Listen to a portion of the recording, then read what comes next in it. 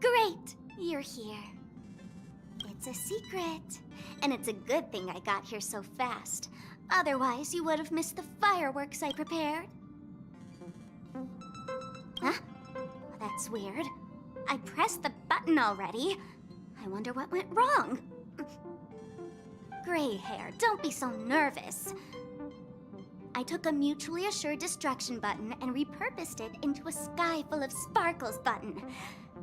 I really wanted to give you an epic fireworks show. I tested it so many times just to make sure. And now that I finally boarded the express, it doesn't even work. Oh well. Luckily, I brought along some sparklers too. Let's light them up. Look, aren't they nice?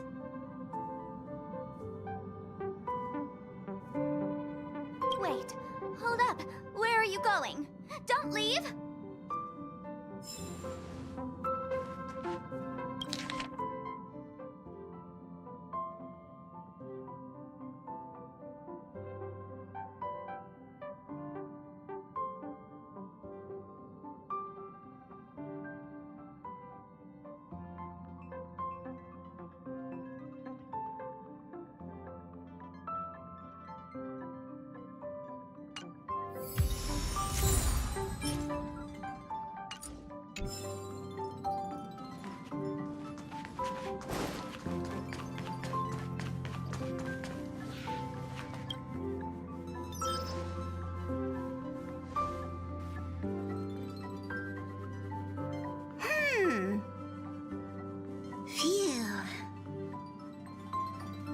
What's up, Pom-Pom? Just got a message from the Xianzhou La Fu. Looks like it'll conflict with our original schedule.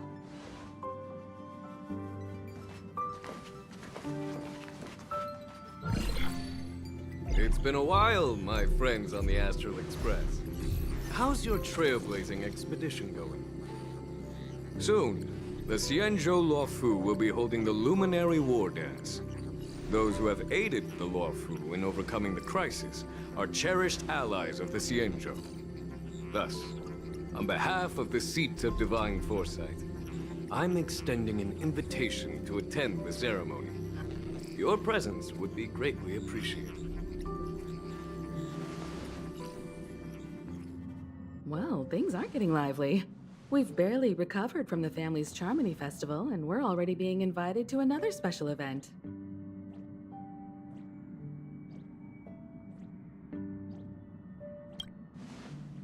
Yeah, me too. But wait, won't it look unprofessional if we attend 2 ceremonies in a row? Aren't we supposed to be focused on restoring astral charts and doing some serious scientific exploration? So we should leave March behind to take care of the Express? Hey! That's not what I meant! I'm all for some fun! I just hope there won't be any surprise party crashers, like Friday or Saturday. The Xianzhou La Fu has recently overcome a crisis. By holding the war dance, they're demonstrating to everyone that they've returned to a state of peace and safety. But that's what everyone said before we went to Penacony. You'll be totally safe under the family's protection. No need to worry. The War Dance is not like the Charmony Festival with all its hidden secrets. It's just a festival to honor the Rainbow Arbiter and the Cloud Knights, who fought against the abominations of abundance and protected the Xianzhou ships. Aside from star skiff performances, it's mostly martial contests. Nothing too different from the Taiki and Roboball contest we've seen before. What do you think, Himiko? Since we've accepted Miss Black Swan's proposal, we should probably head to Amphorius for refueling. There's certainly no rush. This trailblazing expedition is quite unique, and the Express needs to be fully stocked and prepared before moving on to the next stop. With Madame Herta's help, I was planning to deliver some Leviathan fossils from Kalinga Abyss to Ron May, member 81 of the Genius Society. It could earn us some favors before we set off. However, it may take a few weeks. Aw, so that means we're not going to the Lawfu. Being an adult means maintaining relationships, whether we like it or not, March. Since we've been invited, it's only right for the Astral Express to attend the ceremony. So here's the plan. Pom Pom will take everyone to the Xianzhou Lawfu. Mr. Yang and I will meet up with Ron Mei and fulfill our promise. Meanwhile, you, March, and Don Hung will represent the Express and attend the war dance. What do you two think?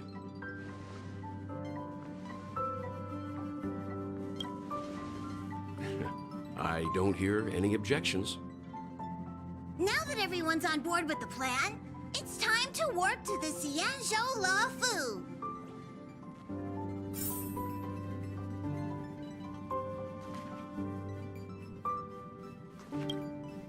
Kalinga Abyss. What does she expect to find there? Current research on the Leviathan merely proves how little we know about such life forms. That's why geniuses are interested in that field. Science is all about uncovering the unknown.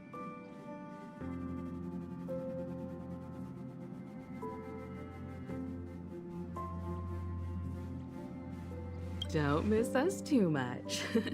If I stumble upon some cool Leviathan fossils, I'll bring a few back as souvenirs for you.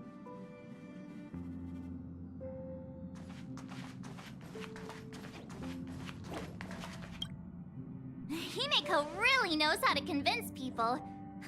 Between Leviathan fossils and the war dance, the latter definitely sounds more fun. By the way, Don Hung, this time you'll be taking a stroll with us on the Lawfu, right? And just let you two wander around aimlessly on the Lawfu by yourselves? I don't think so. Plus, Mr. Yang is right. The Ambrosial Arbor crisis just ended, and both the long life and short life species are still feeling uneasy.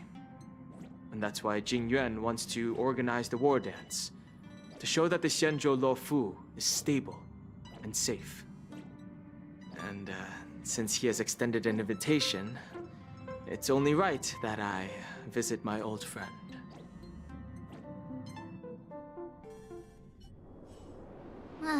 Coming back to this place brings back so many memories, you know?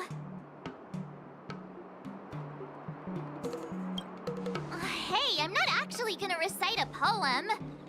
I was just thinking about all the twists and turns we went through when we first arrived on the Xianzhou. This time, we're not being forced or enticed or chasing after wanted criminals. And we didn't have to sneak in through the cargo dock. This trip has been incredibly smooth. Quite unusual, I must say.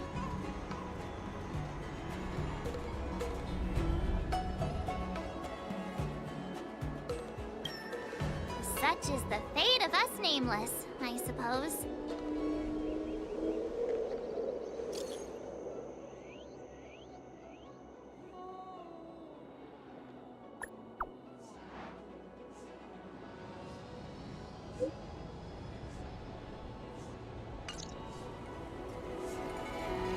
Is the Starskip Haven always this crowded?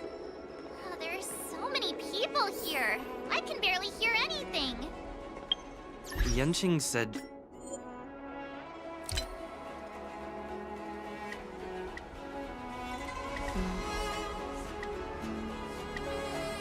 General Jing Yuan sent him to welcome us, but where is he?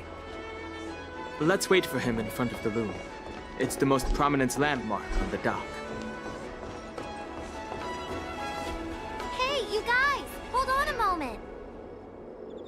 Did they just call us? Look at their outfits. They're from Penacony, right?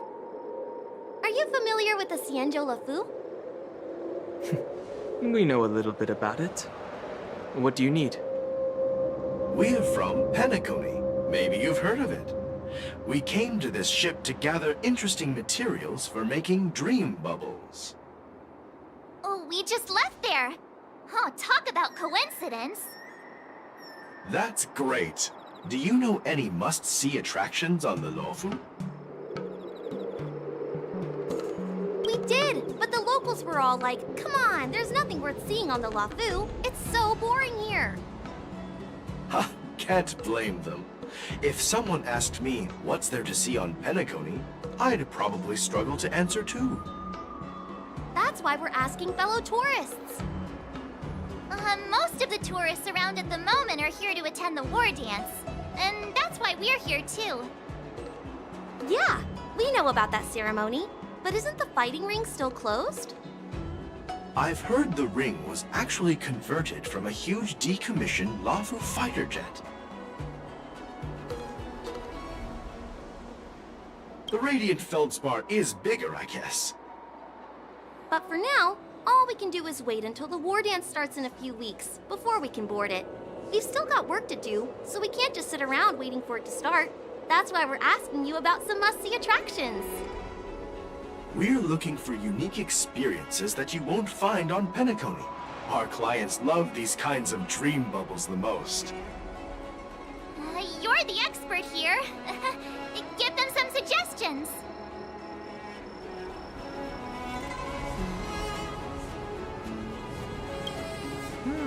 Good idea. The everyday vibe of the Aurum Alley is a rare find on the planet of festivities. Everyday vibe. Yeah, our clients have had their fair share of adrenaline-pumping dreamscapes. Maybe something down to earth would touch their hearts. Thanks for the suggestion. We'll head to the Aurum Alley to gather materials. Maybe we'll run into each other there in a couple of days. Look, Yanqing's here. Really? Let's go catch up with him.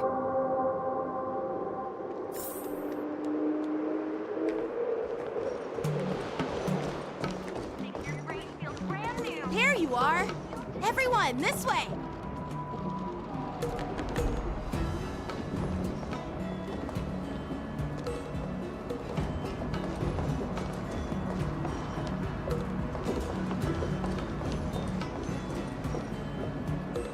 Hey, everyone! It's been a while.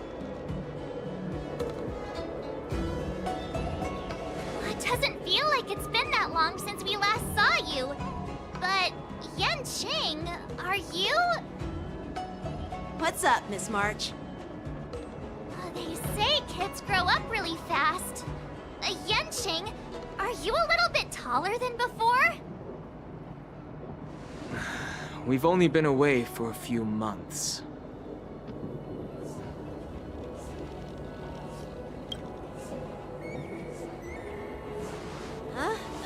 What are you doing? Sorry, but after our previous adventures, I've become suspicious of whoever greets us first. Do you have to be suspicious around me, too?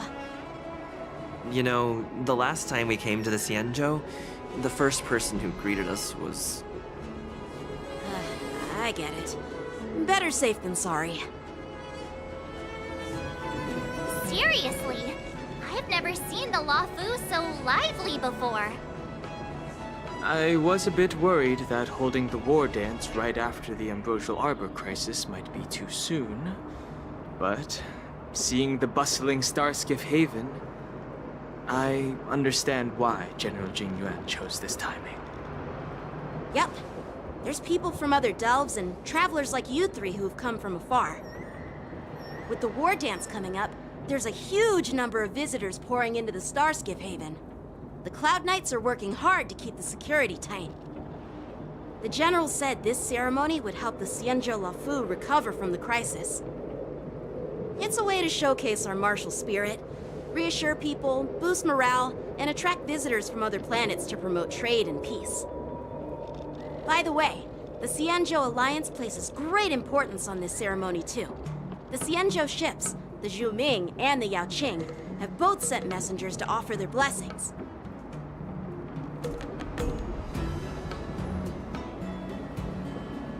Yeah, I wonder if you've heard of it.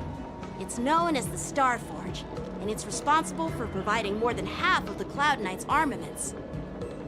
The Xianzhou Zhuming boasts skilled craftsmasters, and General Huayan is a top-notch craftsman himself. If only I could get a sword forged by him, I'd be on Cloud 9. By the way, Yenshing, where are we headed next? I'm sorry for talking your ear off.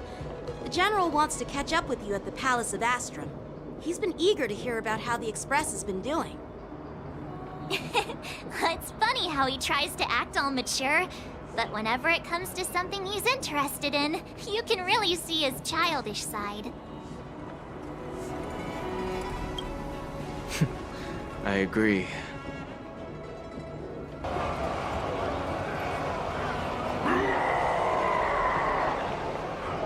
All units, assemble quickly! Get ready to protect the crowd! I just mentioned security, and now all of a sudden something's gone wrong. Excuse me, I need to go check out the situation.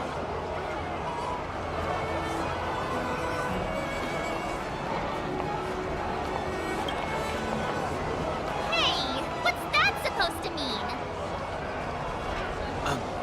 We'll go with you.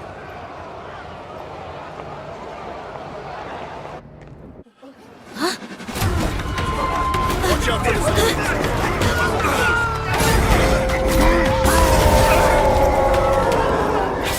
Protect the civilians. I'll deal with him.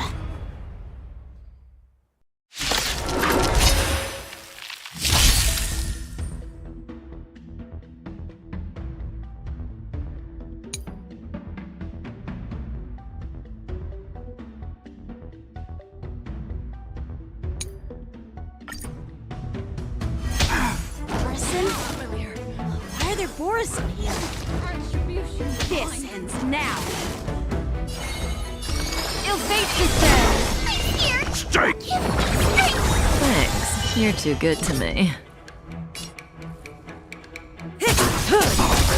Free will, or was it fate?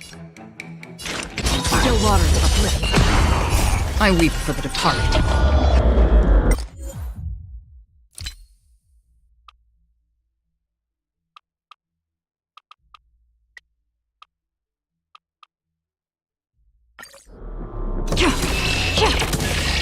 It too shall fall.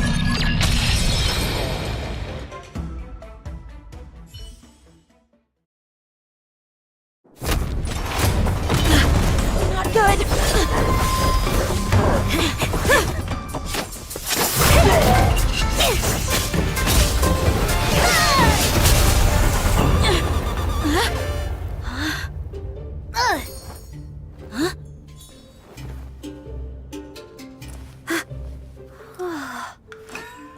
Thanks for the help.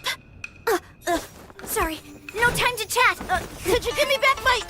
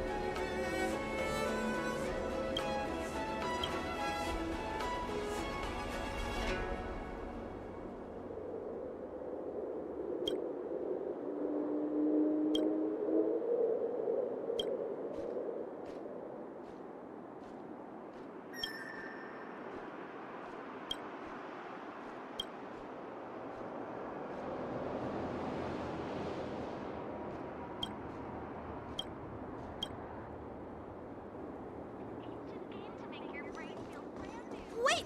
My sword! Let's just get down to business first.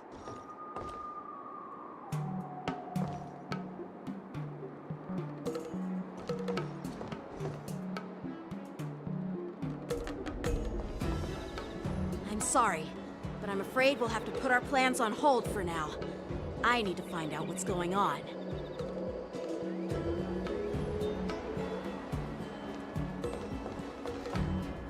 While we appreciate your rescue, my Xianzhou friends, don't you think it's a bit too much to detain us and our cargo?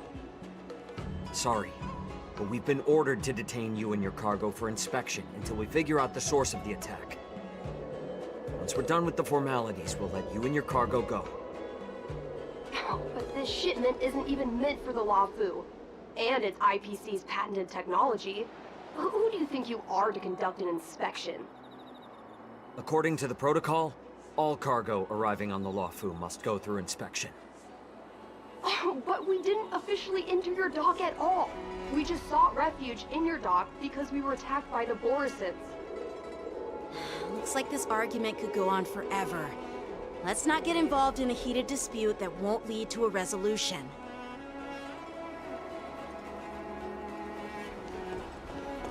How dare you detain our ship? Who do you think you are?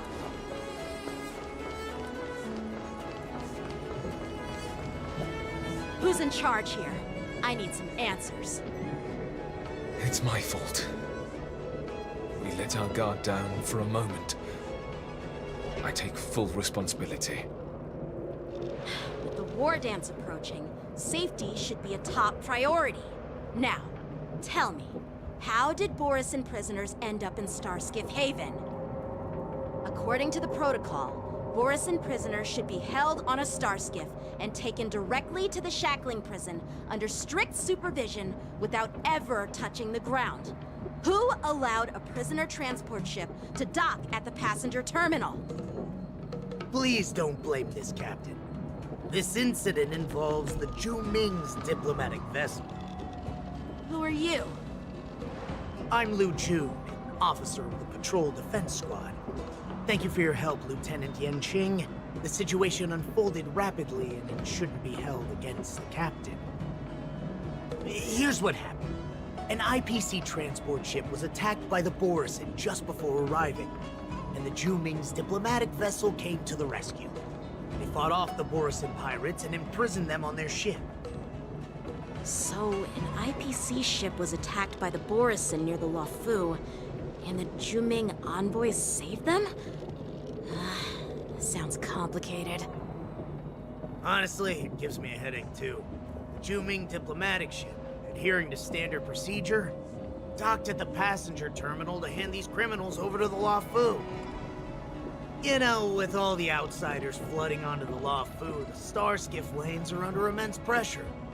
The Borisin desperados decided to put up a fight before the prisoner transport starskiff could get there. And that's what you just witnessed.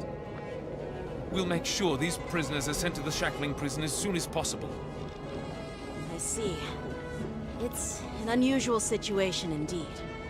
I'll report it to the security department of the Realm Keeping Commission and ask for their cooperation in handling the aftermath. Maybe I should gather more details from others so that the Seat of Divine Foresight can have a better understanding of the situation.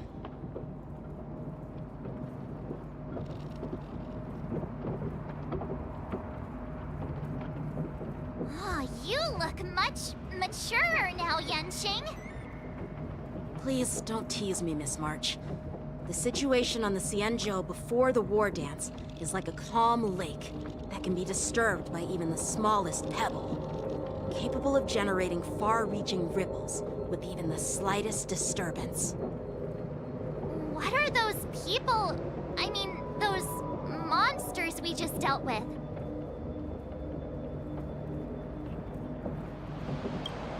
Those werewolf monsters are known as Borisin. They are abominations of abundance, and we've been fighting them for a very long time. The Borisin have been a powerful force for a long time, plundering and enslaving many worlds. The threat they pose is just as terrible as the Swarm disaster, and the Alliance even had a fierce war with them 3 decades ago. Their presence has faded over the years, but who would have thought? According to that officer, they attacked an IPC ship near the Xianzhou Luofu. Such a brazen attack seems quite unusual to me. That's what I find strange, too. It seems like the IPC and the Borison have some serious grudges. Well, enough with the chit-chat. The General wants me to take you to the Palace of Astrum. I'd love to chit-chat a little longer, but there are some things that can't be left unchecked. Is it a serious matter? Maybe you'll need our help in hunting down the Borison? Thank you, but it's no big deal. By the way, that young lady who just appeared, she took my sword. I'm thinking of filing a lost property report at the Realm Keeping Commission to see if I can get it back. I doubt she did it on purpose.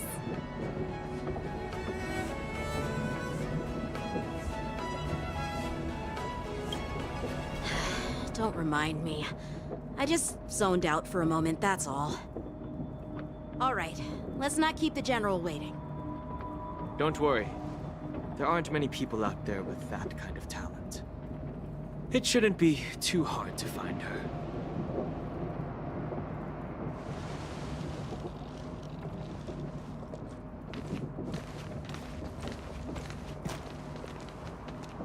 There sure are a lot of troublemakers around.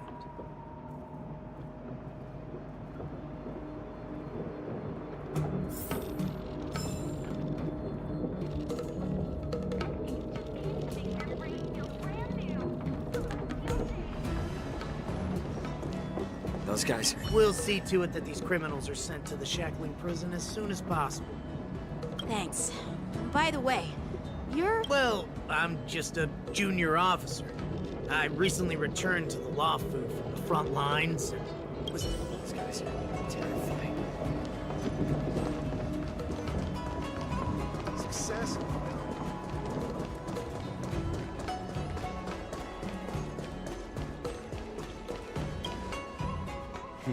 It's been a long journey, Elder Hwayan. Thank you for your presence.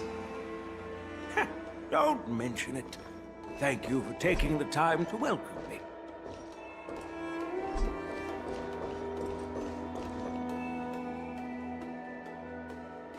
General, I brought our guests from the Express. Oh, I'm sorry for my bad timing. I didn't know you were meeting a guest, General. Don't worry, you're just in time. It's been a while, my friends from the Astral Express.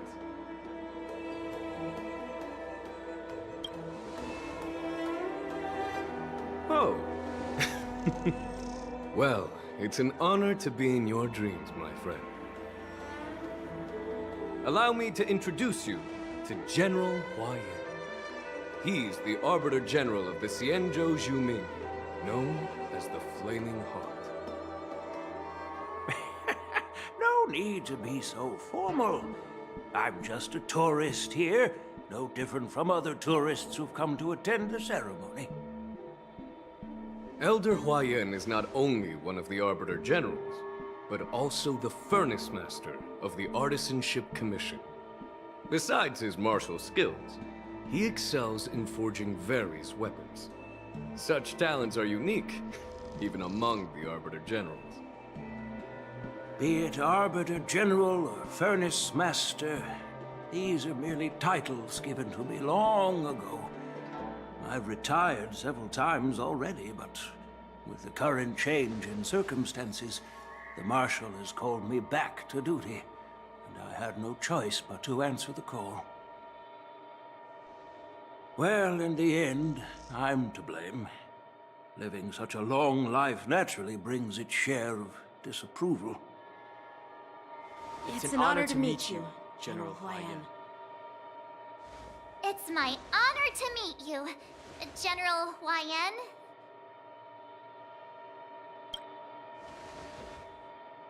No need to be all formal. Today I'm just a guest on the Lawfu, the same as all of you. So, these three are the ones you mentioned, Jingyuin? The heroes who helped you with the Ambrosial Arbor crisis? Indeed. There's Don Hung, March 7th, and him. Without their help, I'm afraid the Law Fu might not have easily overcome this crisis.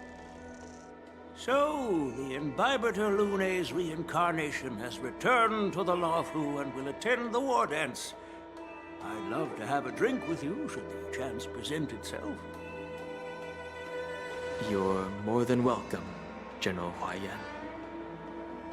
And this young friend is? Yanqing, my apprentice. He remains by my side as my retainer due to his youth, which I hope will season him with experience. He will stand for the Lawfu's Cloud Knights in the upcoming war dance, ready to take on all kinds of challenges. Great, great! It's a real treat to see so many talented young people around here today. Oh, I almost forgot. This is my apprentice, Yun Li.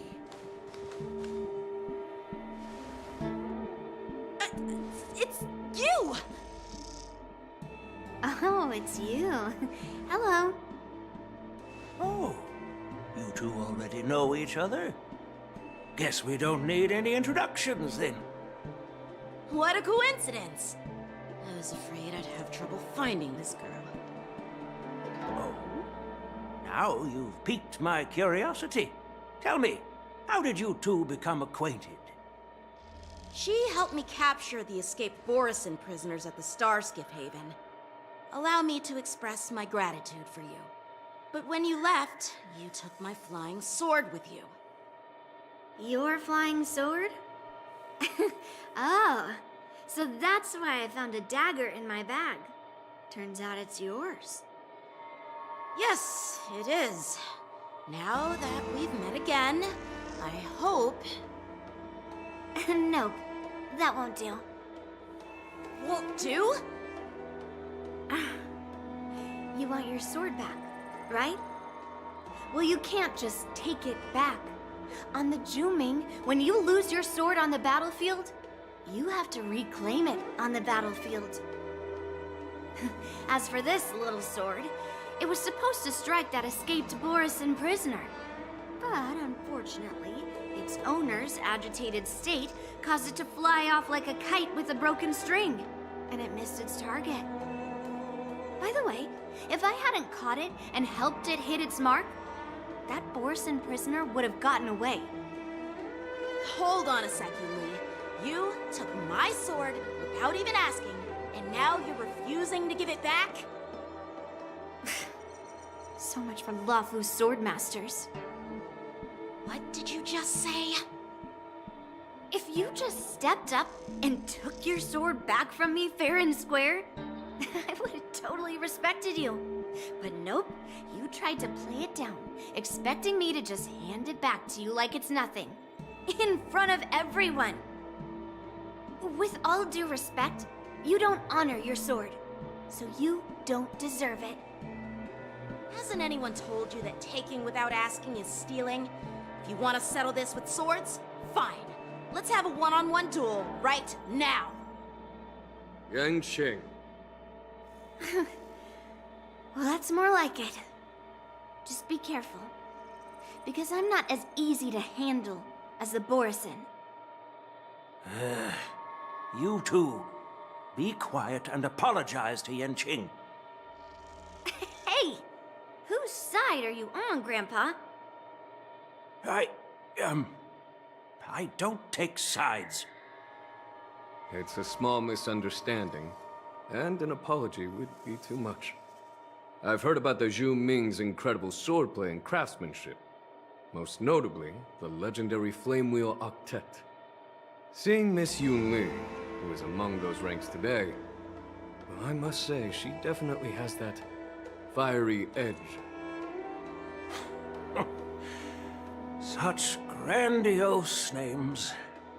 Some folks love to spin these fancy titles, trying to set the Cloud Knights apart. Yun Li is still just a young girl, a bit awkward and hot-tempered. So please forgive her if she's being rude. Well, everyone, Elder Huaiyan and I have some business to discuss. For now, Yanqing, why don't you entertain our guests and take Miss Yun Li to the inn? I'll find another chance to talk with you all. I'd like to express my gratitude to the Astral Express for helping the Luofu during the crisis. That's so kind of you. I mean, you've already thanked us so many times. Please forgive me for coming at an inconvenient time. You needn't apologize, General Hua Yan. All right, Yun Li. Take this opportunity to clear things up with Yanqing. Yeah. It's better to make friends than enemies.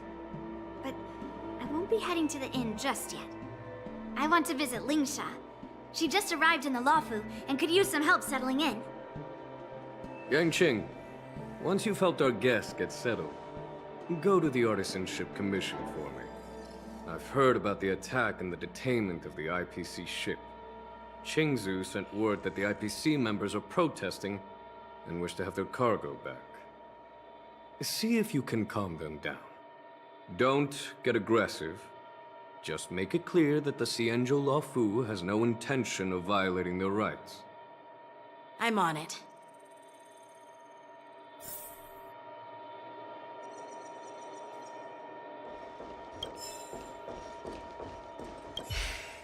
I'm sorry for Yanqing's rudeness. Not at all. Taunted by Yun Li like that, even a training dummy would be angry. You've taught your apprentice well. If it were me in my younger days, I'm afraid I'd have drawn my sword and fought. Yanqing can understand your concerns. On the other hand, Yun Li is still a naive girl who's only interested in swordplay. Honestly, I brought her here to participate in the war dance because I want to broaden her horizons.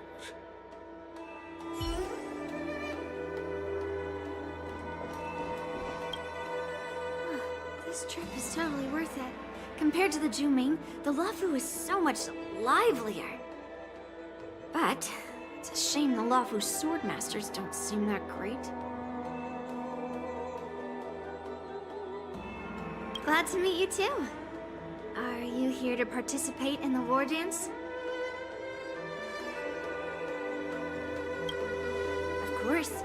To honor martial arts, the Cloud Knight's ring is always open to outsiders. If you can defeat the ringmaster selected by the Xianzhou, you'll not only win rewards and prizes, but also be making a name for yourself. Sounds tempting, doesn't it?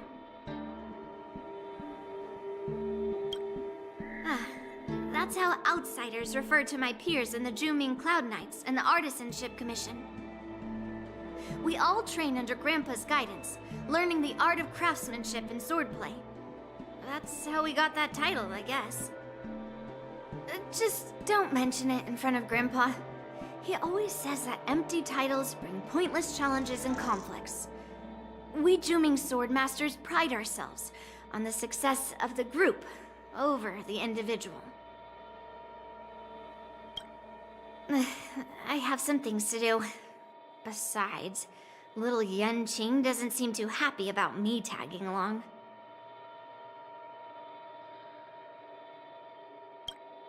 Yeah, you're right. I took it with my skills. So I guess you can say I'm a robber or something. How dare he imply I'm a thief?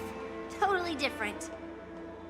Besides, the sword seems scared of its own master. I'd like to ask him, you claim to cherish your sword as your life, yet you don't even recognize the state it's in right now? I didn't intend to keep his sword. I was planning to take this chance to return it to him. But now, I've changed my mind. I'll give that poor flying sword some proper maintenance. I won't consider returning the sword unless he learns how to say please, hello, thank you, and sorry. So he can forget about it for now.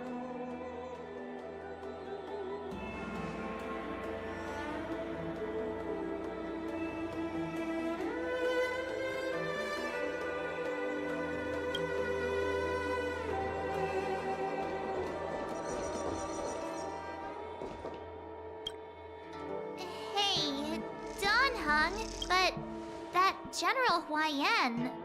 Well, each Xianzhou ship has its own division and specialty within the Alliance. Not all of the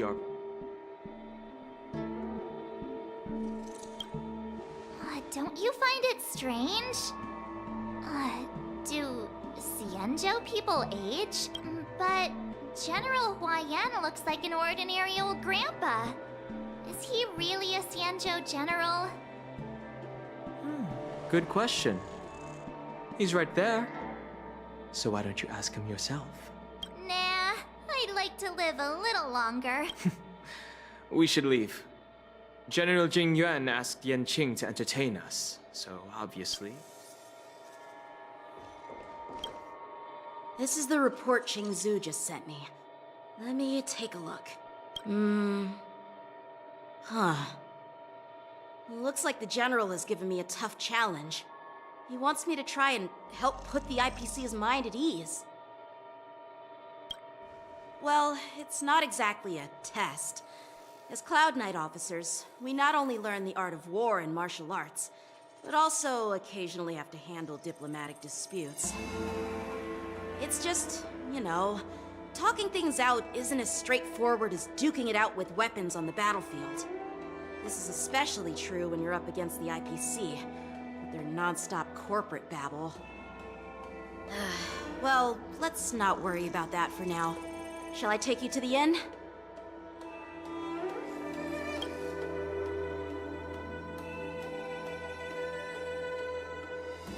It is the Luofu's honor to have you in attendance at the war dance. Yet, the fact that a simple martial arts ceremony has attracted esteemed generals from the Zhu Ming and the Yao Qing implies intentions beyond mere spectating. Might there be any specific instructions from the Marshal? You're overthinking it, Jingyuan. As I said, I'm here to broaden my granddaughter's horizons. I have no ulterior motives. However, I have no clue what the Yao Qing Arbiter General has in mind. Do you remember when you accepted this position?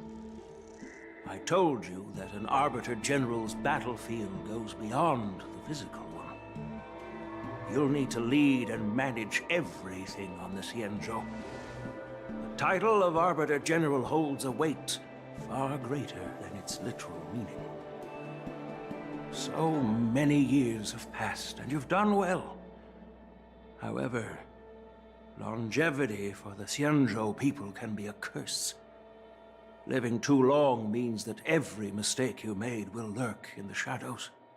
And one day, they'll eventually catch up to you. The Marshal knows everything that has happened on the Luofu. As for the Merlin's Claw of the Yao Qing, she has come specifically for you. Speaking of which, why hasn't she arrived yet? They say the Merlin's Claw strikes like lightning. Being late isn't her style. That's not true, General Huaiyan. She's been here a while, but I'm sure you've heard of her unbridled nature. As soon as she disembarked from the star skiff, she mentioned having something to attend to, and simply disappeared. You must be the messengers from the Xianzhou Yao Qing, I assume. We are Jiaoqiu and Moza, retainers of the Merlin's Claw. It's an honor to meet you in person, Arbiter Generals. Now this is interesting. A guest who doesn't come to visit but sends a message instead. What does she mean? Tell me, what could be more important to her than coming here? Master heard about a spectacular view in Scale Gorge Waterscape. I believe she went there to enjoy it. A spectacular view? Ha! Did you hear that, Jingyuan? This person is being sarcastic. Please do not misunderstand me, General Huaiyan. I was simply stating the truth. Master thought it would be inappropriate to keep you waiting, so she sent us here. Once she's finished with admiring the scenery, she'll personally come and apologize to the both of you.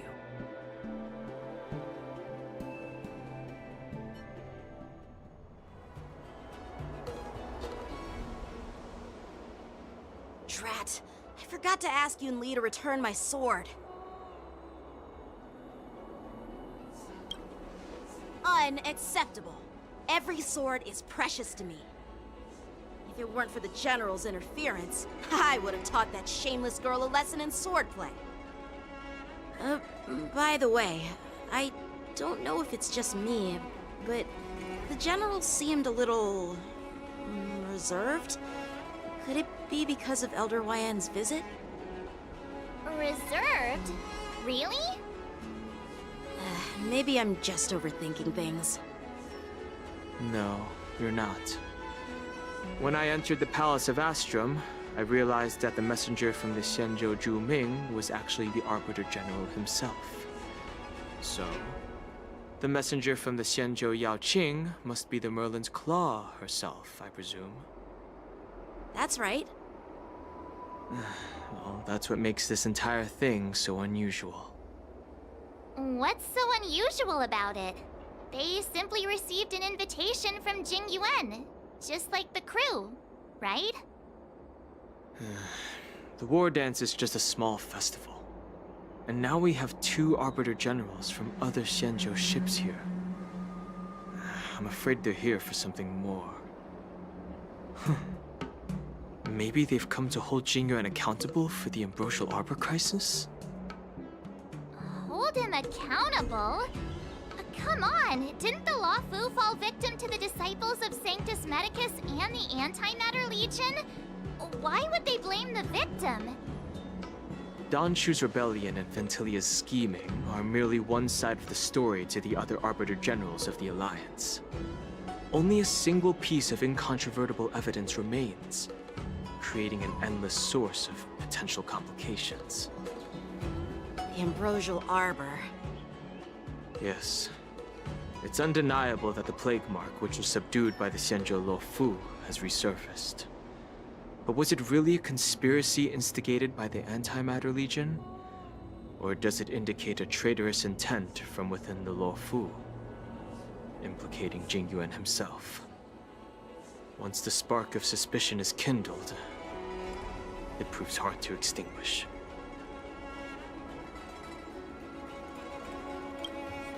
The General must have had that in mind when he invited us to attend the war dance. What was I thinking? Seriously, here I was looking forward to a carefree and enjoyable trip. But it seems wherever we go, drama is just around the corner. Aw, I was so excited.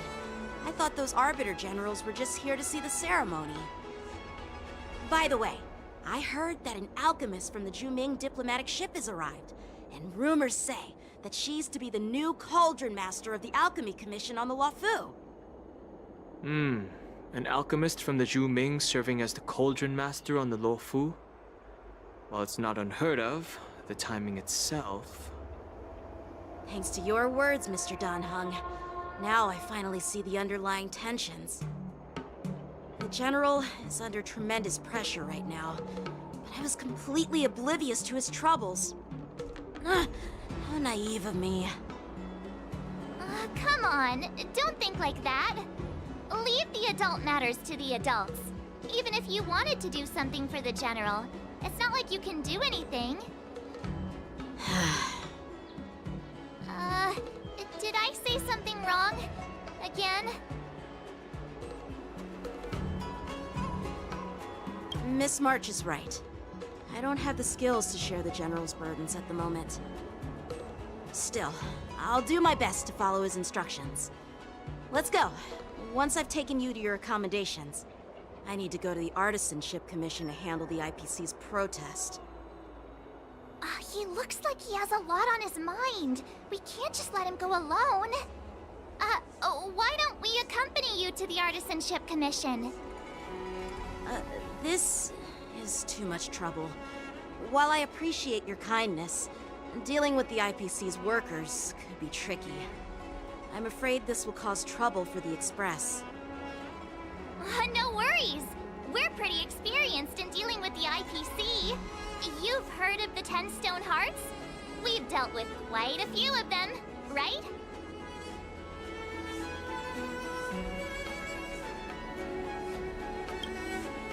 Yeah, exactly. Wait, are you being sarcastic? Well, since you're willing to help, I won't decline your kindness. Let's head to the Artisanship Commission and meet them.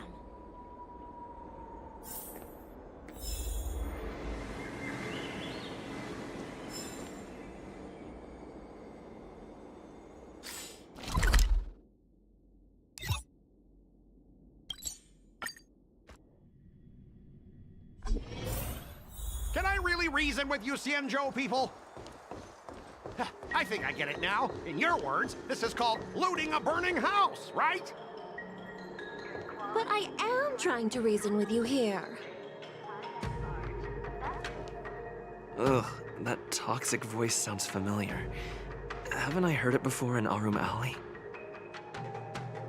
You know what? This isn't my first time dealing with the Skyfaring Commission. I can handle your unreasonable ways. But straight up snatching IPC cargo, isn't that going a bit too far? Just as I've said it many times already. Once we've inspected the cargo and completed the security check, you can be on your way. Is there something wrong with your ears, or is it just your brain? I'm hearing you loud and clear. I'm thinking clear. And my answer is crystal clear. Not a chance. Keep detaining my cargo, and I'll file a complaint directly with your general.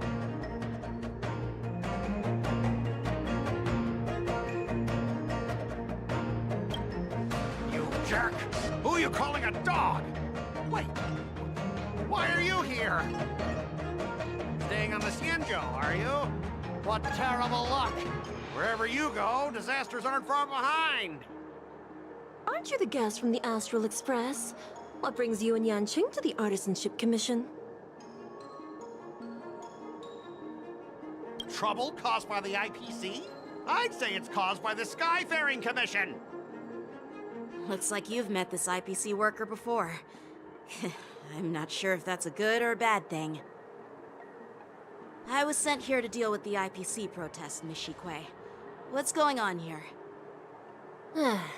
As you know, this IPC transport ship was attacked by the Borisin and rescued by the Juming's diplomatic ship. Then the Cloud Knights were instructed to bring it back to the dock for repairs and inspections. And this is Mr. Scott, the person in charge of this transport ship. So, you're Scott. I've heard him mention you. Weren't you kicked off the Lafu before? Why did you come back? Like I wanted to come back. I thought I'd just dock at the harbor for repairs and leave this forsaken place for good. Little did I know, as soon as the ship entered the harbor, a bunch of Cloud Knights showed up and snatched all our cargo from the hold. What do you mean by snatched? I've told you 1,000,000 times. It's a security check. Then why did you bring the cargo to the Artisanship Commission? You even brought in some shady craftsmen.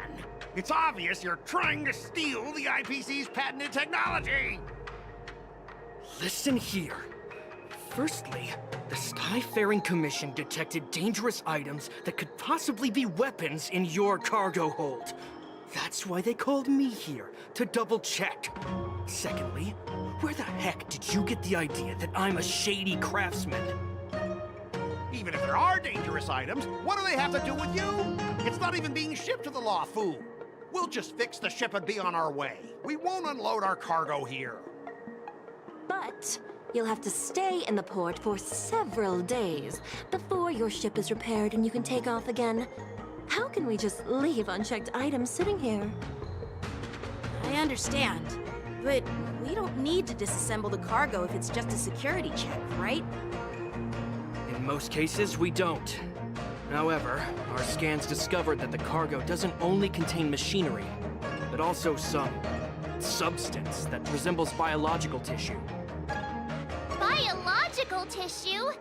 Does this crate contain living things? I'm afraid we'll need to wait for the Alchemy Commission for further confirmation. In any case, according to our regulations, we need to unseal one of the crates for further examination. But this IPC specialist has been hindering us on the grounds of patent secrecy. The Alliance's regulations on biological products are very strict. Without further inspection, there is no way for the Skyfaring Commission to release the cargo. Oh, really? Fine! If anyone lays a finger on that shipment, they'll have me to deal with. It doesn't matter if it's mechanical or biological. It's none of your business. I'm filing a complaint against the Skyfaring Commission's ridiculous regulations. This Mr. Scott seems stubborn and difficult to persuade. Honestly, I really don't want to have a vicious confrontation with the IPC. I heard how you helped R. O'Malley. The IPC representative back then was Mr. Scott, right? Since you've dealt with him before, it looks like I'll have to rely on you again. What are you guys whispering about over there? Just hurry up and give us back our cargo.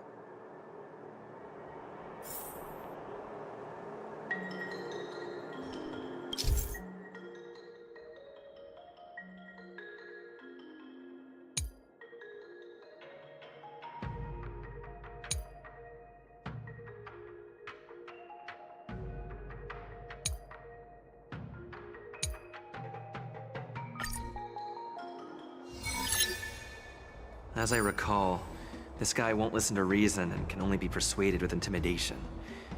But he does seem to follow rules to some extent. Let's use that against him. Speaking of regulations, we have our own laws and regulations, too. According to Article 4 of the Cienjo Alliance IPC Trade Consensus, the Alliance and IPC shall never infringe on each other's intellectual property rights.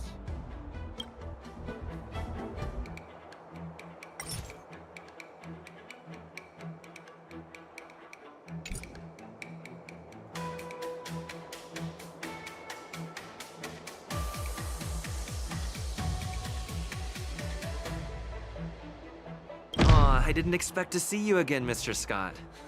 We had such fun in Arumali last time. It seems our paths are destined to cross once more. Stop pretending we're friends! If I could actually beat you, I'd punch you in the face. So, are you guys gonna resolve this problem? Or are you just gonna let this clown... Let's just pretend we don't know him, Don Hung. Even if we set aside the secrecy of intellectual property, these prototypes built by the Intelligentsia Guild are incredibly valuable, beyond your wildest imagination. If anything goes wrong, you won't be able to pay for it.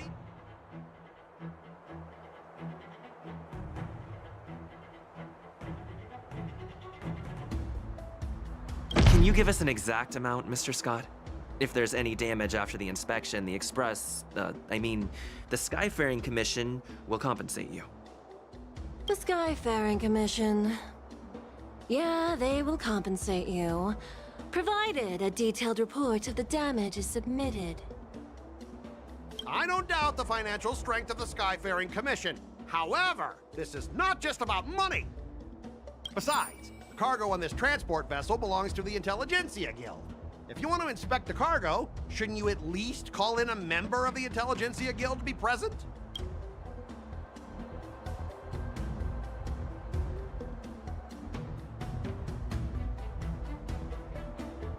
I'm pretty tight with Dr. Ratio from the Intelligentsia Guild.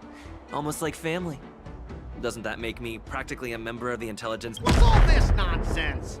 Even if you were married to him, you still could. We both need to follow the regulations, because that's how the IPC and the Cienjo operate, right? As an IPC worker,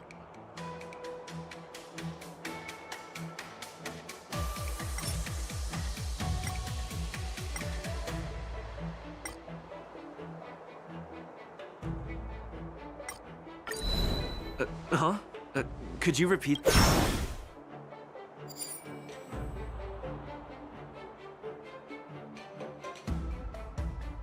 According to the principle of territoriality, since your vessel is stranded on the Cienjo, the Skyfaring Commission has the right to inspect it.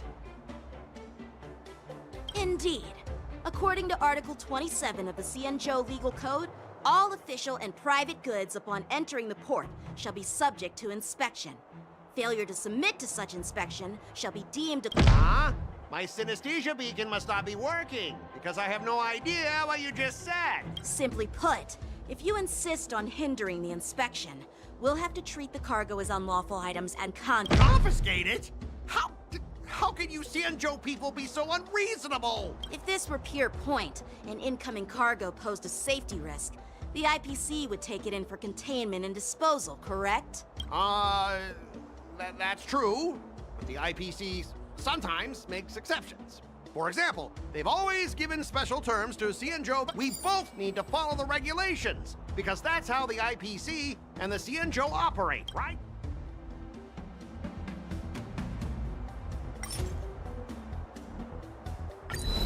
Huh? Your logic is too confusing for anyone to follow.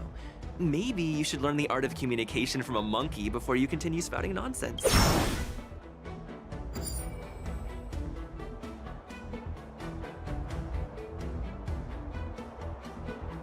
Everyone has their own set of rules. Now that you're on their turf, shouldn't you follow their rules too? Yeah, I get it. I know I'm on the Xianzhou, but if I violate the IPC regulations, I'll be in deep trouble when I get back. Well, you guys sure know how to argue your case. Fine, I'll allow you to do the security inspection.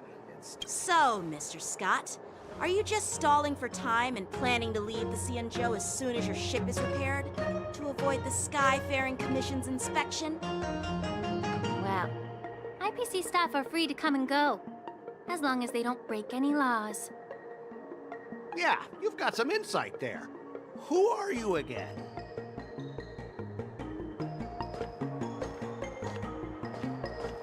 Allow me to introduce myself.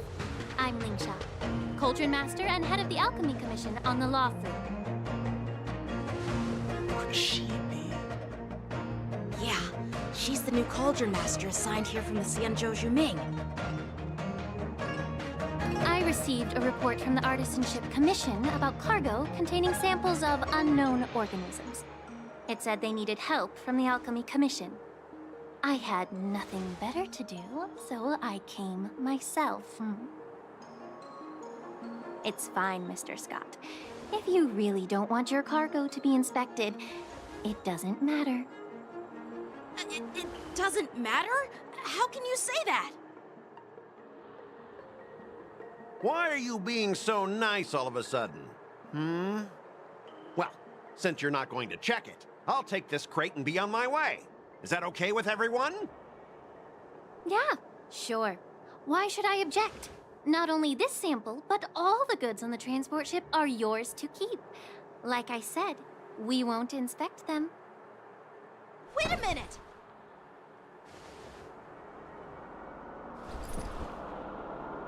Well, that's more like it. If only the young displayed a more reasonable attitude, we could have sidestepped that altercation just now. Our ship will leave in a few days once the engines are repaired. Your ship can leave whenever you want, but I'm afraid I can't say the same for your cargo. According to the import and export regulations signed between the Xianzhou and IPC, all biological shipments can only leave the port when they have confirmed to be of no threat, or when all biological activity expires. Since we can't determine if your shipment is safe for the environment, I guess we'll have to wait for its biological activity to expire. Let me check the previous cases. Normally, it'll only take around 47 star calendar years. Only 47 years?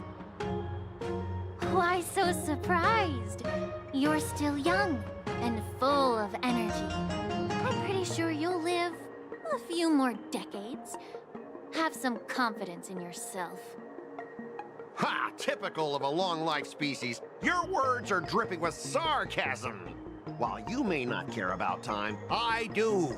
I'll be demanding double compensation from the Skyfaring Commission for every minute wasted. Sure thing, Mr. Scott. You seem pretty confident that your career and life will last long enough to witness this victory unfold.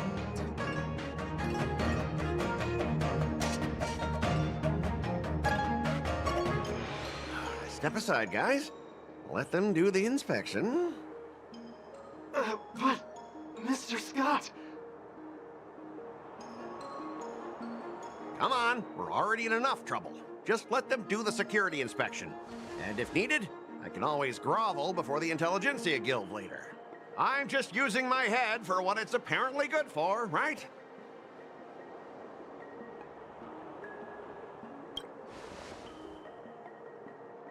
Well, honestly, at least you're not as annoying as that woman. Bro, just do the inspection. This lady is really something else. Is this the IPC product?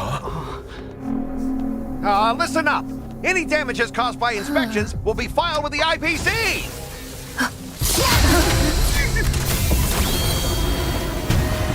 Turn it off!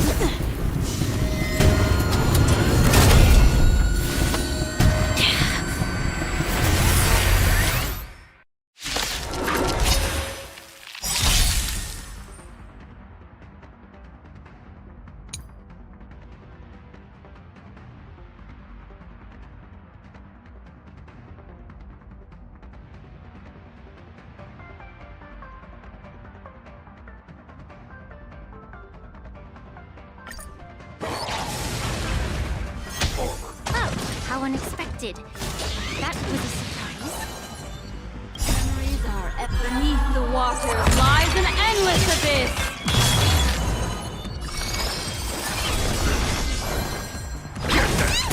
Stand still. Time to say bye. Boom.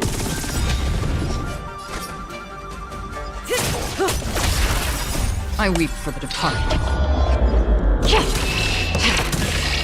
It gives your fault. I think trying to shift the blame is a wise choice. But seriously, I don't know why that thing suddenly started moving. I swear on the Amber Lord. Enough. Miss Shikwe, please escort our IPC guest to the Skyfaring Commission. I'm on it. Please follow me, Mr. Scott.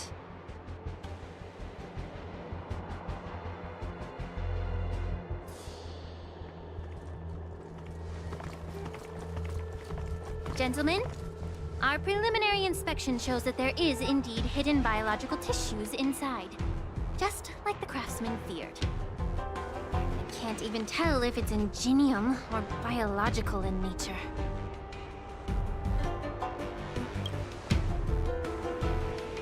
The core of this device is what they call wetware in industry slang. To put it simply, this machine operates with a kind of biological nerve as its control center.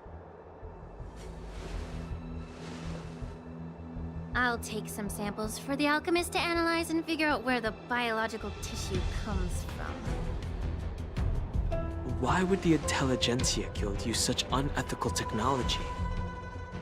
Perhaps they're trying to create a new weapon? Whatever the reason is, it's probably why the Borison attacked the ship. No wonder the IPC were trying to obstruct our inspection.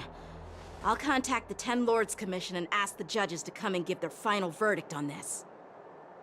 According to our rules, all prisoners and weapons involving dangerous creatures must be taken to the shackling prison for further sentencing. After all, it's the safest place on the Luofu. As for you, Mr. Craftsman, please go with the Cloud Knights and explain the situation to the judge.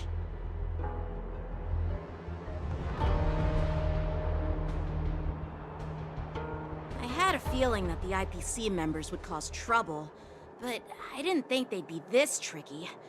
Thanks for your help, Miss Linksha. I should thank you for saving my life. Your sword skills were impressive. Taking down that big guy.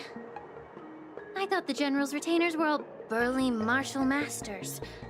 I didn't expect Yenqing to be so...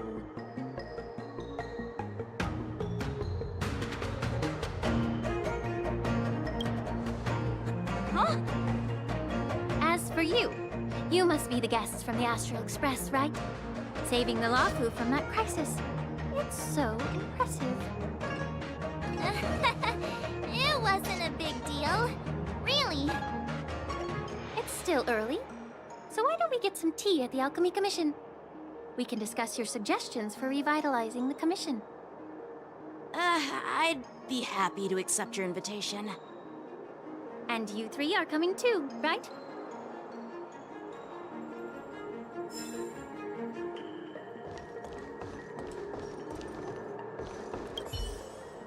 Nothing to see here. These machines are to be shut down.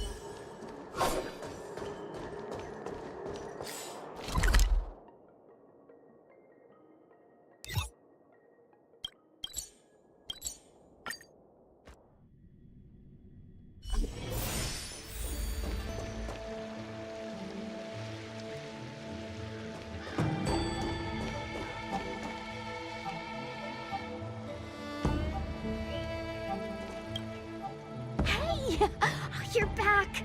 Why didn't you say anything in the group chat? I'm on duty. Let's catch up later.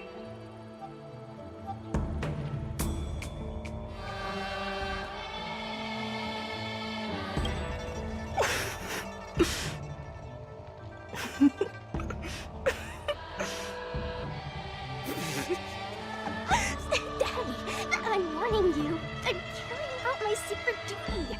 It'll be annoying if you keep cracking jokes like that. Stop hanging around here and find something better to do. Once I'm done in a few days, call up Lil Gwei and Wawa, and let's grab a meal at Aurum Alley. It's been ages since we hung out. Goodbye.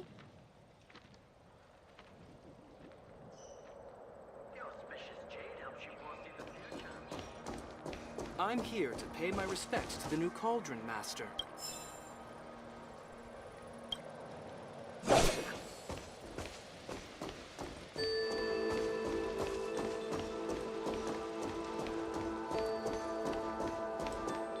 All these years, the view at the Alchemy Commission hasn't changed a bit. The tides come and go, but the ancient sea remains the same. For us Vidyadhara, there's nothing more nostalgic than our homeland. You're a Luofu native, Miss Lingsha? Yes, I grew up here, listening to the sound of waves while researching prescriptions with my mentors and peers at the Alchemy Commission. It's kind of sad, isn't it? Everything changes, but somehow remains familiar. Just like you, Don Hung, I traveled far from home, and now I've returned. Seeing the familiar scenery brings back a hint of nostalgia. The view here would be even better without the ambrosial arbor. Oh, really? I think that towering tree looks pretty impressive. Even if it's impressive, it's a plague mark. The Xianzhou have been fighting abominations for thousands of years. And now that the ambrosial arbor has been reborn, it's only natural for everyone to feel uneasy. Well, once a seed is planted, no matter how long it takes, it'll eventually sprout and bear fruit. In my humble opinion, the rebirth of the ambrosial arbor and the resurgence of the disciples of Sanctus Medicus were inevitable. The seed was already planted when the ancestors of the Xianzhou sought immortality.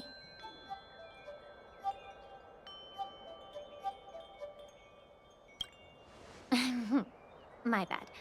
Well, since you went through the entire ambrosial arbor crisis firsthand, Dan Heng and Lieutenant Yanqing, I'd like to discuss something with you. What would you like to discuss, Miss Lingsha?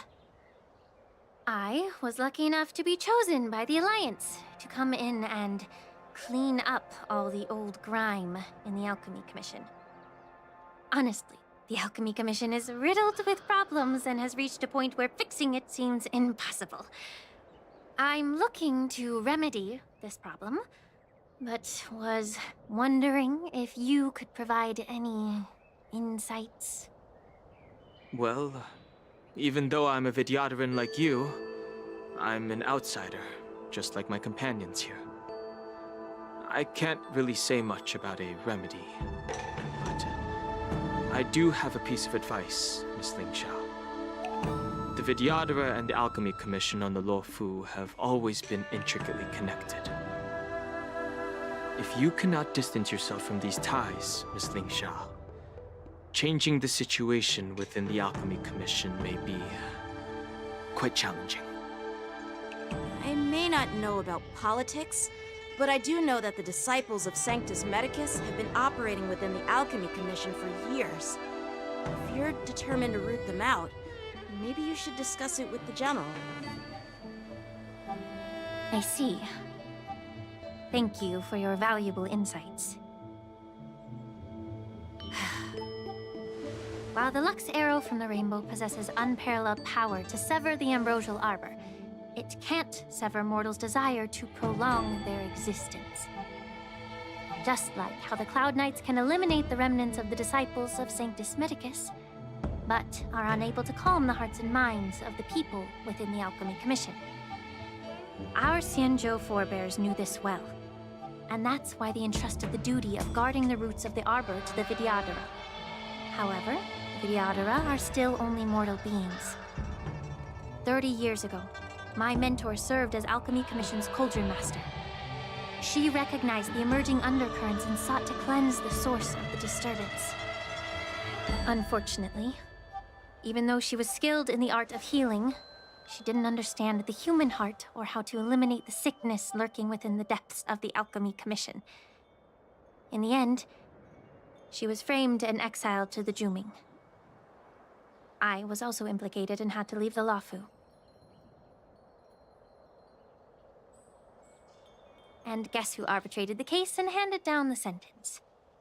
None other than General Jing Yuan himself. What? You heard it right. The ones responsible for the corruption in the Alchemy Commission are not just the remnants of the disciples of Sanctus Medicus, but even the Divine Foresight himself.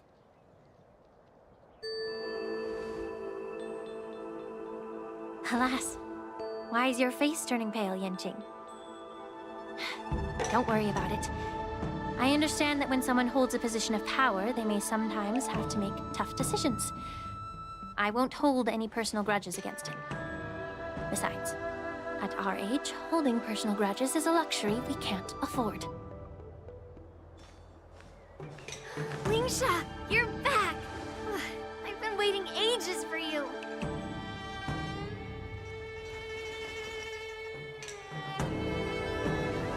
Yunli! Why aren't you with your grandpa? What brings you to the Alchemy Commission? Well, let me take this opportunity to introduce you to Yanqing. What a small world. You stole my sword! Give it back! I see. Let's skip the introduction part then. Why do I keep bumping into you? Are you stalking me or something? Of course not. Unlike you, Miss Yunli, I have important things to take. Sword is unsheathed. Now that I see you again, I realize your sword was right. It wasn't me who took your sword. It was you who lost focus.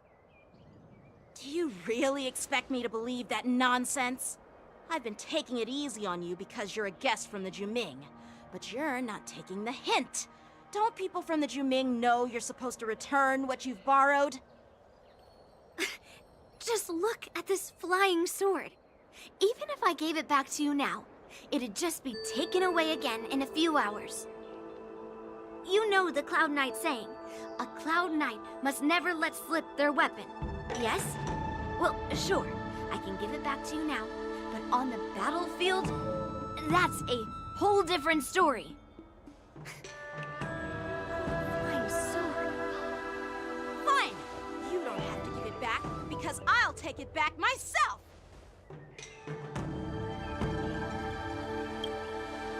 Between these two, who do you think is tougher? Don't get me wrong, I'm just curious. Get ready to separate them. It is my first day at the Alchemy Commission. A brawl is definitely not how I imagined celebrating it. Well, since you don't approve, I won't draw my sword here. I didn't mean it in that way. Since you've already drawn your swords, you'd be disappointed if you didn't get to test one another, right? I've received reports that the delves near the Alchemy Commission are still infested with abominations. Seems like my predecessors left quite a mess. So, if you two want to determine who's better, why not focus on them instead of each other? Clearing out some abominations? Sounds boring. It's the Cloud Knight's duty to eliminate those abominations. You don't have to ask me twice, Miss Lingsha. I'll help you get rid of them. Oh, you think you're the only one who knows how to behave? If Lingsha needs anything, I'll gladly draw my sword and help her out. It's so heartwarming to see both of you being so sweet and caring. So then, shall we get going?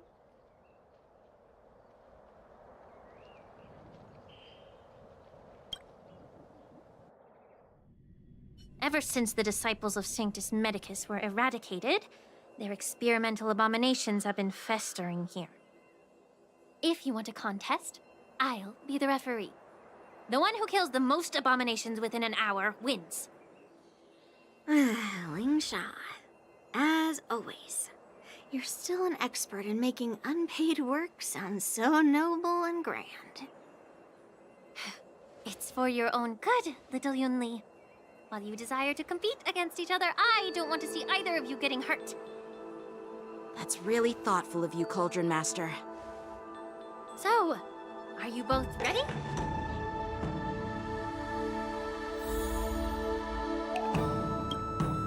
Ugh. Looks like my predecessors left quite a mess. Let me say it again. The one who kills the most abominations within an hour wins.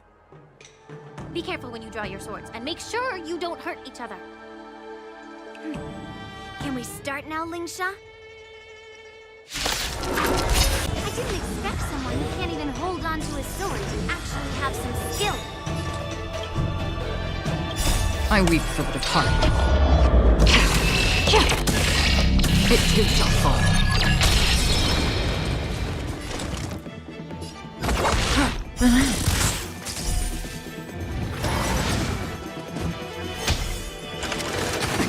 Time for swordplay!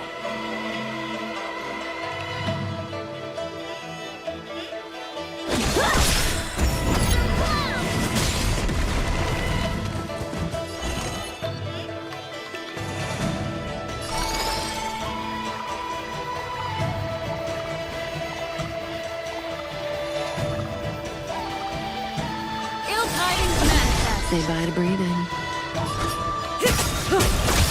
Good times. Time to say bye. Boom.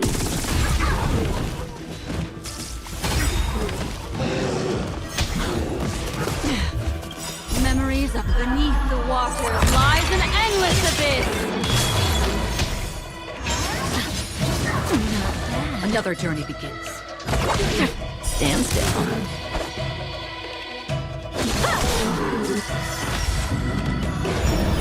What do you want to know? I weep for the departed. It too shall fall. May as well kill them all.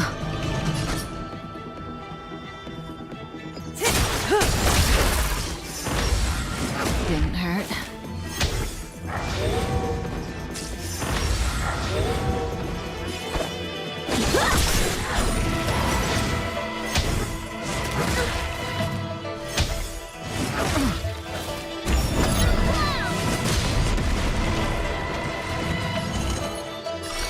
Ill fate descends.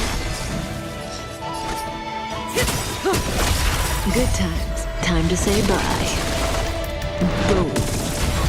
Free will, or was it fate? Destiny for oblivion. I win, Miss Yunli! You got lucky. Why don't you just give me back my sword, sincerely apologize, and then go cry your eyes out to your grandpa? Consider yourself lucky that I'm not interested in your rusty sword, as I don't have the nasty habit of snatching other people's weapons. All you did was chop down a few monsters. Don't get carried away with yourself. If you think you can just take this sword from my hand, go ahead and try.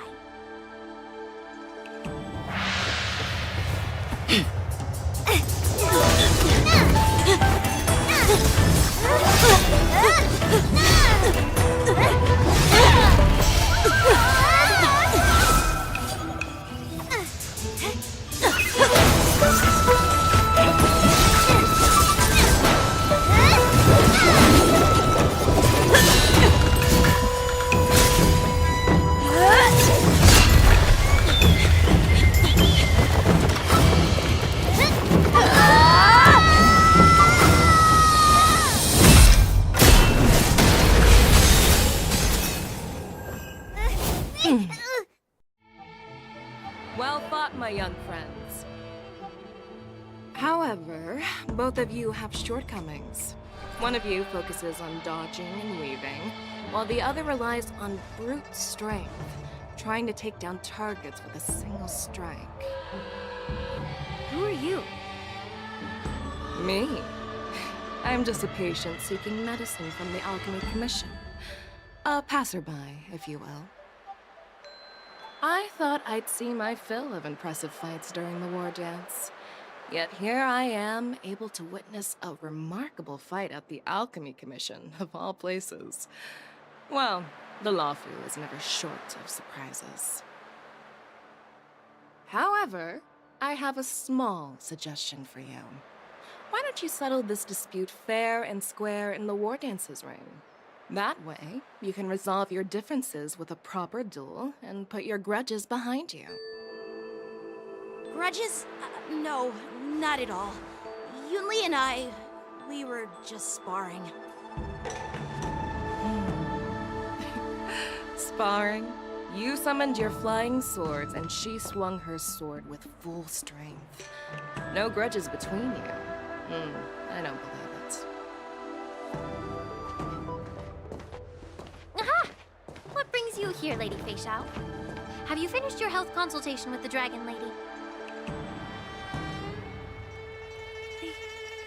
Fei Xiao? Grandpa always talks about you. Could it be that you are... The Merlin's Claw of the Xianzhou Yaoqing? Looks like I'm quite famous on the Xianzhou Lawfu, too. Of course. Everyone has heard of the great general. Known to all, and unbeknown to none. Great General? Isn't that title a bit too narcissistic? I don't like it. Ooh, I heard there's a dozing general on the Lawfu, so I came up with a humble nickname for myself. The Lacking General. Lacking in worries, regrets, and rivals. Sounds much better, right? Yeah, that's a befitting title that sounds both humble and impressive. Now that the sparring session is over, Yanqing and Yunli, shouldn't you politely thank General Fei Xiao for her guidance and bury the hatchet? Here's your sword. Keep it safe. Or it might get taken away again. By the way, we haven't settled the score yet. I'll defeat you fair and square next time we fight. This is how she apologizes? Now that I finally got my sword back, I should report to the seat of divine foresight. I'll take my leave, General Fei Xiao.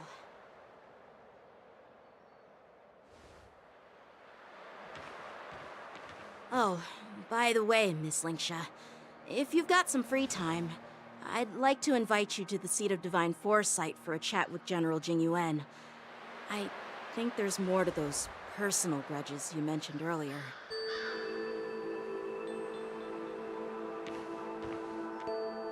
Thanks for stepping in, General Feixiao.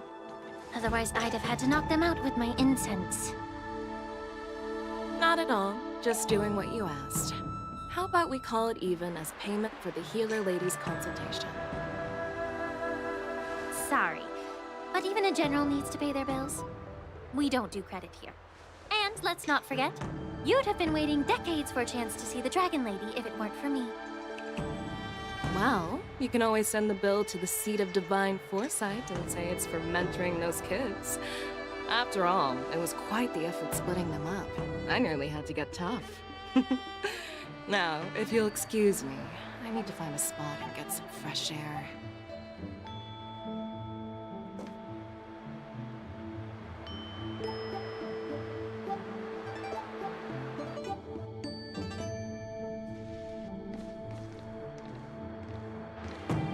Back already? You've met with Jing Yuan and wandered around for a few hours. So, what do you think? It appears that the Divine Foresight is using this war dance as a show of strength to convince everyone that the Luofu is prospering after the Ambrosial Arbor crisis. But... I know you're going to say but, right? But the influx of people attending the war dance is like a breeding ground for disorder and rumors. One wrong move, and the Luofu could be in a world of chaos. The Cloud Knights on the streets remain vigilant, so at the very least, General Jing Yuan is aware of this. As for other matters, I'm unable to say. I'd prefer to be excused from future meetings with generals. I'm just a military healer. And now all of a sudden I'm thrust onto the center stage having cordial chats with two generals? My work doesn't lend itself to being in the limelight either. Just stop whining. At least you're in one piece, right? Before getting in touch with General Jing Yuan, I wanted to put aside my assumptions and see his momentum. That includes the overall bearing of the Cloud Knights on the street, what people are saying, and how those close to him behave. The might of an army dwells not within its pawns, but within the force of its collective momentum. Recognizing this fact reveals the true measure of power. Thanks for enlightening me, General. A perfectly clear statement turned confusing thanks to your translation. You made me lose where I was now. Anyway, this is how I operate in battle, so you might as well get used to it. Are you treating General Jing Yuan as your enemy? The longest-serving general of the Xianzhou Luofu. Do you think he'd have only a few enemies? By the way, General, you met the healer lady, yes? Could you show me the medicine she prescribed you? Well, the healer lady couldn't do anything about my condition. She just told me to enjoy some tasty food. So not even the famed healer lady could help? Don't worry. I'll fulfill my promise and find a way to cure you. Actually, I've found some leads. Well, life and death, Jiao Zhou. It's all predetermined. Upon starting my military career, I made a pledge that the rest of my life would be dedicated to being the Xianzhou spearhead, hunting down the abominations of abundance till the end of my days. As long as I can fulfill that deep-seated desire, I don't care how long I live. You asked if I view General Jing Yuan as my enemy. No. My real enemy has always been myself.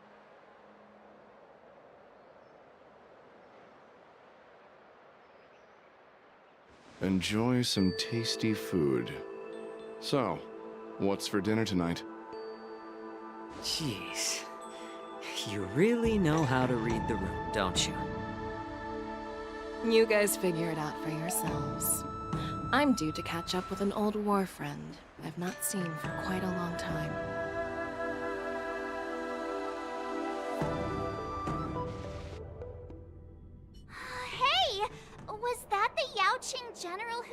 popped in out of nowhere?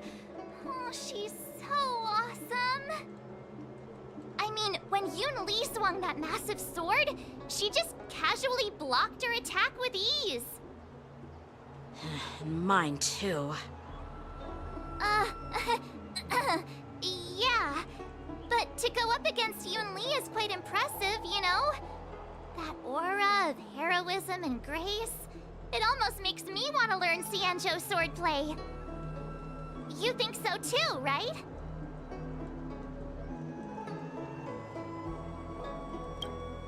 I agree. General Fei Xiao is indeed impressive. I was actually hoping you'd give Yanqing some praise. Thanks for the kind words, Miss March. The war dance is coming up, and I've been chosen to represent the Cloud Knights in the ceremony. I've had my fair share of defeats lately, and even though I know there are always more skilled swordmasters out there, seeing General Fei Xiao's skills today has made me feel a bit uneasy again. Don't underestimate yourself. After all, generals won't fight in the ring during the war dance. Just remember the state of mind you had when you single-handedly took on me and Blade, putting life and death aside.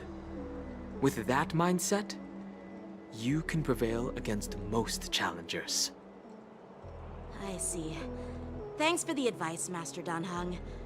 By the way, now that today's events are over, General Jing Yuan wants to invite all of you to the Seat of Divine Foresight. He has something important to discuss. I bet it's about how to deal with the generals from the Yaoqing and the Zhuming. I really don't want to get caught up in grown-up games so soon. I just hope Generals Fei Xiao and Huaiyan can see the truth. We don't need any more chaos on the Luofu before the war dance.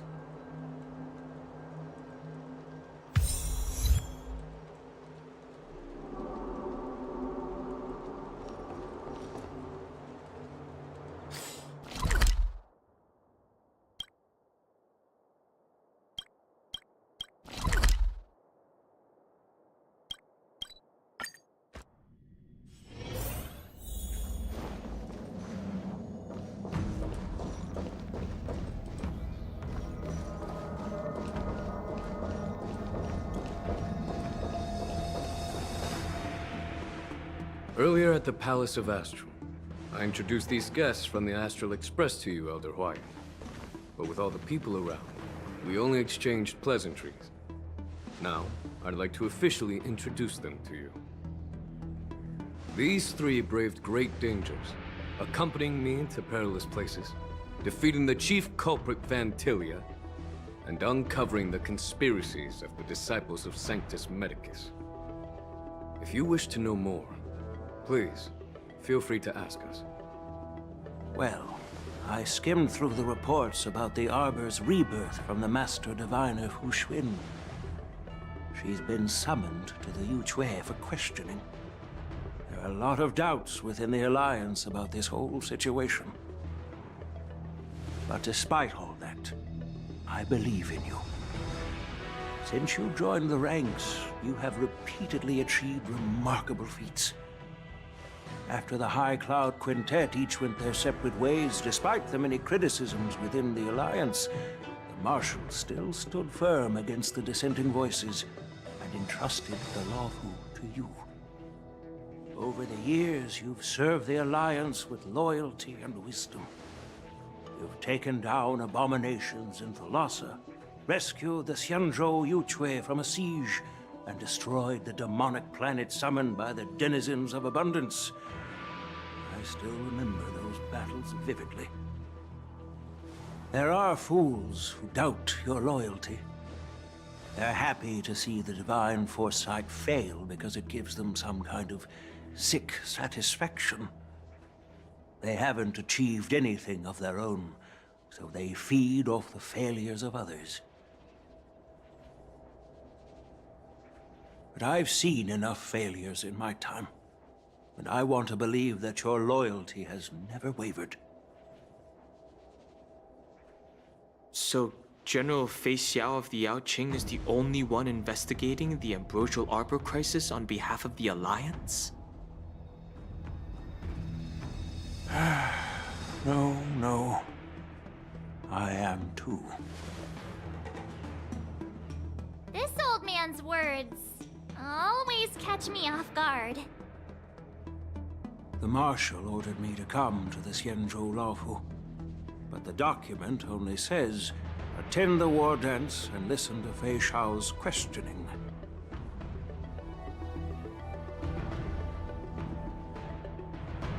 No need for that. You're all important witnesses. The Marshal is well aware of Jing Yuan's purpose in holding the ceremony, and understands the situation he is facing. She mentioned it because she believes both issues are important. Thanks for your kindness and sincerity, Elder Huayan. But is it appropriate to tell everyone here about the Marshal's orders? By introducing the Express's witnesses to me alone, aren't you aiming to discern the intentions behind both my actions and Fei Shao's? Whether there's any discord between us? Well, since I'm being open and honest with you, I encourage you young folk to do the same.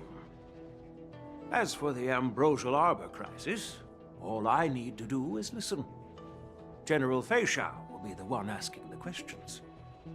To be honest, I'm more concerned about the timely start of the war dance. Oh, by the way, I've prepared a gift for the war dance.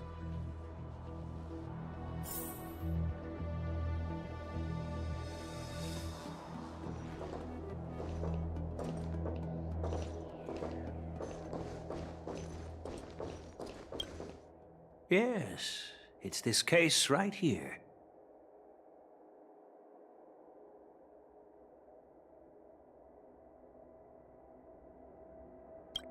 There will be numerous contests and celebrations during the war dance, and the main event will be the Ringmaster's Challenge.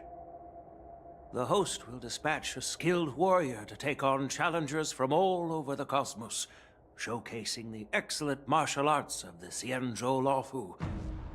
When you mentioned that the Astral Express would be attending the ceremony, I thought the High Elder of the Laofu would be the Ringmaster. You humor me, Elder Huayan. The healer lady is just a young lady who knows nothing about martial arts.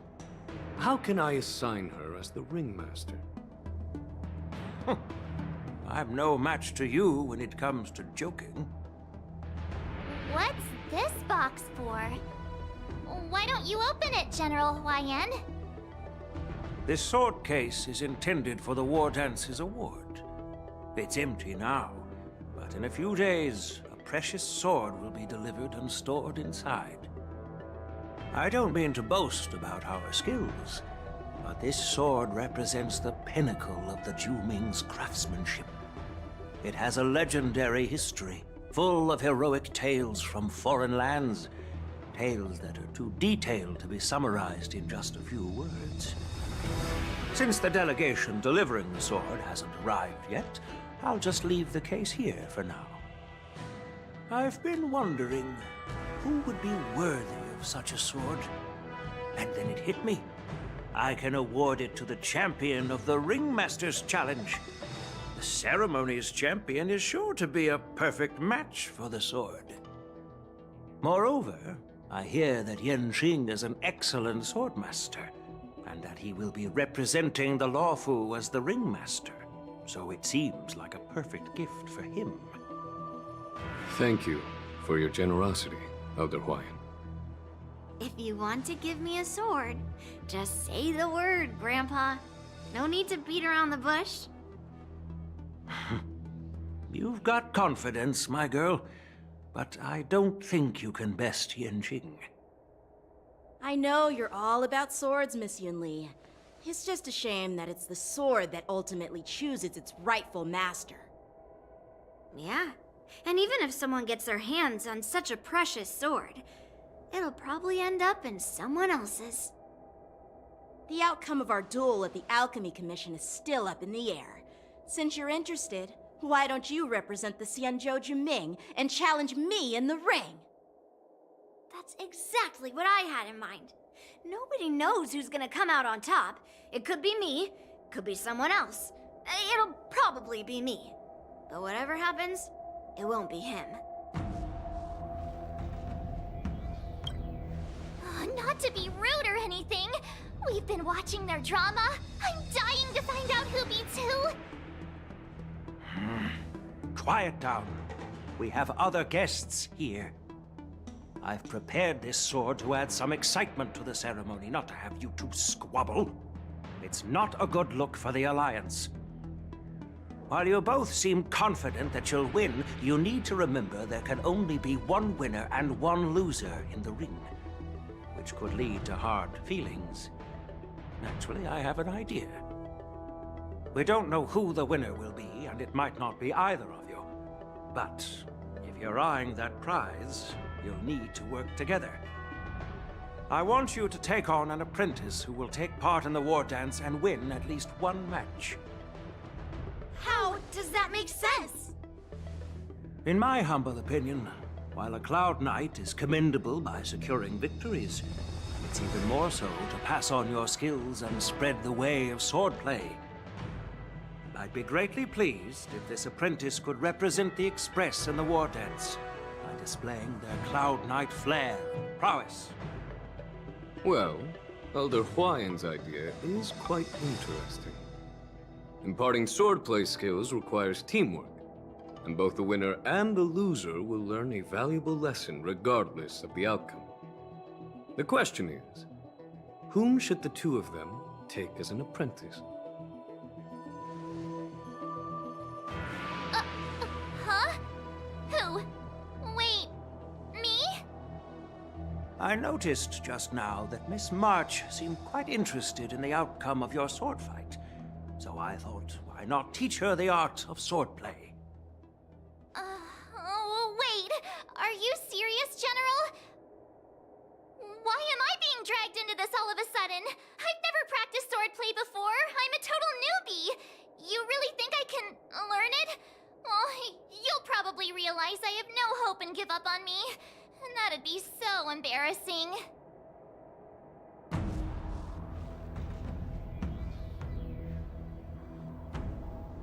Isn't this a perfect chance for you? I remember you mentioning that you wanted to learn some sword moves. Yeah, I did say that. But this is all happening so quickly, don't you think? Miss March is like a piece of jade in the rough, just waiting to be shaped. The war dance is the perfect opportunity to see what heights she can reach. I appreciate your kind words, General Huayan. But won't teaching me swordplay be a waste of Yanqing and Yunli's time? They should be preparing for the ceremony. Plus, I heard that each swordmaster has their own special moves. What if they let something slip while teaching me? If everyone knows each other's tactics, won't that make it hard to catch people off guard during the war dance? That's considerate of you, March 7th. But don't worry. It'll take you at least a decade of hard training before you can even start learning special moves. No need to freak out. A few Juming swordplay tricks will mean you'll be more than equipped. Really? Looks like March's curiosity has peaked. The whole point is to know each other's moves. Defeating your opponent is just one move. Boring that be.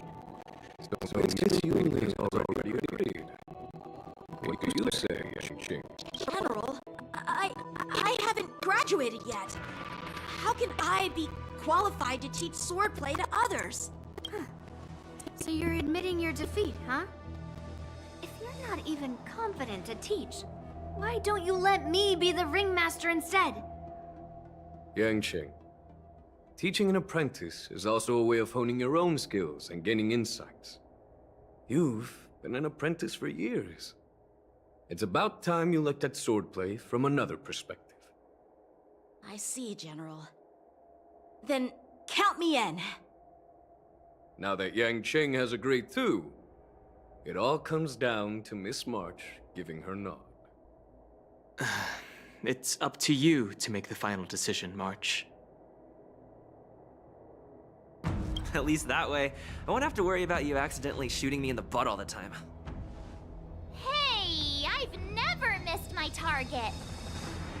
Then I'm on board. Thank you for your kindness, General Huayan. Great! Starting tomorrow, Yanqing and Yun Li will teach you the basics of the Cloud Knights swordplay. Yun Li and I will head out and purchase some sword practice equipment for Miss March. Think of it as a little initiation gift. You're too kind. Wait, you're giving me a gift? Shouldn't it be the other way around?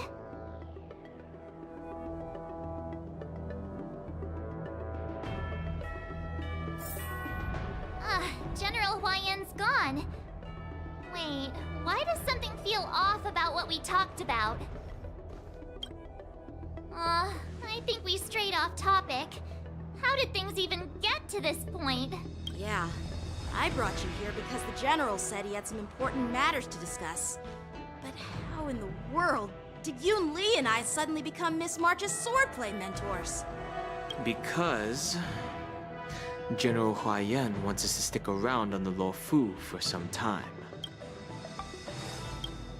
But from his point of view, we're no different from all the other tourists who may leave at any time. Since the crew's actions were mentioned in the Luofu's operations log were given to the Alliance, he probably wants to see firsthand if we're as capable as the report claims, or if we're just some made-up excuse to save face. And he wants to see it for himself during the war dance, which is why he even dragged Yun Li into this. What began as a simple contest between two sword masters has now evolved into you two collaborating to mentor March. Elder Huayan is still that tricky general who likes to give everyone a headache. My apologies. Truth be told, I invited all of you to the ceremony because I wished for you to act as my witnesses. I apologize for not disclosing this information earlier. In the coming weeks, I'll also invite all of you to a meeting with General Fei Xiao, where you may need to answer her questions and clear up any doubts she might have. So please, be prepared for the meeting.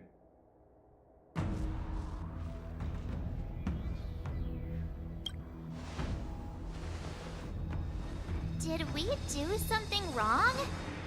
We really did save the Luofu, so why do you want to sneak off like we're fugitives?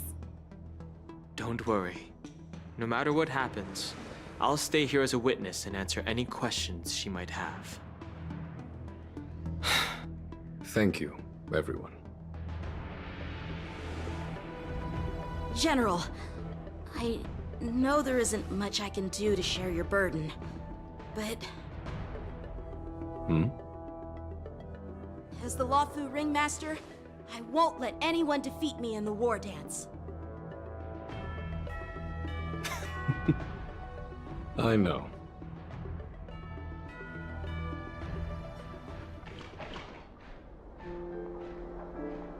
The illustrious Merlin's Claw waiting for me? And for so long, too? It's quite an honor. It's been a while, General Fei Xiao. It's been 30 years since we last saw each other. Right, Yukong? Yes. Back then, you were the vanguard of the Yao Qing's Verdant Knights, and I was a pilot of the Luofu's Rainbow Orbit Fleet. Who would have thought that upon meeting again, you'd be a general, and I'd have given up flying? It really does feel like a lifetime ago. Well, I wouldn't say I haven't seen you in 30 years. After all, your great victories are announced through the Yellow Bell resonance system every day. So I'm well aware of your great feats. How's your health holding up? Still stable, I suppose. Do you still remember the medic who saved me in battle? That healer with the odd name and peculiar temperament. What was his name again? Was it Pichu? Or Kachio? Jiao Cho. He's been my retainer and personal healer, delegated by the Alchemy Commission from the Xianzhou Yao Qing. Over the years, he's dedicated himself to managing my condition. It's thanks to him that I'm still in good health today. Given my background, I'm happy to have made it this far. I'm relieved to know that you're safe and sound. Well then, since you and Elder Huayan are here, I imagine you must have received orders from the Marshal? As your friend, may I ask how the Alliance intends to punish the General of the Lawfu? The Arbor's rebirth has frightened the Elders who lurk behind the scenes. They fear the resurgence of abominations, much like what happened 30 years ago. Although the report from the Lawfu explained all the details, we don't know if the Ruin Legion really invaded, or how exactly the Stellaron Hunters and the Astral Express became involved. This puzzle has many missing pieces. As you know, the fugitive Jing Liu, who mysteriously disappeared many years ago, has resurfaced. This time, she has brought along an Outworlder and a coffin, claiming to offer the Marshal a method to fight against the Eons. The Lawfu Preceptor has also leveled accusations against Jing Yuan for neglecting the Alliance's principles. She asserts that Jing Yuan enabled the exiled Imbibitor Lunae to re-enter the Lawfu, thereby unlocking the lunarescent depths within Scale Gorge Waterscape, which in turn disrupted the Vidyadhara's dutiful watch over the Ambrosial Arbor. It is for these reasons that I have come here to the Lawfu today. Well, duty calls. Perhaps I shouldn't have mentioned all of this to an uninvolved person, but since we once fought together, I didn't want to keep you in the dark. Perhaps pretending you didn't hear any of this would be for the best. I understand. I'm sorry. I was out of line. I know I shouldn't be defending General Jing Yuan right now, but... well, you know how I am. The Lawfu has enjoyed centuries of stability since the end of the sedition of Imbibitor Lunae, much of which can be attributed to General Jing Yuan's masterful strategizing.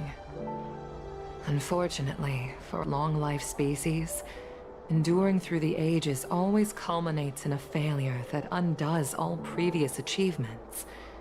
A moment that our adversaries relish. That's true. And that's why I'm also here for another purpose. To visit Hule. Hule? You mean that Hule? The Borisin warhead? The same Hule who has been imprisoned in the Shackling prison for over 7 centuries?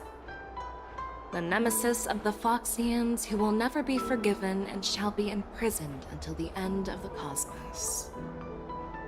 I can't quite remember the exact wording, but yes, the very same Hule. Usually, only emissaries from the Xianzhou Yaoqing Skyfaring Commission visit him once every century. Why do you have to visit him now, of all times? The Foxians and the Alliance made a pact to combat the abominations, aiming to achieve justice and free their kin. That werewolf monster is to be forever imprisoned in the dark recesses of the Shackling prison, facing unending retribution. Given the situation on the Lawfu, those on the Yaoqing are concerned about Hule's imprisonment. I'm afraid that the routine visit every century is no longer sufficient to ease their concerns. That's why I was sent here, to reassure them.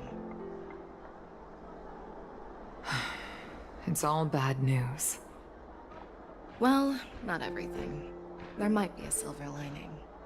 Oh, by the way, I found some clues about the thing you asked for. Tell me more. The Verdant Knights followed the route you mentioned and discovered the wreckage of the Whistling Flame ship. Unfortunately, there were no survivors and no cargo. However, someone had already been on the scene before we arrived. Our people? Or someone from the IPC? No, neither. Yukong, have you heard of a person named Ron May?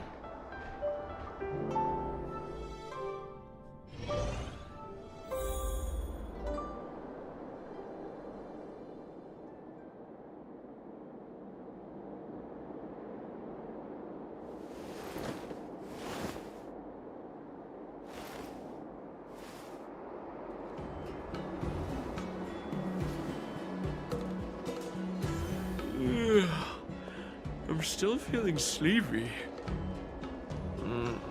Did I oversleep? Where did March and Donhum go?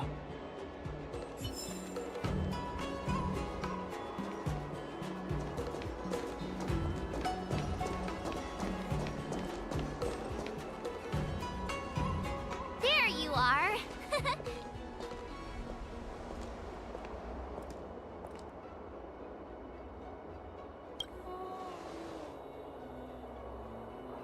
It's an honor to learn from you, Master Yanqing.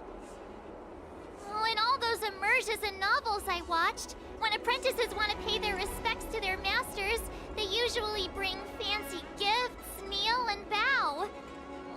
I'm really sorry, but I haven't prepared anything yet. Hey, why are you blushing, Master Yanqing? This is, the first time someone has called me master. I need to, get used to it. Let me make it clear. Swordplay training is about improving your body, mind, and strength. It's not a casual game you can master overnight. I promised General Huayan that I'd teach you Cloud Knight swordplay, so you can participate in the war dance and defeat at least one opponent. I'll do my best, but if you break your master's rules...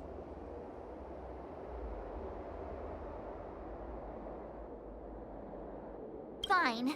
A promise is a promise. Since I promised to study hard, I'll do my best starting today.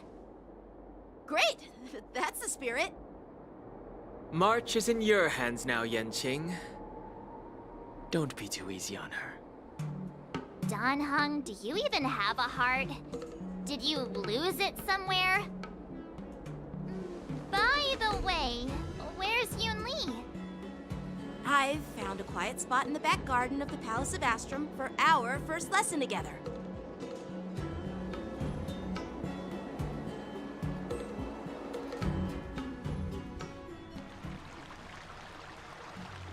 Seriously? It's the first day, and you two are already late? Why is everyone on the Luofu so laid back? So disappointing. Master Yunli, you're already here. Sorry for keeping you waiting. Oh, wait. Were you trying to teach her in secret? That's sneaky. I'm just showing you what Luofu etiquette is all about. She might be my apprentice, but it's customary for the master to personally escort their apprentice to the place of learning. As the host, I'll be teaching Miss March the essence of Luofu's swordplay, after which she'll emerge victorious in the war dance ring. You won't be complaining about Luofu's swordplay then. Stand aside, rookie. Let me show you how we Zhuming swordmasters treat their apprentices. Quickly, over here, Miss March. This is a reverse mentorship gift from me to you. I hope you put it to good use. What's this? Xianzhou clothing? It's so beautiful! Sword practice requires precise movements. This outfit is tailored to fit perfectly and allows for smooth movements. I even added some small accessories. I put a lot of thought into it. You're awesome, Master Yunli! See?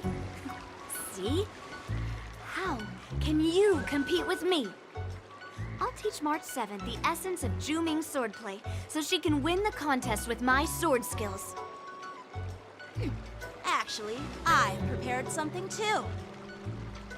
Huh? You have a gift for me too, Master Yanqing? Since you want to learn swordplay, Miss March, you'll need suitable weapons. So, I went out of my way to prepare a pair of swords overnight. Unfortunately, I didn't have time to ask the craftsman to customize the swords for you. But I did my best to choose ones that look nice and are suitable for a beginner. I hope you like them, Miss March. Thank you, Master Yanqing! Bet you didn't see that one coming, did you, Yunli? The real competition is just getting started.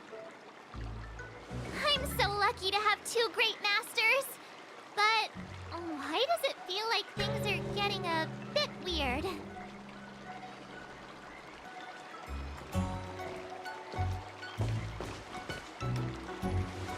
So what do you think, masters?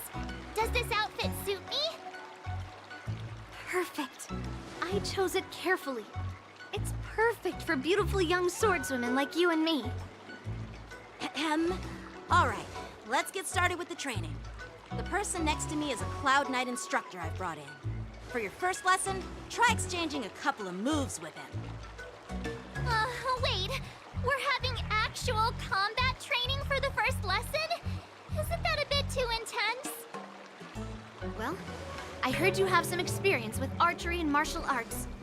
The first thing we're going to do is see just how strong your fundamentals are. Come on, step forward and strike with the sword in the most natural way you can think of.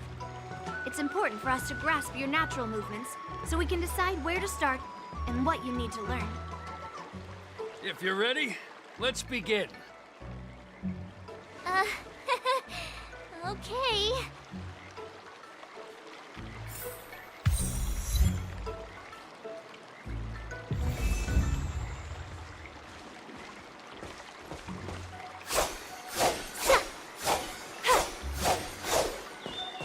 Peach blossoms and divine sword descend.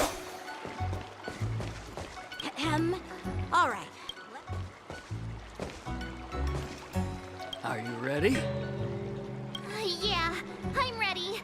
But please go easy on me. Then I apologize in advance, Miss March. I could take 10 of you.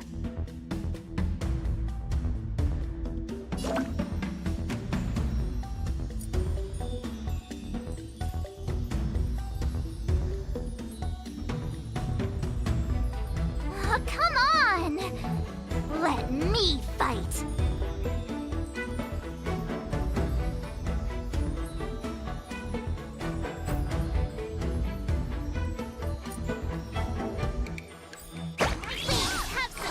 Pay close attention, Miss March. Lawfu swordplay is all about being swift and agile in your movements. Strike with heart!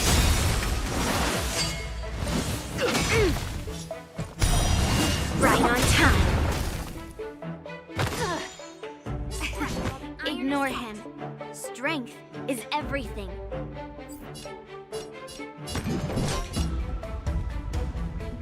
Practice is over.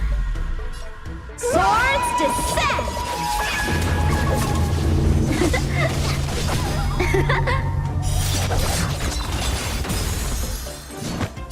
Rock shattering slash! Yes, you! Like this? Well done!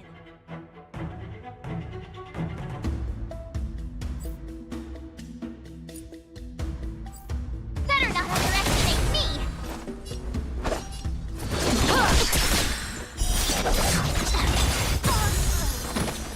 Time for some swordplay! I get it now! Skills polished, ready to shine. With a true heart and focused mind, I'm starting to get the hang of it.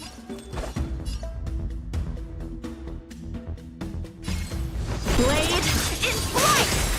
You'll make for good practice. Master, have some tea.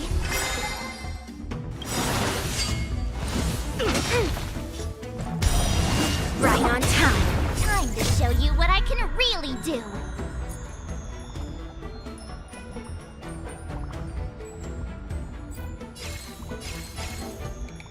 Azure Dragon, White Tiger, eating less carbs. Watch this!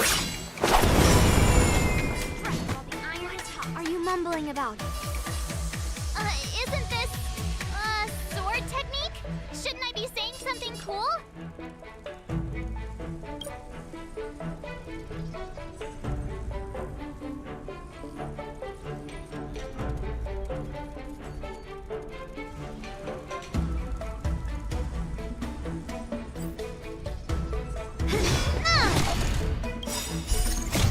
melt it all down.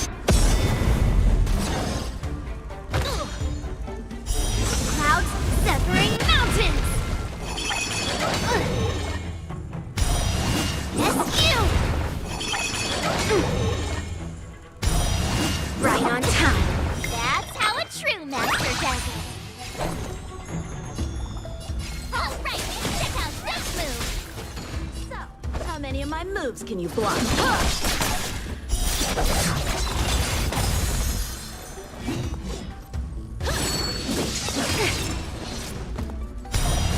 Yes, you!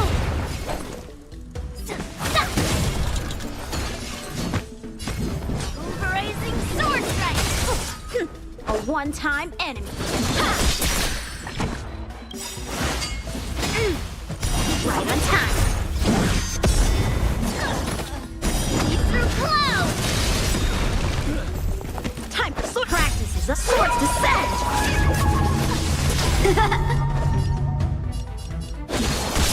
You'll make good practice. Yeah! Oh, I get it! Melt! Watch this! Down to earth! Time to show you Azure Dragon, White Tiger, less cards! Watch this!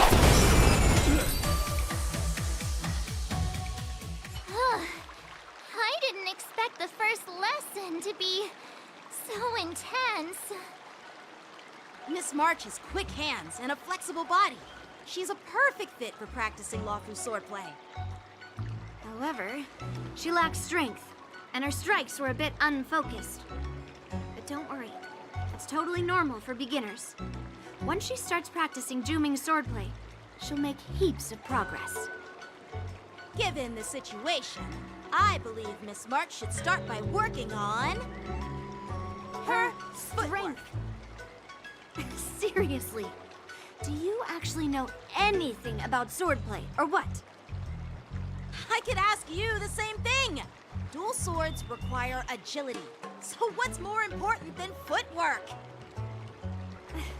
Instead of focusing on her strengths, we should address her weaknesses. The drawback of wielding two swords is not generating enough force.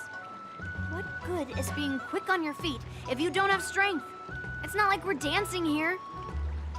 Skilled sword masters know how to play to their strengths and work on their weaknesses. Start with what you're good at, then tackle your weaknesses. That's the right way to learn. You're quite the theorist, huh? Theorist? You claim to be able to talk to swords. So what does that make you? A lunatic? Hey, it's only my first lesson, and you're already arguing. Come on, calm down, masters. I'll have to improve both my footwork and strength anyway, so it doesn't matter which one comes first. But it does matter. Just listen to me, March 7th. Aww.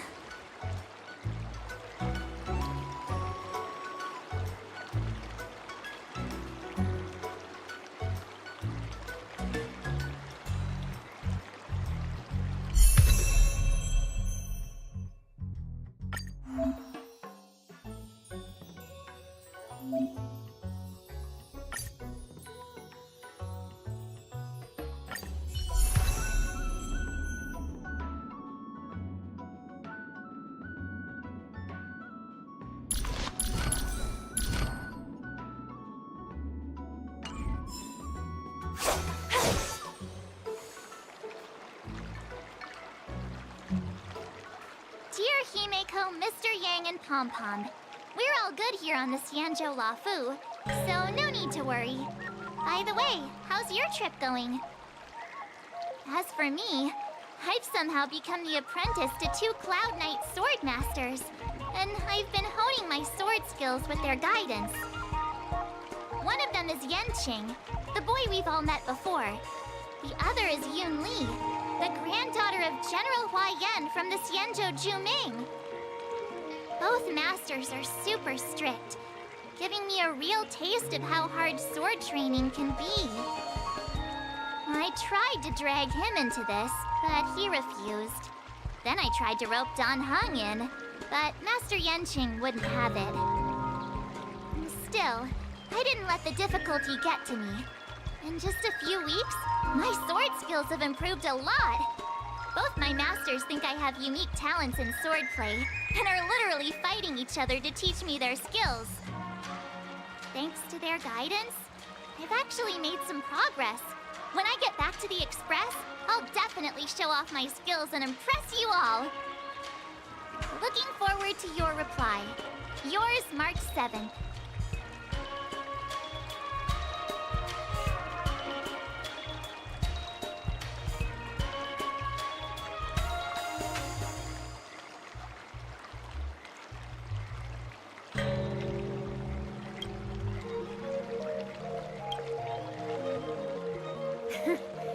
Well done.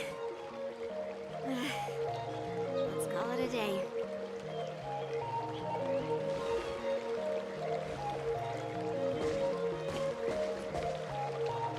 Miss March's sword skills are really coming along.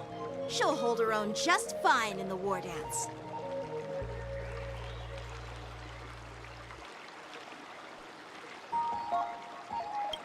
Perhaps I might have a shot at beating both masters in the ring?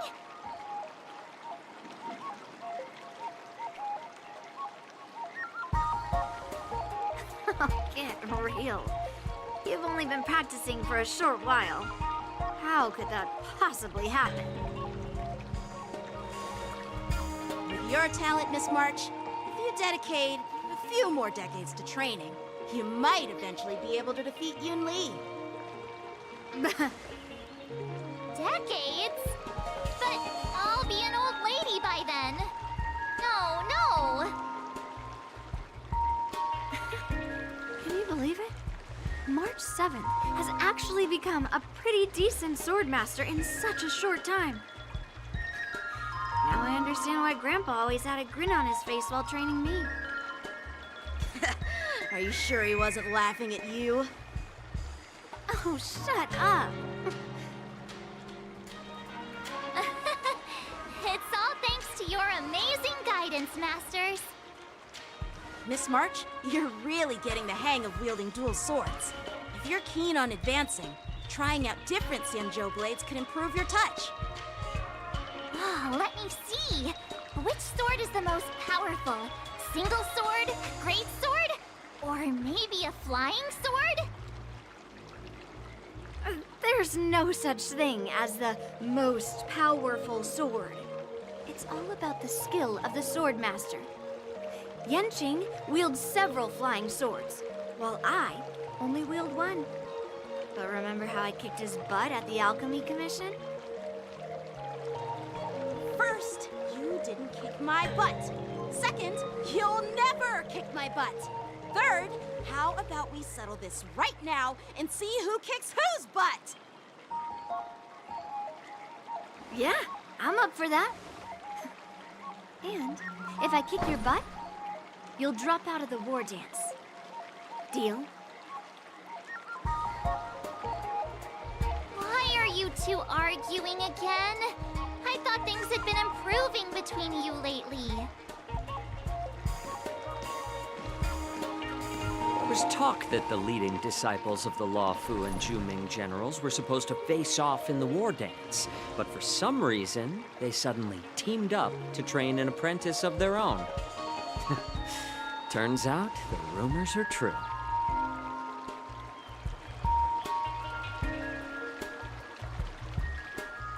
Tomorrow is the big day of the war dance. Shouldn't you two be focusing on honing your skills instead of teaching swordplay here? You're... Oh, that's right. You're the pink-haired fox from the Yaoqing.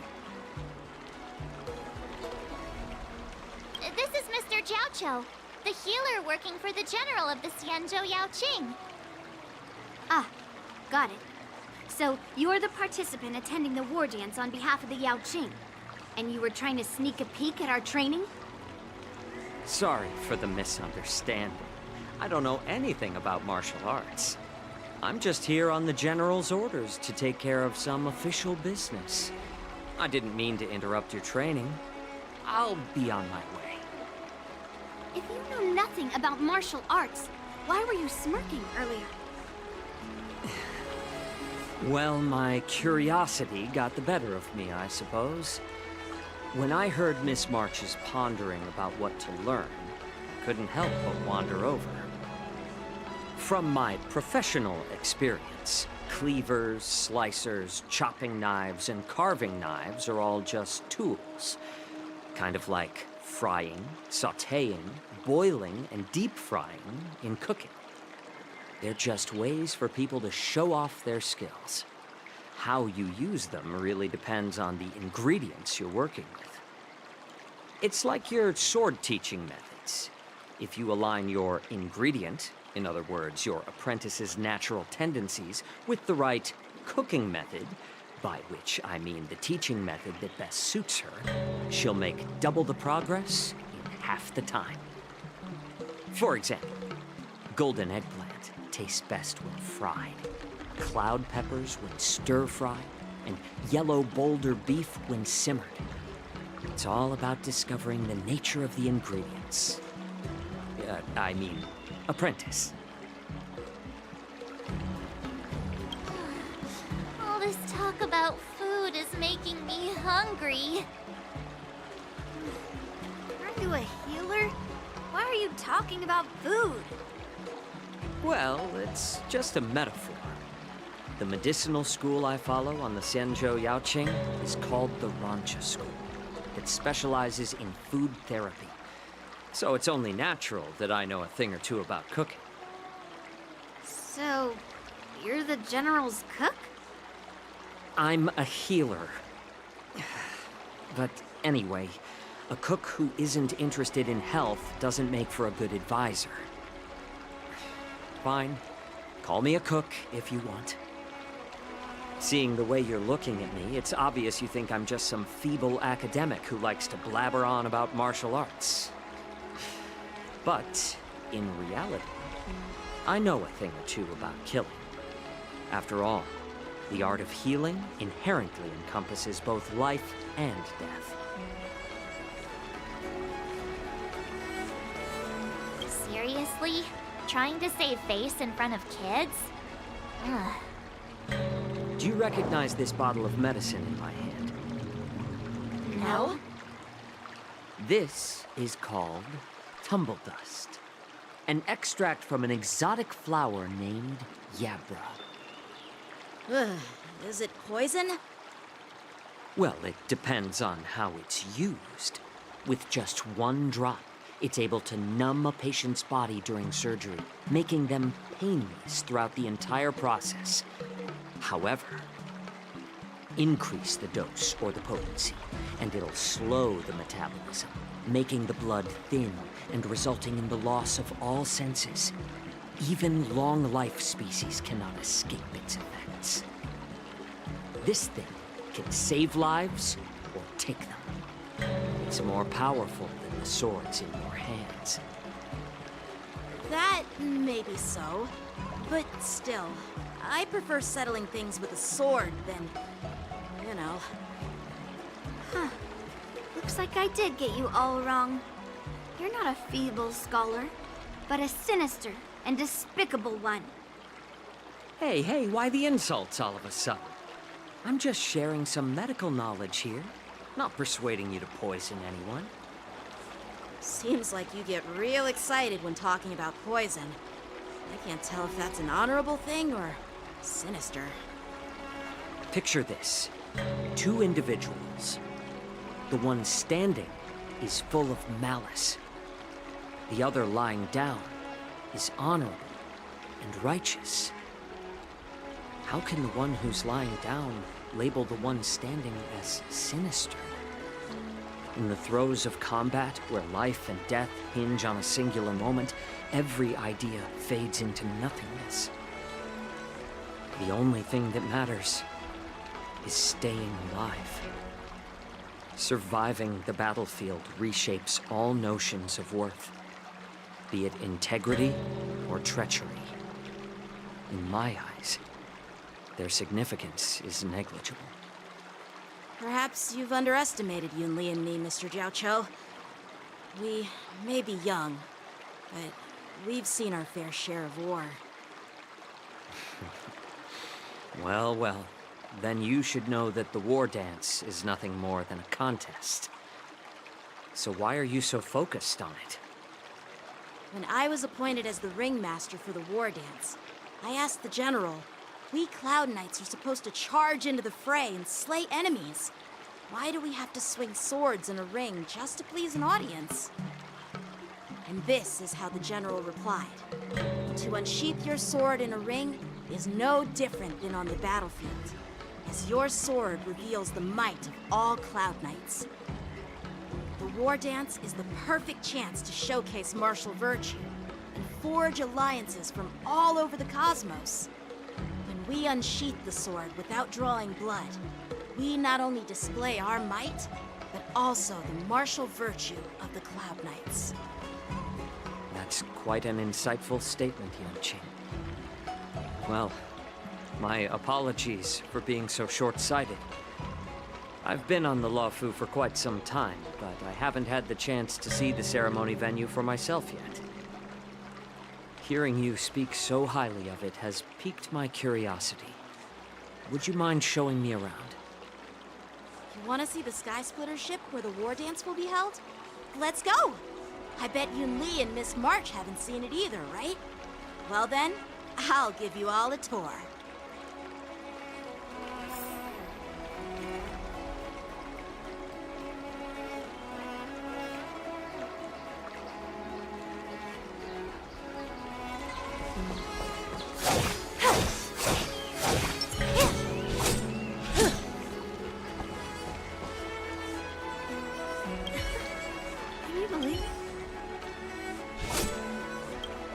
Let's go.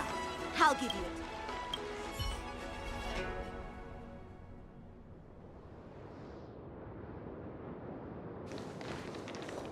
Looks like a lot of other visitors have also come to catch a glimpse of the Sky Splitter.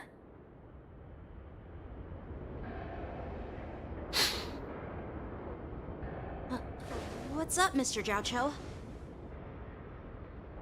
No, it's nothing.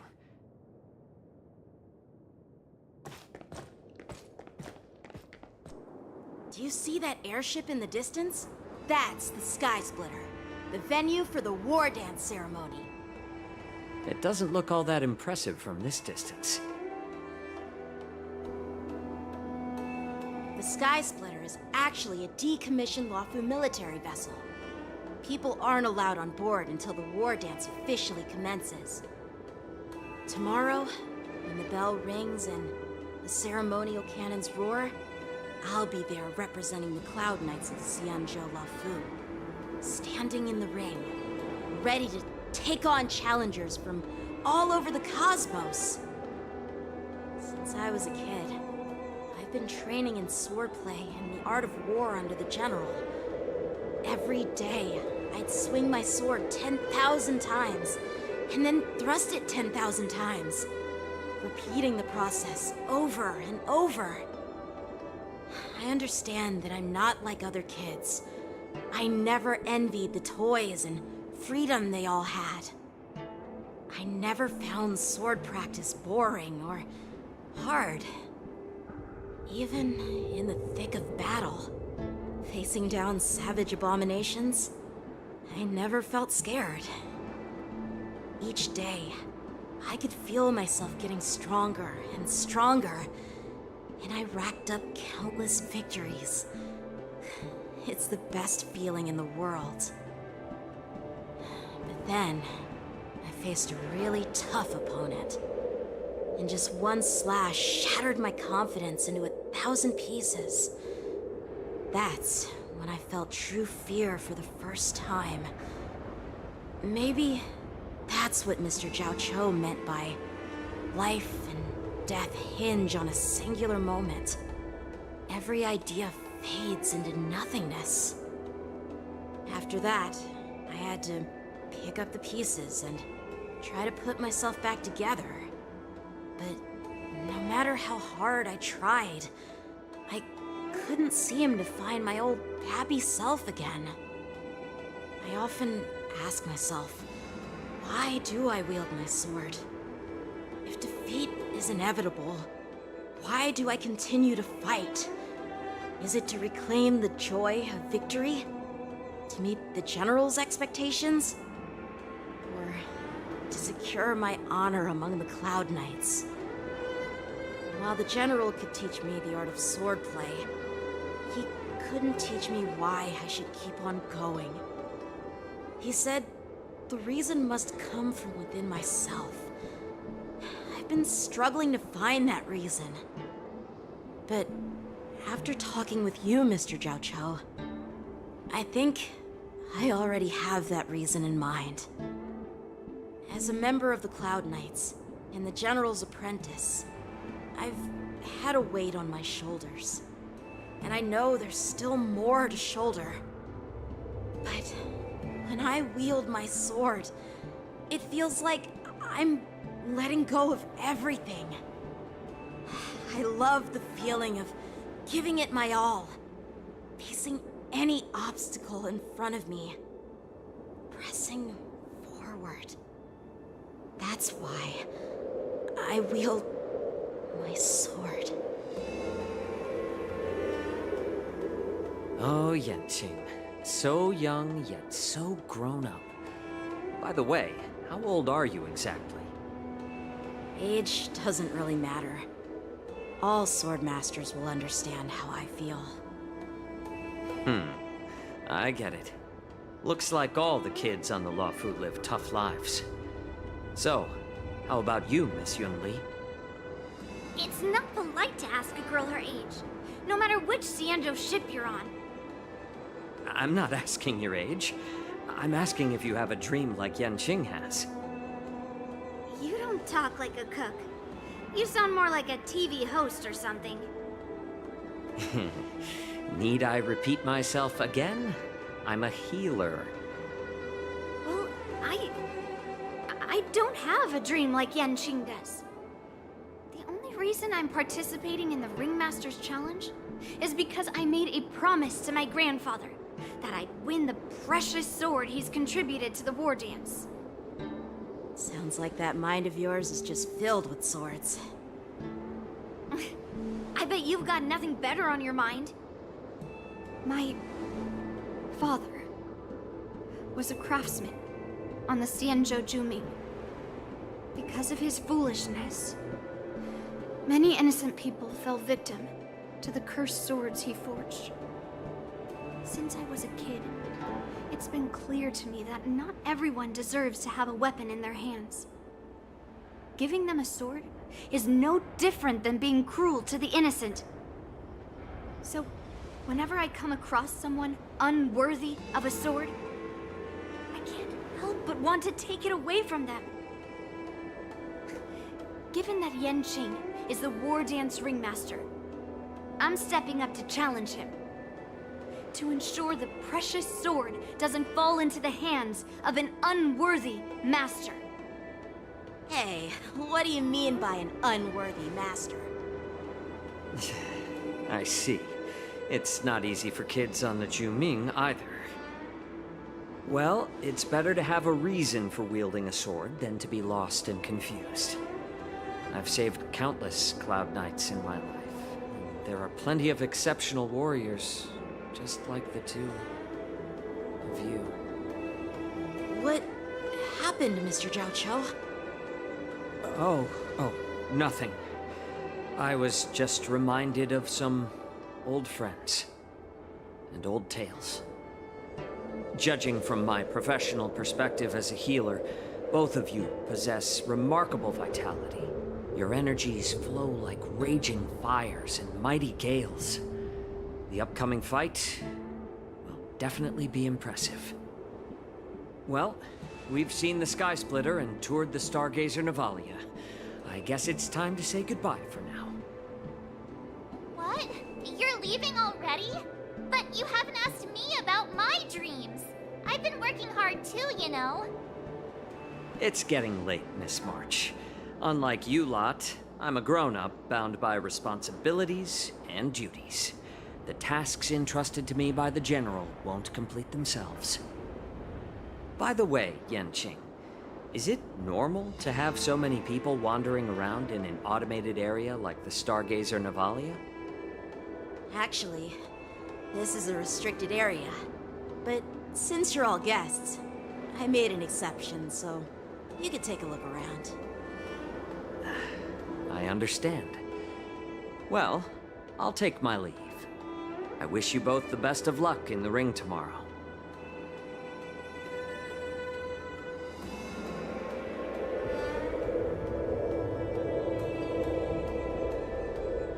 Seriously? I just spent so much time thinking about my dream, but he didn't even ask me. Now that we're done with our tour of the Sky Splitter, shall we continue with our training? Why don't we take a day off? What? You want to secretly practice swordplay by yourself? Dream on. You know cramming before a fight never works out. For some reason, seeing the Sky Splitter has boosted my confidence. So, I've decided to conserve my strength for tomorrow. Alright, I'll take you out of the Stargazer Navalia.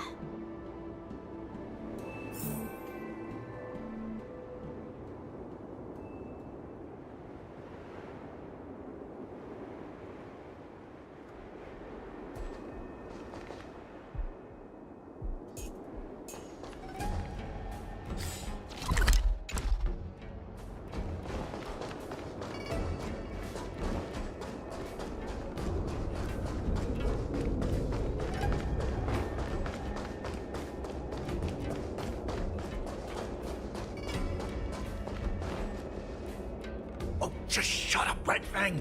This is not a beast ship. I need some time to take care of things. You willingly donned the skin of a lowly beast to join this mission, dedicating yourself to our glorious cause. And now you're telling me you can't handle it? Do you realize how many ships we need? I'm doing my best, all right? It takes time to figure all this out. When the guns go off tomorrow, all eyes will be on it. That'll be our only chance. How's that? Who's there?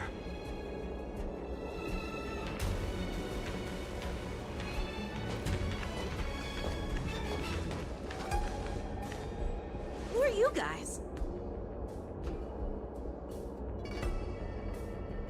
An impromptu inspection. Why are there outsiders loitering in Stargazer Navalia? And a bunch of kids at that. Hey, kids, didn't your parents ever tell you to stay away from the Stargazer Navalia? I know it's an automated facility, but it doesn't mean you can just break in and do what you want.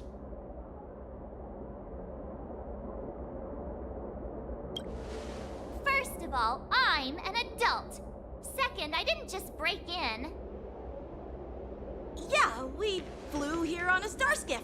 Like, whoosh! Well, I'm not trying to tell you off, but this place is off limits to the public, you know? Big sis! Let's go! I want to play in Ever Hunt Planes!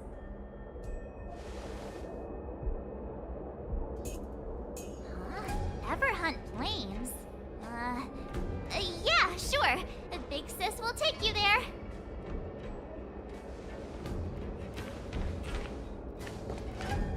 Shua! You should have let me. Shh, the overhaul is done, and everything looks good. We should leave.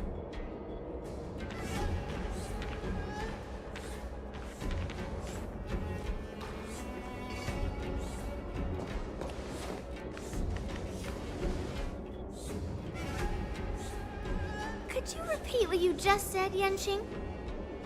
What did I say? Big sis, let's go. I want to play in Everhunt Planes. Come on.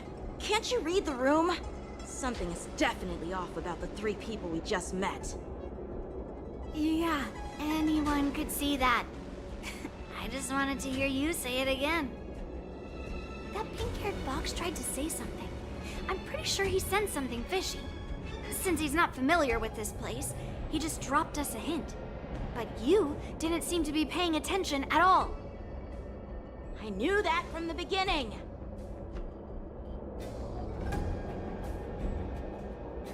That Cloud Knight didn't recognize Master Yen Qing at all. That's really weird.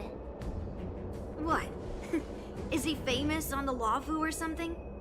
Not even the Cloud Knights on the Juming, who all know my glorious name, might recognize my face. You have a point.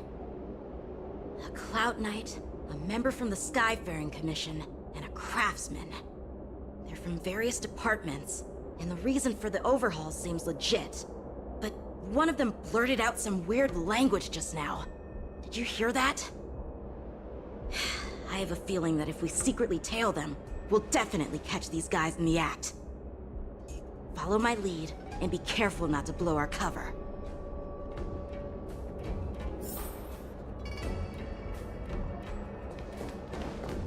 Never mind who they are. Let's just film them.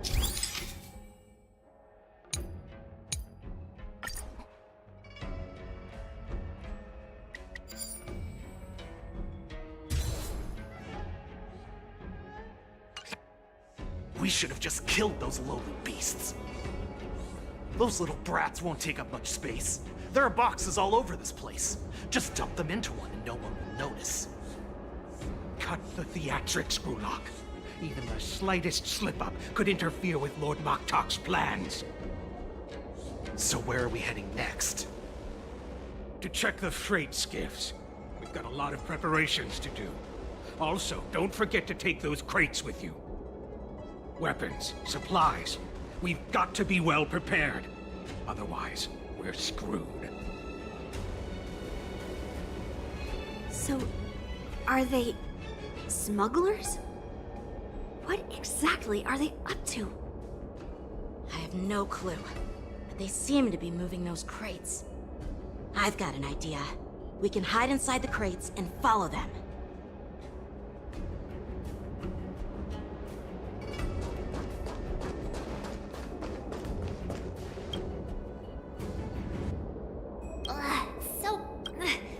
I can hardly breathe. Just hang in there.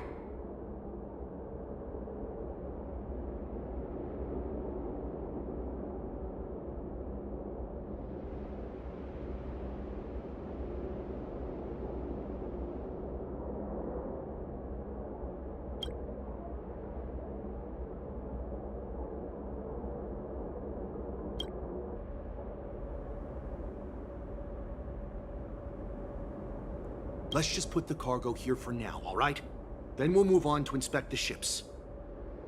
Lord Moktok said that as soon as we're done, we're to board the freight skiff and leave this place. Don't worry, I've changed the shipping schedule. You two, come with me. Is it just me? I keep smelling that stench of lowly beasts everywhere we go. Don't be so paranoid.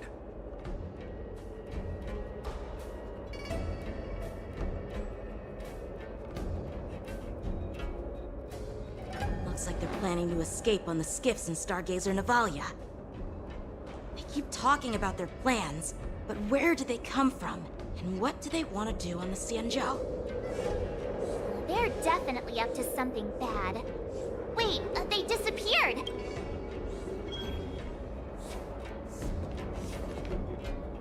Tread softly, breathe quietly, and make sure to keep an eye on them. Hide out of sight as soon as... Watch out! They're on high alert!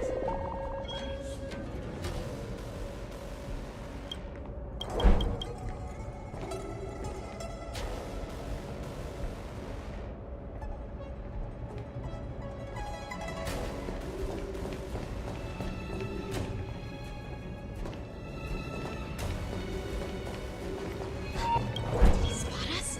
Quickly, hide!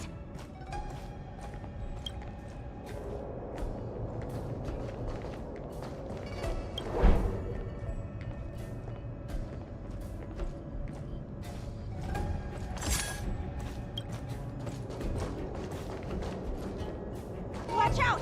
You're on high alert!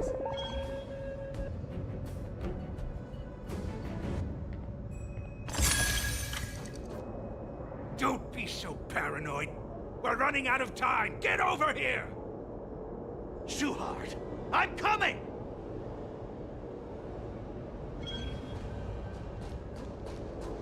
Leave. Watch out! You're on high alert!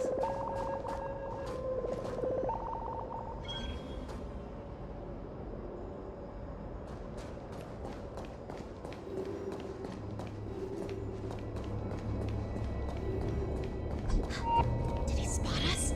Quickly, hide!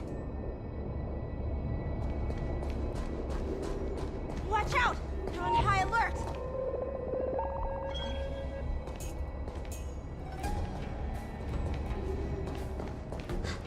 Did he spot us? Quickly, hide!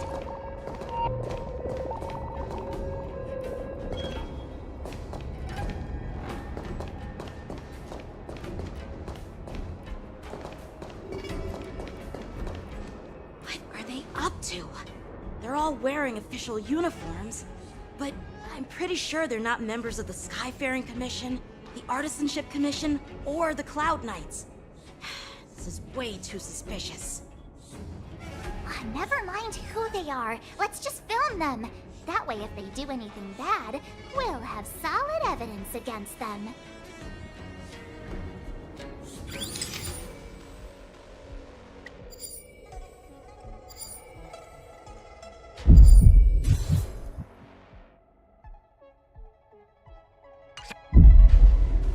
Look at this. A freight star skiff with enough room to fit at least 20 of my men. I'll let the others know and have them prepare more star skiffs. Once we're past the checkpoint, there will be beast ships waiting for us. Lord Moktok is ready. The revival of our ancient bloodline all hinges on this operation. What did he just say? Beast ships?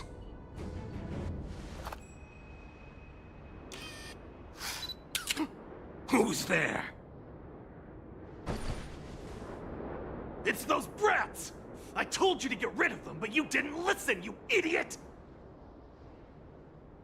Wipe them all out!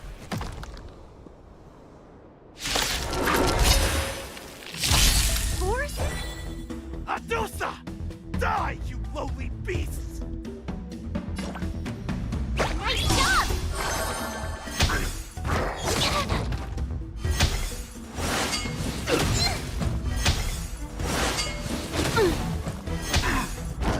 Not very sportsmanlike. Ill tidings manifest. Beneath the water lies an endless abyss.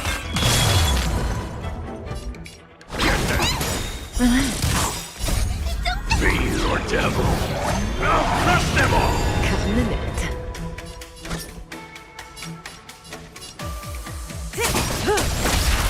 Ready to shine. Stand still. What do you want? Say bye to breathing.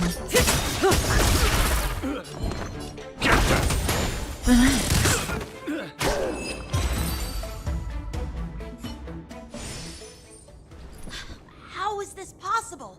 How did these Foxians change their appearances like that? They're not Foxians at all. They revealed their true form. They're Borisin, just like the bandits I defeated on the IPC ship. Wait, that means... Well, how did the Borisin manage to infiltrate the Cienjo? It's not just a simple disguise of wearing our clothing and shaving their whiskers. They're somehow able to alter their appearance to be indistinguishable from Foxians. They even have official IDs for the Skyfaring Commission, the Artisanship Commission, and even the Cloud Knights? Let me check this fake Cloud Knight's tag. Maybe it'll give us some clues. Lujun, an officer of the Patrol Defense Squad? Wait! What's the matter? I encountered a patrol officer named Lujun before. It was a few weeks ago, when we were transporting the Borison prisoners. They can forge official identities and move around the Xianzhou without raising suspicion. Oh no, this is bad. Even worse. If you find one cockroach on the Express, it usually means... There are more Borison hiding on the Xianzhou. I bet their plan is much bigger than just stealing information. We've got to report this to the Seat of Divine Foresight.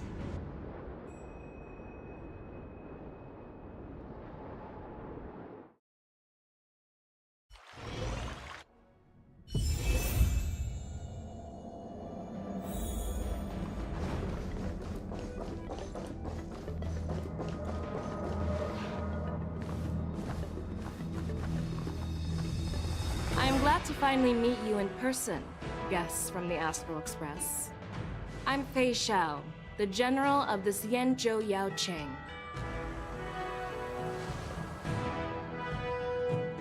Let me introduce our guest to you. The one dressed in green. He's the reincarnation of Imbibiter Lune, and the person behind him is the newest member of the crew. I've heard a lot about you. Outside the reports from the Law Fu, the Skyfaring Commission of the Yaoqing has also gathered plenty of information about both of you. I've been eager to meet you face to face for reasons that I'm sure General Jing Yuan has explained, right?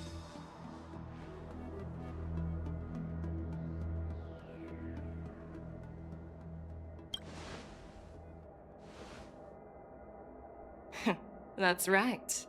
But don't worry, this isn't a trial. I just want to have a chat with you and get a better understanding of the facts. According to General Jing Yuan's report, the Ruin Legion is to blame for the Ambrosial Arbor crisis, and all Arbiter Generals should pay attention to the Ruin Author's movements. Over the years, the Destruction's minions have wreaked havoc on countless worlds, and the Alliance has been keeping an eye on them. But no one expected them to join hands with the remnants of the Abundance. The damage caused by the Ambrosial Arbor crisis was far less severe than expected, which is good news for us. However, it was quite different from the Ruin Legion's usual style of destroying life wherever they go. While I trust the bravery of the Divine Foresight and the Nameless, I'm curious about some details missing from the report. I'd like to take this chance to have an exchange with both of you. Let me be clear, the questions I'll ask might not reflect my actual thoughts, so please don't take offense if any of my questions seem a bit harsh. Please go ahead, General. But keep in mind, we can only answer based on what we know. And perhaps you already have the answers to your questions in your heart. You have a clever tongue. I like it. The Merlin's claw is quite articulate. Right now, her intentions are unknown, and Jing Yuan wants us to be honest. Maybe I'll just stick to the facts we know. Let's cut to the chase. Before the crisis struck, the Astral Express was guided here by a Stellaron hunter, a wanted felon, in an attempt to resolve the Stellaron crisis. However, everyone in the cosmos knows of the Stellaron hunter's reputation. So, why did you place so much trust in them? Could it be that some of you have a connection with them?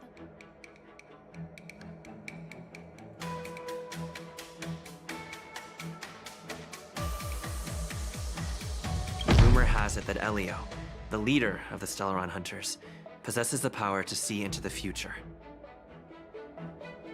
He foresaw that the Xianzhou and the Express would have important roles to play in the war against Nanook.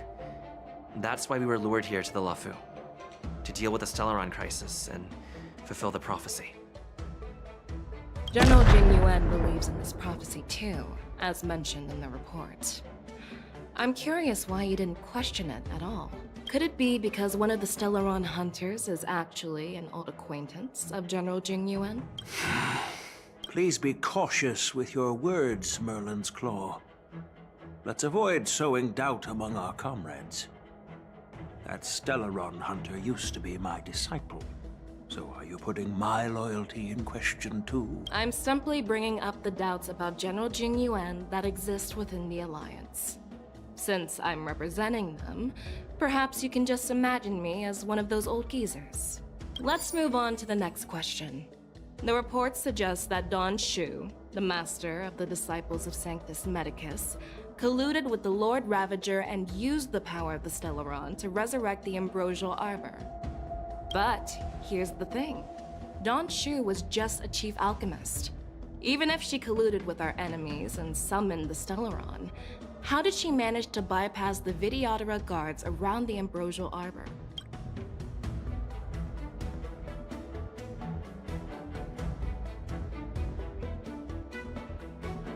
I personally met Don Shu once.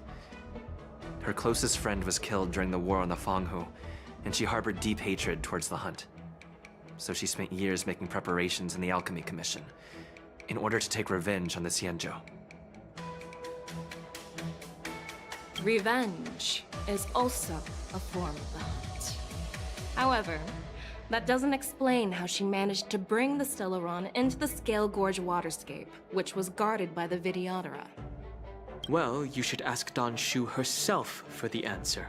Unfortunately, Don Shu is dead, and even her corpse has crumbled into ash. That's one less clue we can pursue. According to the report, Lord Ravager Fantilia is the mastermind behind the entire conspiracy. She disguised herself as an ambassador of the Skyfaring Commission and traveled with you, only to vanish without a trace later on. It seems too convenient to label her as a scapegoat.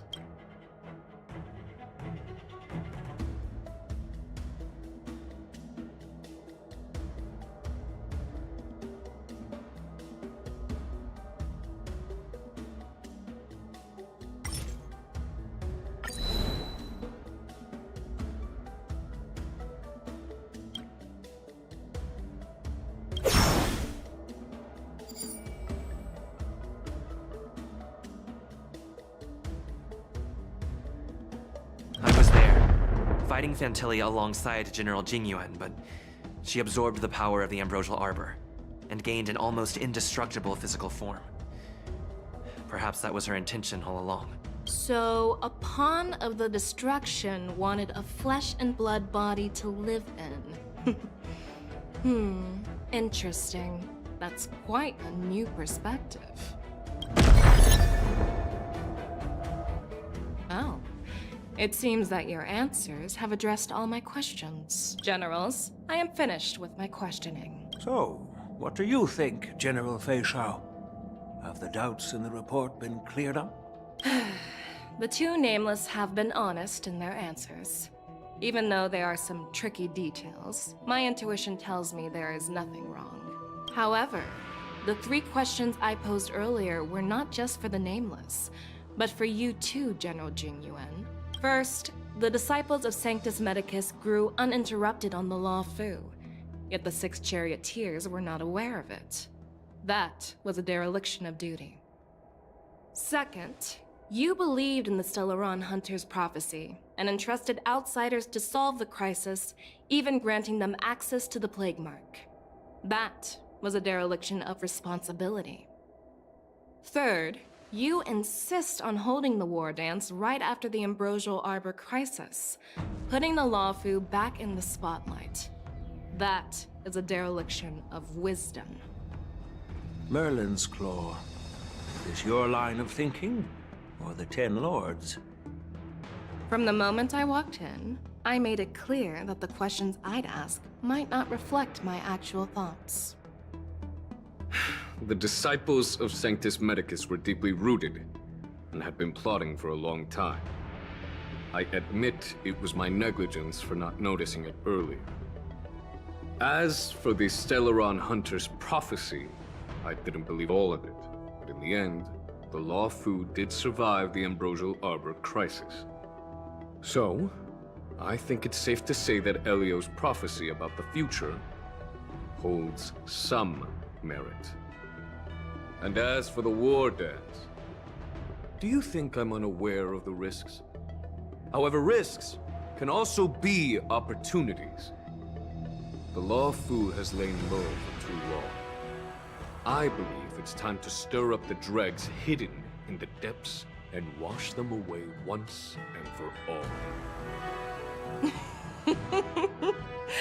Just as I expected from our sophisticated divine foresight.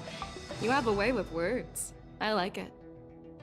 But, unfortunately, ever since the report was submitted, the Alliance has been filled with rumors and speculation. Even within the Law Fu, there are people accusing you of neglecting your duties, resulting in the Ambrosial Arbor's resurrection. So what are your thoughts on all of this, General Fei Shao? As a fellow Arbiter General, I fully understand the difficulties of this position. Personally, I think all these rumors are meaningless drivel. Across the sea of stars, the Divine Foresight knows better than anyone else what happened on the Law Fu and the meaning behind it. Just as what happened on the Xianzhou Yaoqing recently. You mean the Xianzhou Yaoqing is also... The scouts of the Verdant Knights have sent back reports that Borisin are making trouble again. The Borisin packs that were once divided and scattered have started swallowing each other up, forming larger and larger packs. Moreover, there's an entity named Mongoose behind it all. An entity? According to the report, this entity isn't actually a Borisin. It's a woman claiming to be the messenger of the Master of Immortality. She's described as having 12 faces and 12 pairs of fangs, as cruel as poison and as elusive as quicksand. The Borisin believe she'll give them a chance to rise again. That's Ventilia. That's right. You're lucky that I'm the one who came this time. If it were the Patina Justice or the Seer Strategist, this conversation might not be so friendly. I've always had faith in my instincts, so I don't doubt your good intentions. But the Alliance has its fair share of questions and doubts about the Law Fu. So, my plan is to come up with an acceptable answer to satisfy the Alliance. What's in this plan, General Fei Shao? General Jing Yuan, you already know what has to be done. But since you don't want to be the bad guy, I'll take care of it for you. You need the final word from the Ten Lords Commission to quell any doubts. And for that, I'll have to ask the two Nameless to visit the Shackling Prison.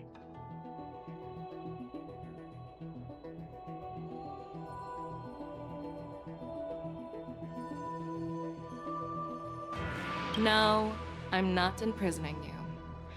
While you're there, I'll ask a judge in the Ten Lords Commission's Interrogation Division to record a detailed testimony with the karmic mirror from both of you. We'll fill in the gaps that weren't covered in the report, and silence any protests within the Alliance. I'm okay with that.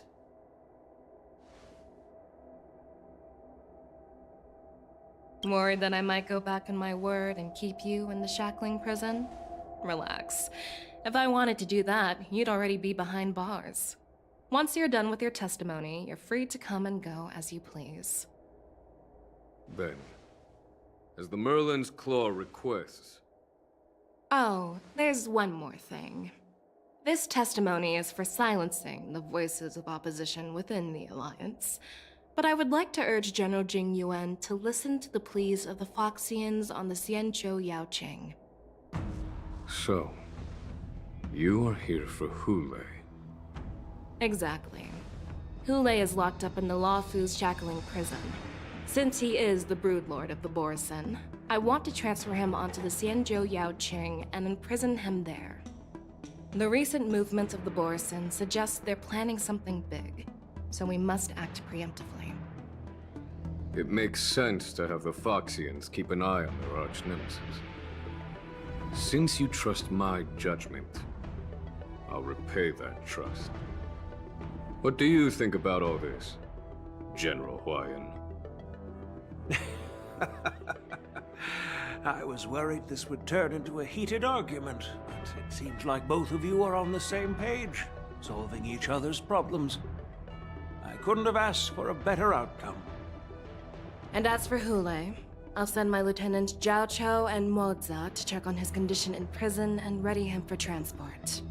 If there are no more questions, shall we get this started?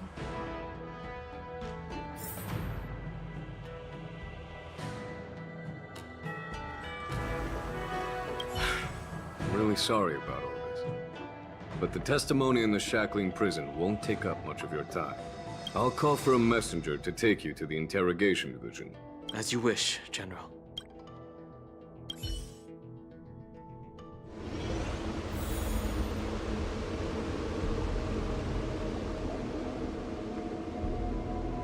As General Jing Yuan requested, everything is prepared for your arrival, and I am here to receive you.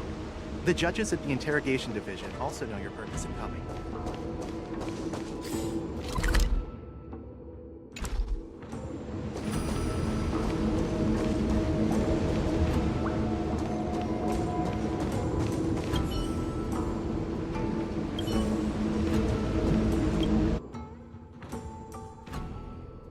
The Shackling prison. I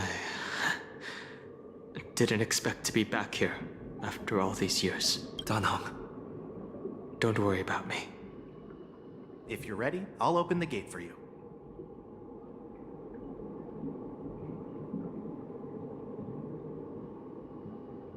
Well, technically, the Shackling prison is spread out across multiple delves, and the Ancient Sea is just where they overlap. Please, come on in, dear guests.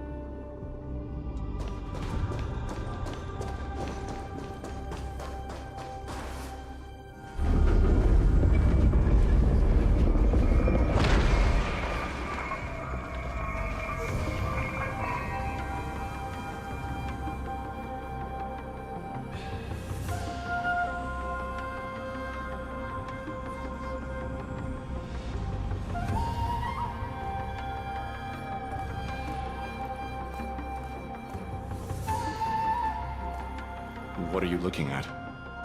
The Shackling prison on the Luofu is completely different from the one on the Yaoqing. It's completely underwater. Whether it's in the clouds or underwater, breaking free would still be a piece of cake for me. Still thinking about your old jailbreak tricks, huh? Forget it. You're free now. Just don't do anything stupid, or the judges will throw you back in there and lock you up for a few hundred years. You'll see me again in just a few days.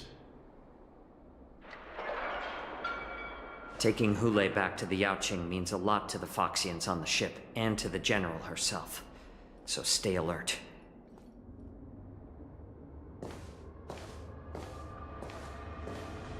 Guests, my name is Shui Yi, and I'm here on orders from the Incarceration Division of the Ten Lords Commission.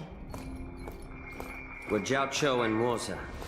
General Fei Xiao sent us to extradite the Borisin criminal Hule to the Yaoqing.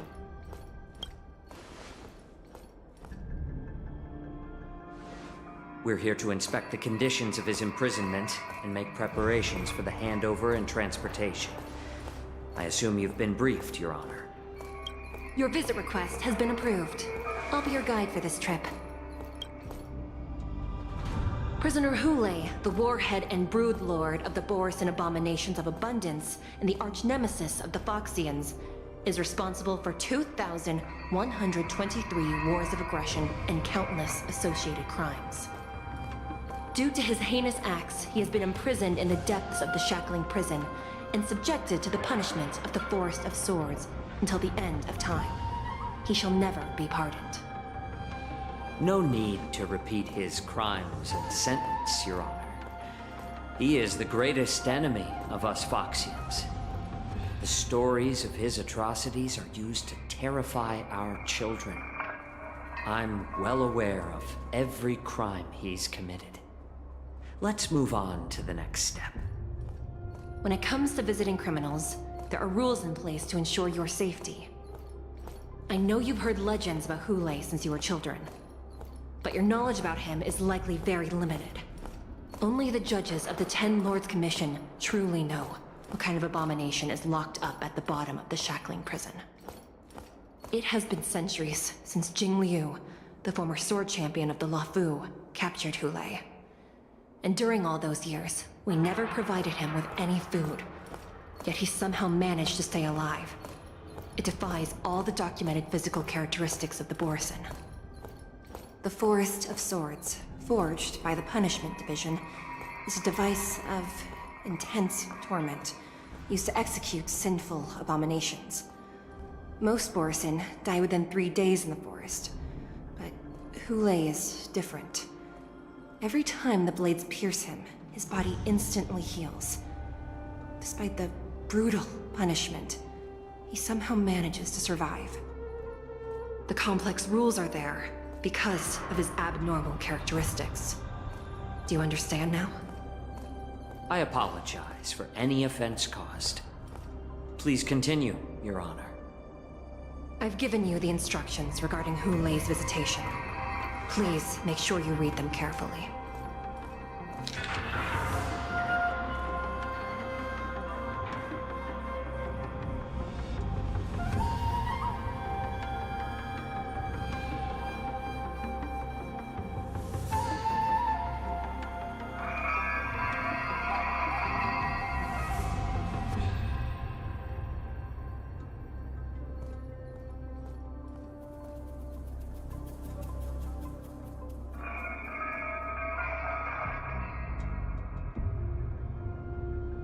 And please, take this pellet before proceeding. No, I'm not taking random medicine. Then you won't be allowed to visit Hule. Just swallow it already. Hule is like all Borison. He can release a pheromone called lupatoxin that induces fear. Thousands of years ago, we Foxians were enslaved by the Borison. Not because we were naturally weaker, but because of their lupatoxin. This pill is for our own mental well-being. I understand. I knew you were a reasonable person.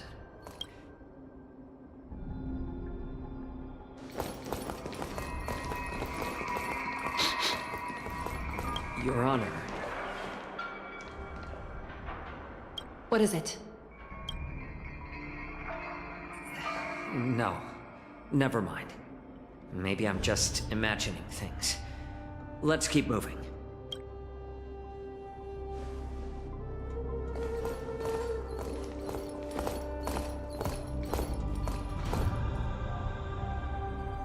Here we are. Her Honor hasn't arrived yet. Please wait a moment.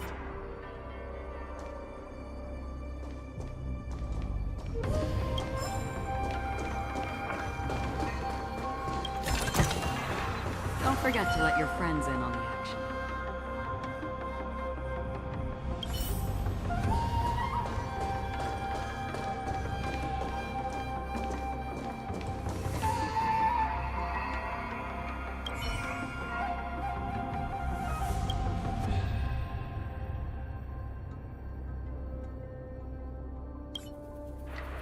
Welcome, dear guests from the Express. Judge Hanya of the Interrogation Division. We've met before.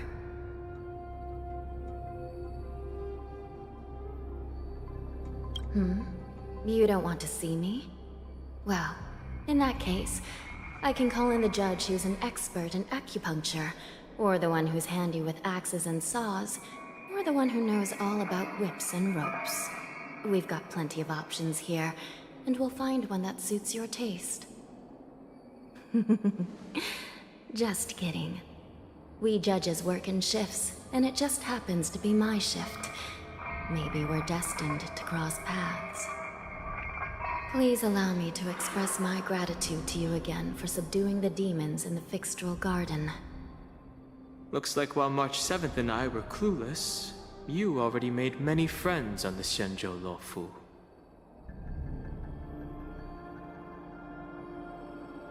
Even though you and I have met before, we can't show any favoritism under the Ten Lords. So, please do as I command as we head to Scrivener Hall and beyond. Don't do anything without my permission. This is not a place for ordinary mortals. You and Mr. Donghun, please come with me. Please lead the way, Your Honor. Please let me activate the mechanism before we all move forward. And please, watch your steps.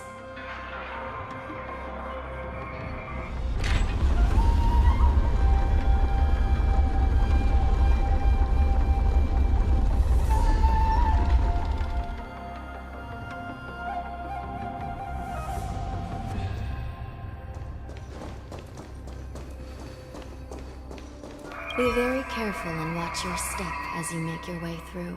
The terrain inside the shackling prison is treacherous. One wrong move, and you could... But with your skills, I don't think you need to worry. You're funny. This prison does contain many layers. We even brought in Vidyadhara Ichor line craftsmen to introduce the ingenuity of delve enchantment. What you're seeing now is just one part of the shackling prison. Perhaps. Judging from the appearance, much of the architecture in this prison has a Vidyadharan style. So, perhaps they did have a hand in building this place back then. As for how many floors there are, well, not even us judges know for sure. But there's a legend among us judges that a short-life prisoner once tried to escape, but ended up falling into the depths. And when we found him at the bottom, he was already an old man on the brink of death. Did he spend his whole life falling? Or did some long-life prisoner drain his life essence? We'll never know. Anyway, please don't try anything like that. Please. Come this way.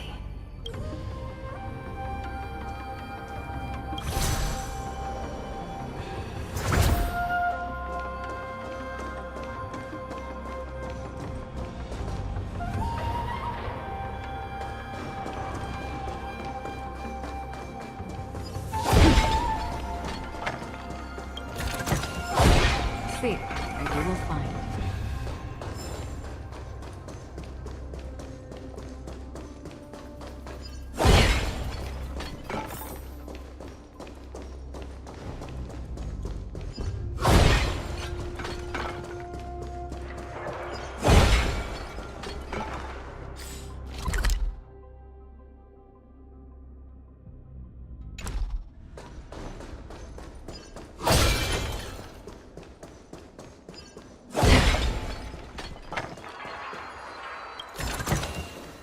Don't forget to let your friends in on the action.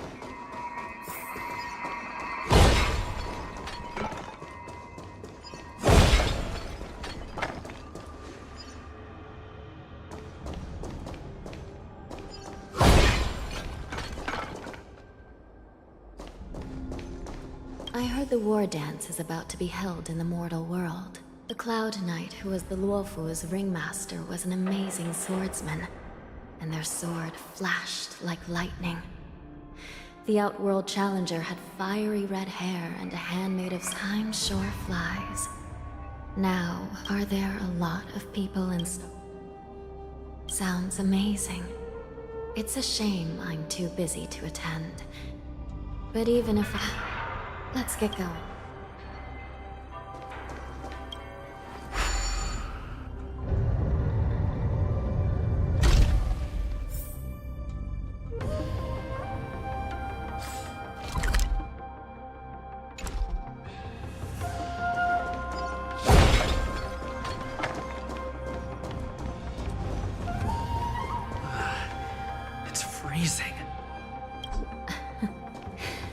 This place is filled with the cold air from the northern peak of the polar delve.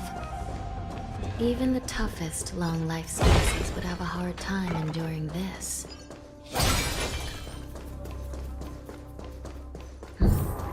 Did you hear something just now? Let me check it out. Ugh, what an eyesore. This place is packed with boxes and crates. These crates... they look oddly familiar. A few days ago, the Spiritfarers received reports about an IPC transport ship that was attacked by Borison. Then, a bunch of those abominations were dumped into this place. I had a feeling there would be trouble during the war dance, but throwing both the pirates and the cargo in jail? That's a new one. I heard the Intelligentsia Guild crafted something dangerous. We have many records in the Hall of Karma about these wise ones. They love to tinker with forbidden technologies, always trying to push the limits of Ingenia. I caught a glimpse of the mechs in those crates, and they bear a striking resemblance to Borison. I wonder what they're planning this time. Well, business first. Let's keep moving.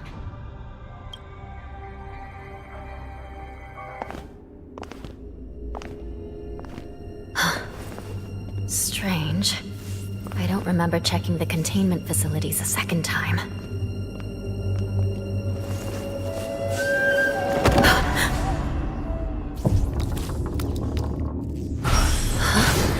Watch out!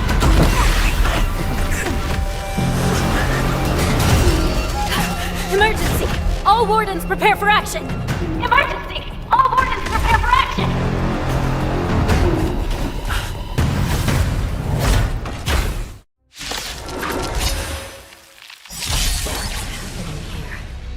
Why are these things moving on their own? Something's wrong. The guards aren't responding.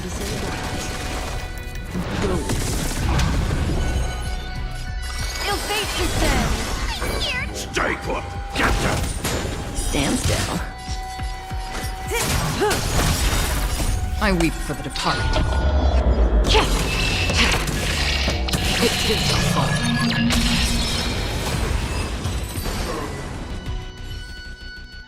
But how is this even possible? The Spiritfarers follow the protocols, cutting off power to the mechs and sealing the crates. How could these mechs still start moving? It's just like what happened in the Artisanship Commission before. These goods went haywire and attacked everyone in sight. The Alchemy Commission members examined them and found some unusual structures within.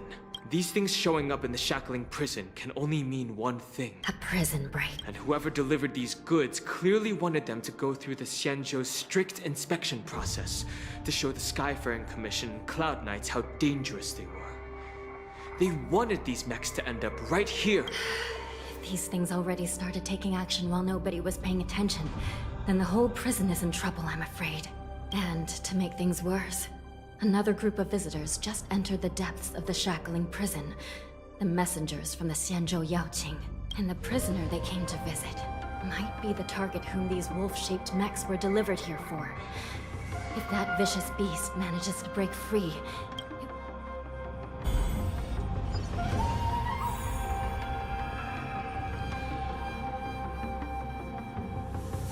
Here we are. Have we arrived already? Your Honor. Shouldn't there be a cage here? The most notorious felons are locked away in the solitary delves, deep down in the prison. Those delves can't be opened without proper... I've given you the diagrams for lighting the lanterns. Please take a look.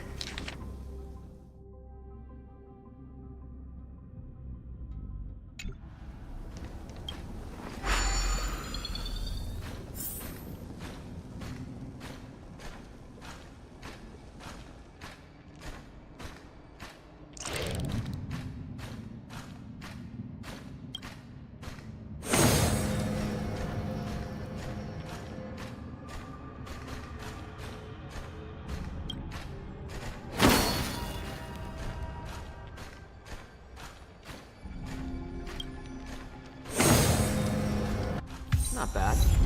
It could even use some more intensity.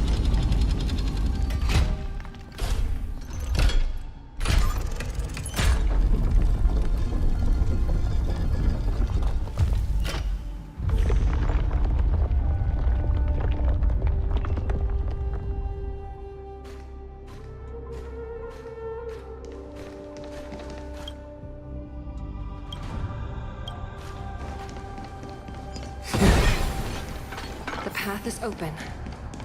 Once we descend to the bottom of the prison, please do not do anything reckless.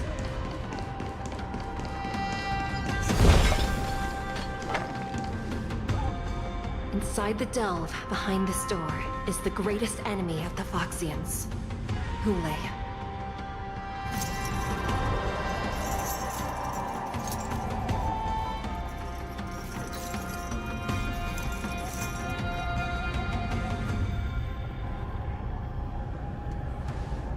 According to custom, envoys from the Yao Qing visit the Xianzhou Luofu once every century to check on this abomination's imprisonment and condition.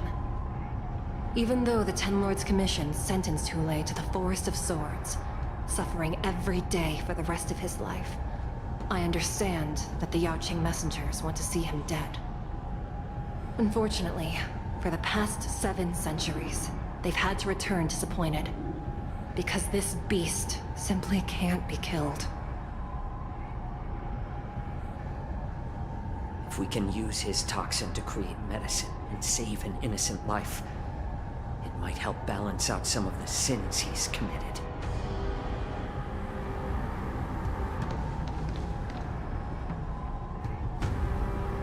Could you be the key to a cure for the General? Hule.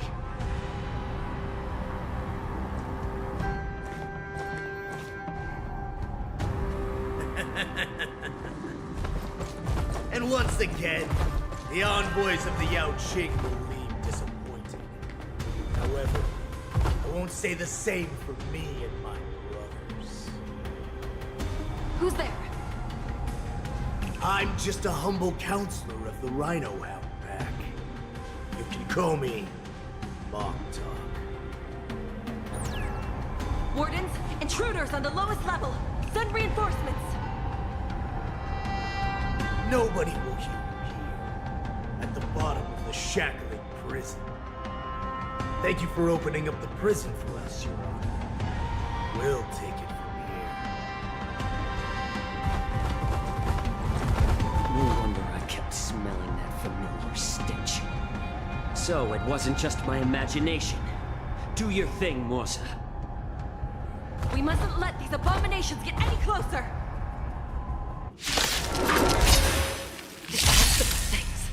There are too many of them. Once we were inside the shackling prison, we found soldiers available to us everywhere. Beneath the water lies an endless abyss. Thanks. I like You're adding too fuel good to to the me. fire.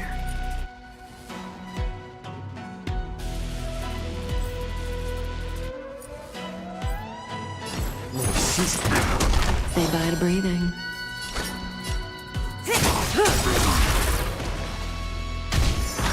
I suggest you surrender now. Of course, I'll still kill you. But I promise you, I swear. How presumptuous. Die now! Leave if you can, Morsa. It's not time yet. I'm honored by your presence.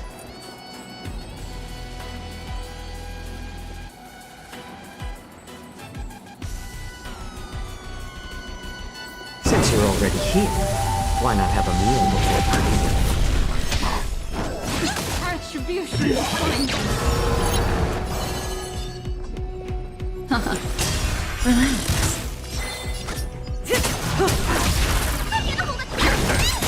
Stand still. Fiend or devil? I'll crush them all! Memories of beneath the water lies an endless abyss. It's better to make time.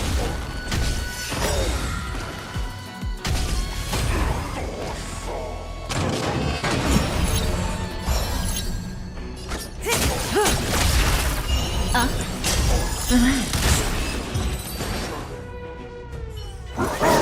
the gate! They can't be allowed in!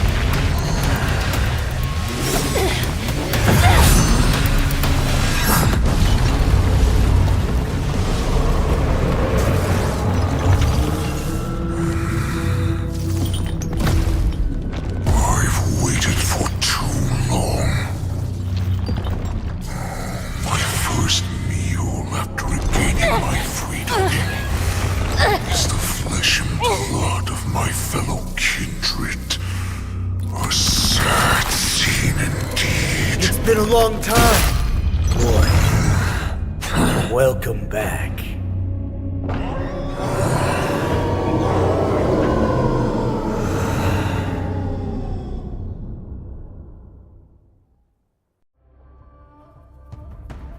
How many times has the old verdant home spun around since our last hunt? Duran's whelp, tell me your name. Oh, great Hule, nemesis of the Foxians, and the hunter of all beings. I'm Moktok, a humble counselor of the Rhino Hound Pack. I am only one insignificant heir spawned from your bloodline. It's been at least 7 centuries since you led our pack through the hunting grounds of the stars. I'm thrilled to see that you are as cunning and skillful as ever. 7 centuries. 7 centuries have passed. But why have Duran's whelps grown to look like this? Tell me, Moktok, why have you grown to resemble our most despicable slaves and enemies, the Foxians? I've been commanded to release you from this cursed prison. It is Senjaya's will. That's why I had to take a magic pill, don the skin of a lowly beast, and play along with your hypocrisy. Since you have an escape plan, tell me, what's our next move to get off of this ridiculously large ship? My brothers and I will lock down this prison, trapping the prison guards inside. This will buy us some time. The rest of my crew, who are undercover like me, secure the vessels for our escape. According to the plan, we only have a tight 2-hour window to get out of here. Originally, I intended to carry out the plan tomorrow, but they're planning to transfer you to the Xianzhou Yaoqing now. So I seized this opportunity to set you free. What a reckless plan, you idiot! Even if we manage to get the ships, our chances of escaping are slimmer than a Foxian slipping through my claws! But we have no other choice. The angel serving under the Master of Immortality sent me with a message. Only your return will end the prolonged divisions among the Borisin. Every one of my crew is ready to lay down their lives if it means setting you free.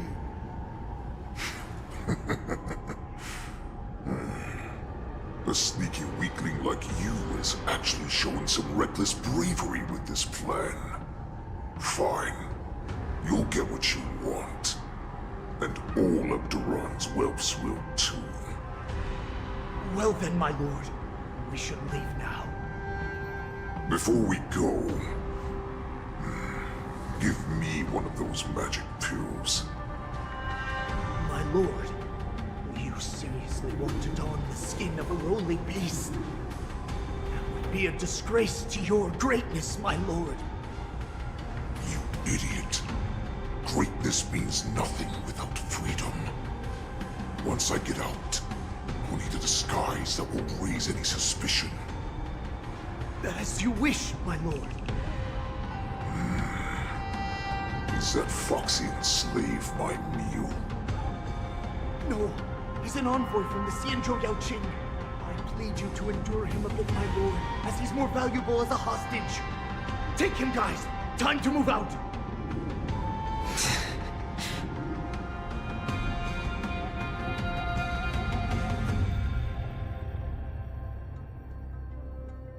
Madam Hanya, the wardens in all areas are regrouping. Those Ingenium enemies are wandering around and causing heavy casualties. And to make things worse, those iron wolves broke open the cages and let the criminals out! We've called for backup, but it seems like all communication is jammed. Let's preserve our strength and first take down the isolated prisoners. By decree of the 10 Lords, all prison breakers and intruders shall be apprehended, dead or alive. Just a short time ago, the Nether Key mechanism was activated. It was probably Madame Shuidi and the Yaoqing messengers, heading to the bottom of the prison. Given the situation, I'm afraid that area is exactly where our enemies are targeting. We mustn't let that vile beast escape from its cage. We've gathered all the prison guards who can still fight, and we'll split up and secure each floor. Go! Those intruders are quite bold. They must have been planning this for quite a while. Indeed, but Borisin tend to favor direct and aggressive approaches.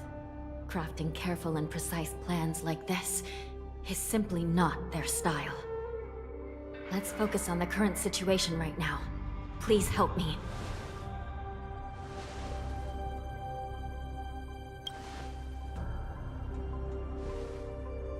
What's the fastest way to the bottom of this prison, Miss Hanya? If we don't get there quickly, we'll soon be outnumbered by all the enemies inside. We'll have to bend the rules. Please, follow me. By decree of the 10 Lords, all prison breakers and intruders shall be apprehended, dead or alive. Yes, ma'am! Make a wish. Don't forget to let your friends in on the action.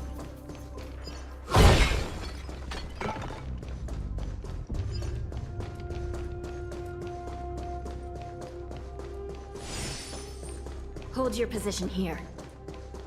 Yes, ma'am. We need a few tools if we want to reach the bottom quickly. Follow me to the next floor. The path is cut off. Someone must have altered the mechanism. No matter. It'll just require a bit more work to get through.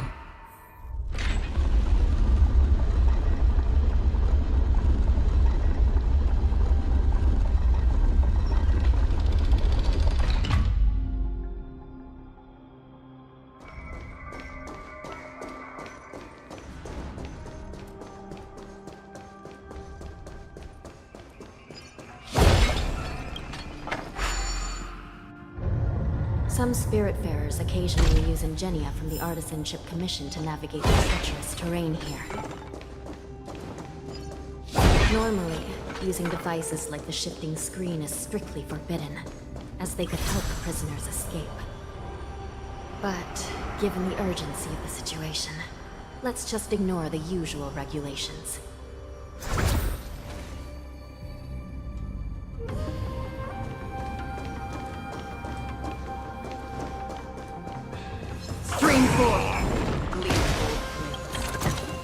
The Nether Key has been activated. Not too late. Hang in there, sister.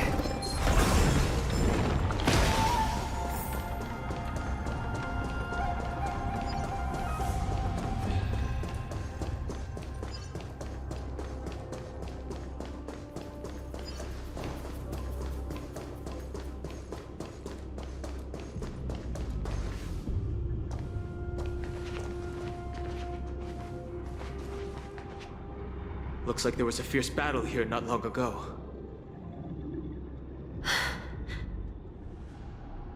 The gate to the prison delve is wide open. Hule has managed to break free.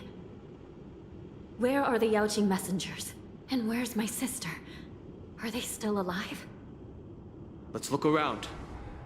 Maybe we'll find some clues.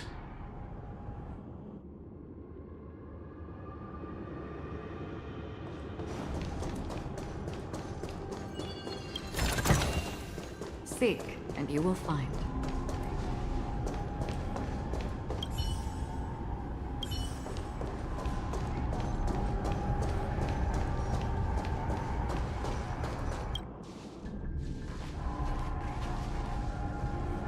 Xue is here.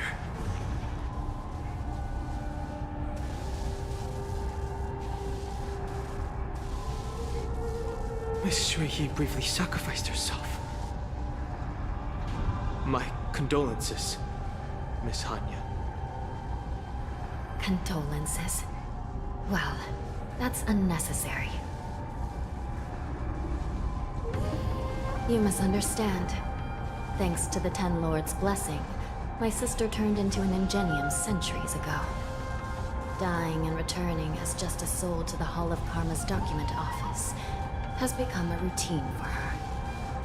While I'm not keen on seeing her throw away her body like it's some replaceable part, but...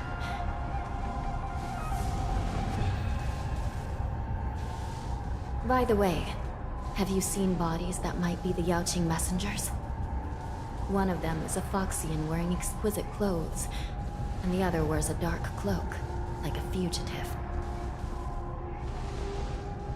No. I haven't found any Foxian bodies. Only Borisin ones. So, the intruders and Hule are holding the Yaoqing messengers hostage. This is the worst situation. With hostages in their grasp, the prison guards can't do anything about the prisoners. If anything happens to the messengers, the relationship between the Yaoqing and the Luofu could be irreversibly damaged. We must rescue the messengers, get out of here, and spread the news. We mustn't give up as long as there's a glimmer of hope.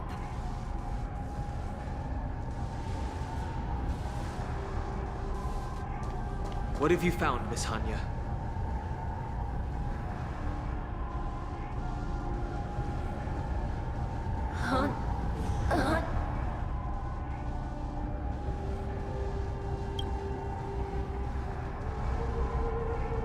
Reconstruct. It's my sister. Looks like her soul hasn't returned to the Hall of Karma yet. At such a critical moment, her death can give us information that we can turn into an advantage. Let me see. The dam, if I can fix it up.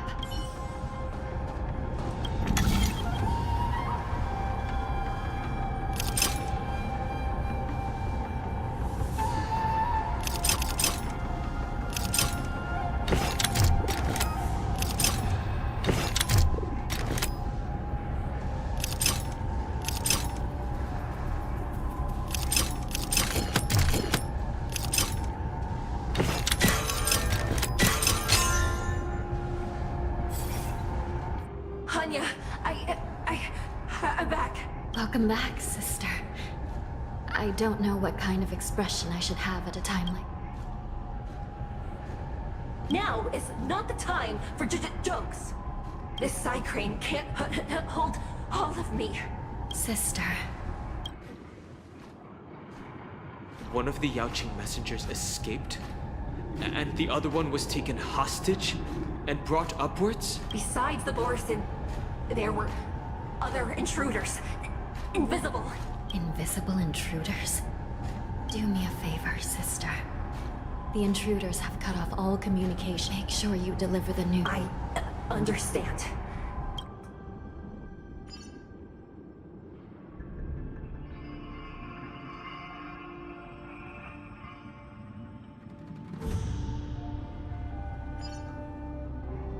Time is running out, Miss Hanya. If we keep delaying, those Borisin will escape from the prison. All right. If we happen to come across that Yaoqing messenger who got away... No. Stopping Hula will probably be our top priority.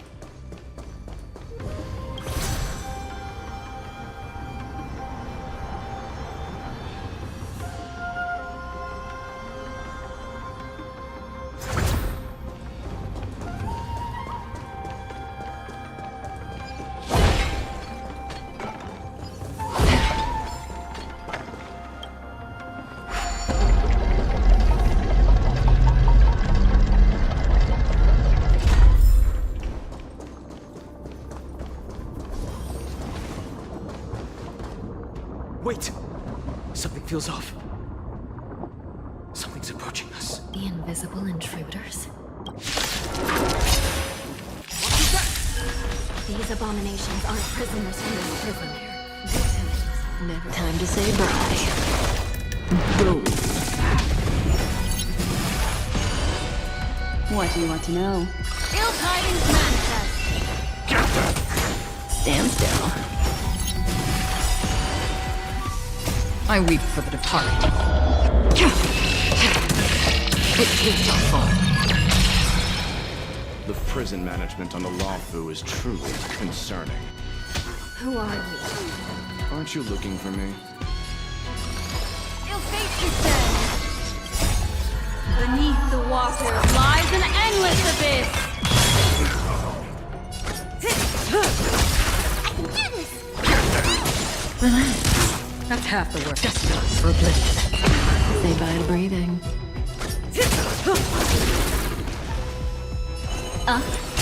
Stand still. Just focus on the fight. I weep for the departed. It too shall fall. Good times. Time to say bye. Boom. Destiny. Relax. Thanks. Another too good to me. Still water uplifts.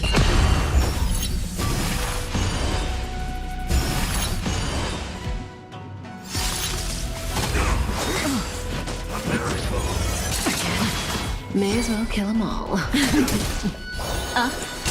Stand still. Stay put! I weep for the departed. It too shall fall.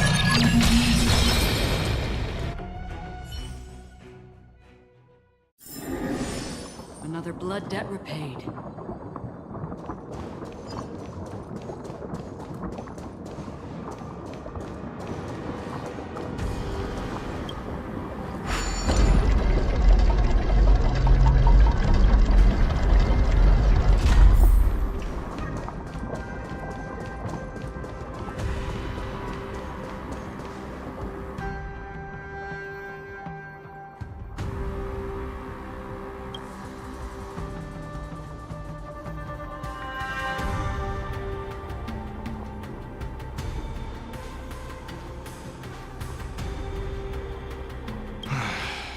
The prison management on the Lawfu is truly concerning.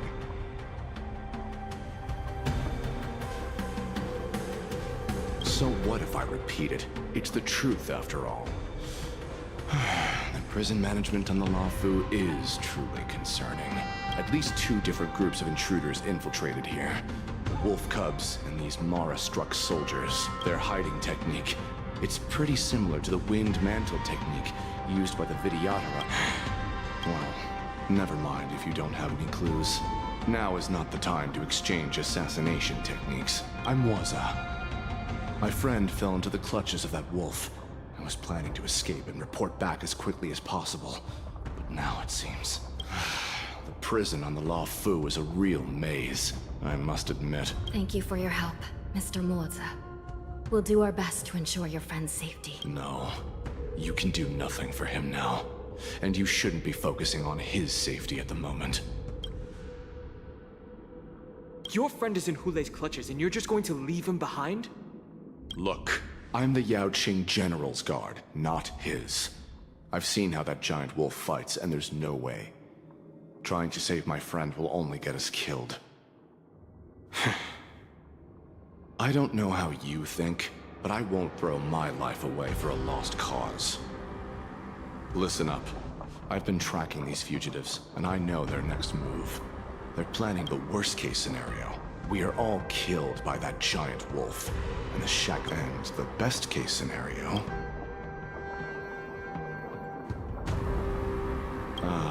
Looks like we've got some clever minds here after all.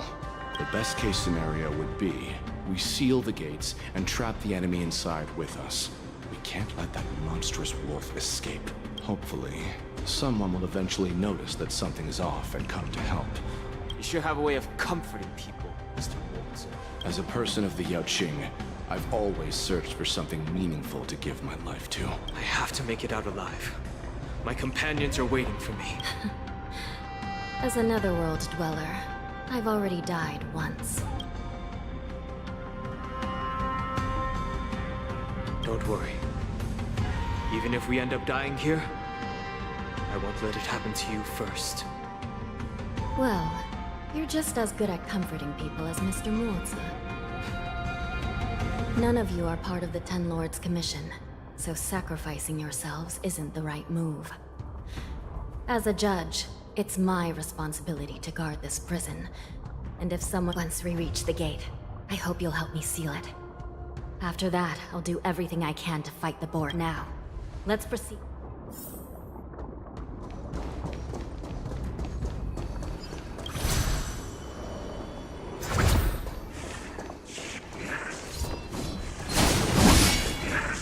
Stream 4.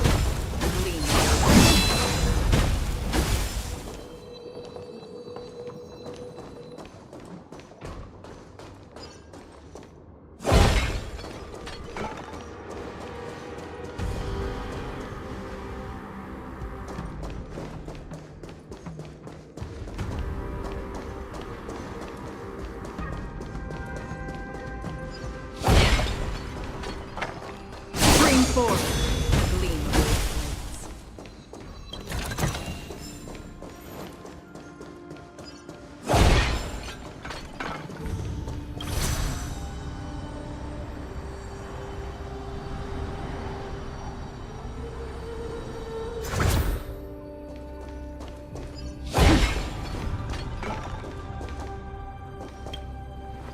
We must seal the entrance before the Borisin fugitives get out.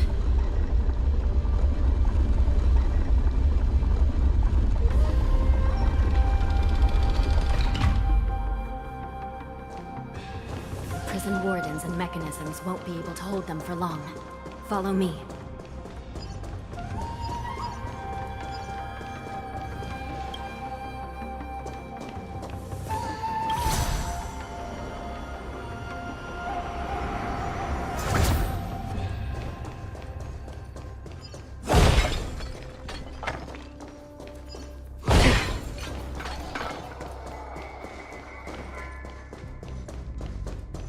We're almost there.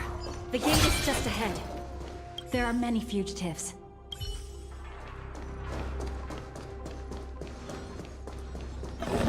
Stream 4. The fugitives are charging at the gate.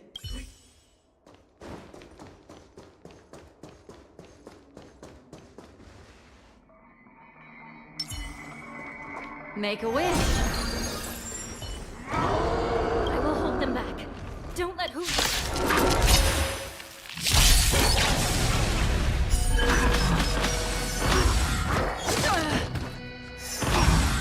How familiar. Elusive for Ill fate is there! I'm scared! Stand still. I weep for the departed. It did not fall.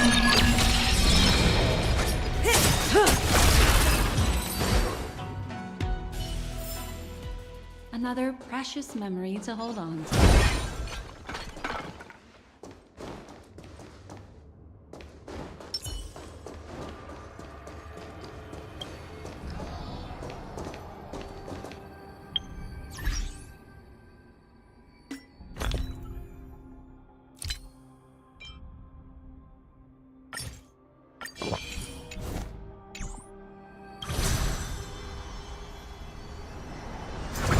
Stream 4.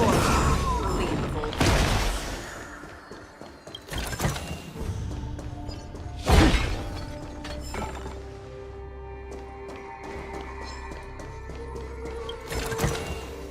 Seek, and you will find.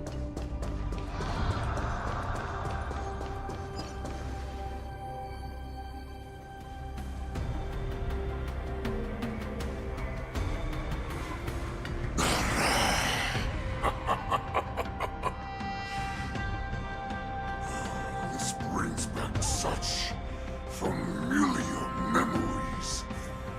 Memories of chasing, gnawing, and tearing.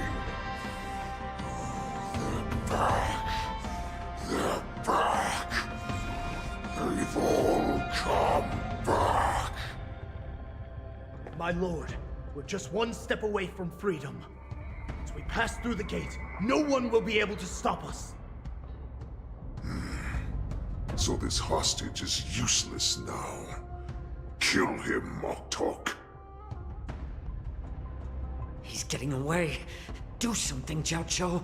It's just like the old days, you useless loser. Just do something! Maybe this Yaoqing messenger can strike a deal in exchange for his life. He can use his status to help us escape from the Xianzhou. What do you think, Mr. Jiao?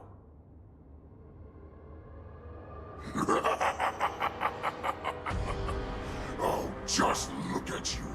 Fallen so low during my absence. You're even negotiating with livestock. As far as I recall, no one from the Yaoqing would ever consider a deal with Duran's offspring. I've got to make this beast stay here. Whether it's for the sake of Fei Xiao or the Yaoqing. Deal. I certainly have more value alive. My identity, my knowledge of the Xianzhou, and my understanding of many things that your minions have no knowledge of. They'll all be valuable. Lowly beast. Muster up that pitiful tongue of yours and plead for what remains of your life. Speak up. I'm afraid you're unaware.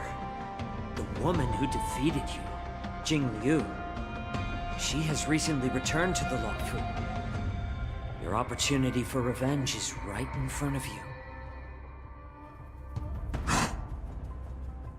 My lord, this slave is talking nonsense.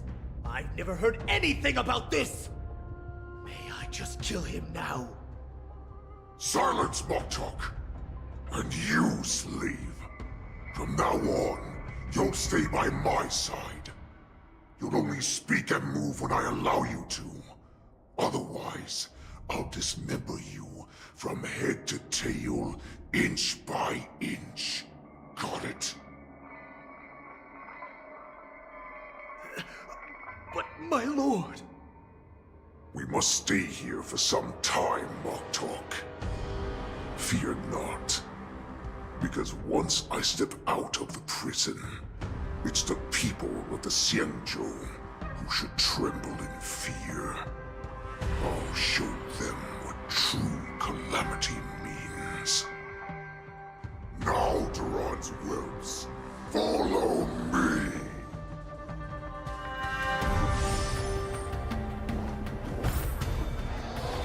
Prison folks! Stop them! You're a great Lord Hulei!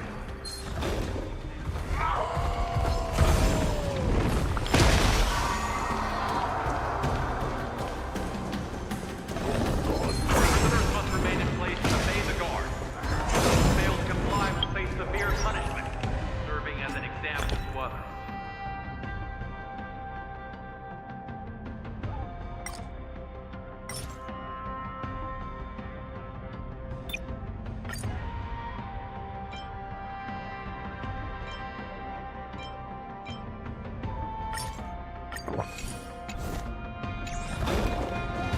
Screen 4.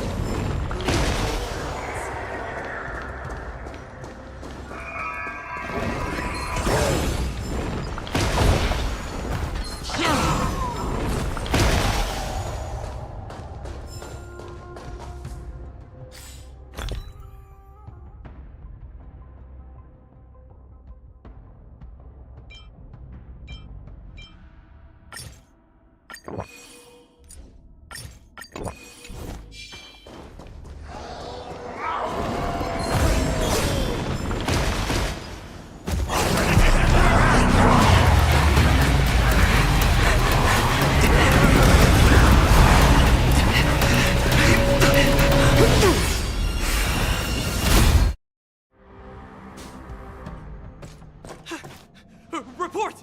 After we lost contact with the Shackling prison, we received a message from a Psycrane. The prisoners have revolted, and the criminal Hulei is nowhere to be found! What about the Yaoqing messengers? And the Nameless? No news at the moment. We're trying to restore contact with the shackling prison as soon as possible. I see. You're dismissed.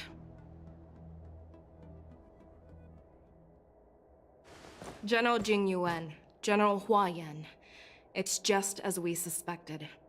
The rise of the Ambrosial Arbor was not the end of things, but the beginning. The hand of the Ruined Legion has already sown the seeds of destruction.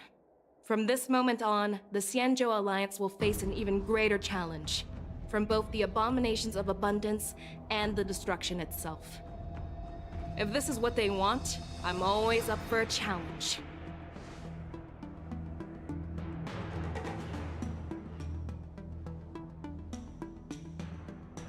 As the Marshal Special Envoy, I'll dispatch the Lawfu Cloud Knights to pursue Hule myself.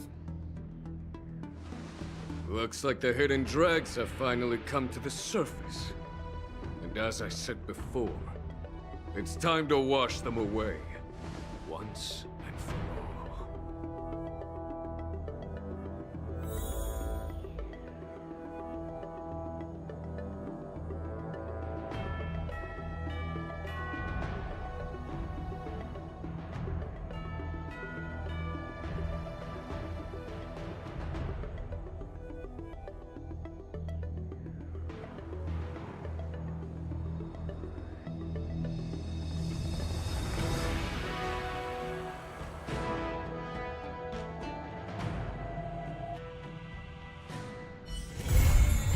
Haven of memories.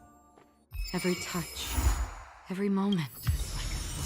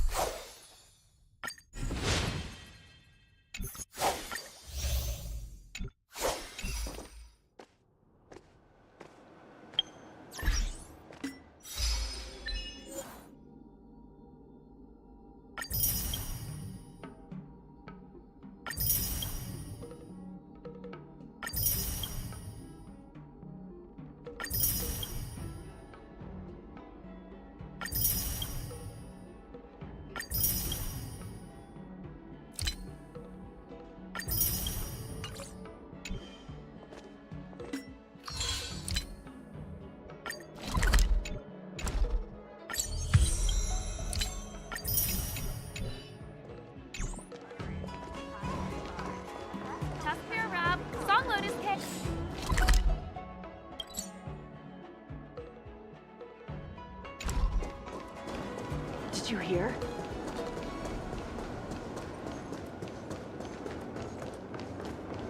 I'm planning on quitting my job.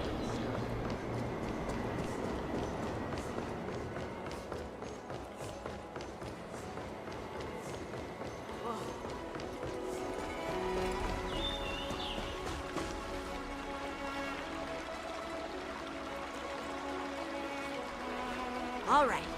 Now that you're in position, Miss March, let's get this lesson started. I'm not good at acting all master-like. Since Grandpa asked me to teach you swordplay, I won't hold back any secrets. Oh, thank you so much, Masters! Oh, wait. Does this mean our training is only officially starting right now? After all, we need to watch you practice for a few days before we can figure out how talented you are, right? So, how'd I do, Master? You're definitely talented, Miss March. Hey, here you are. Did you hear that? These two masters just called me a swordplay genius.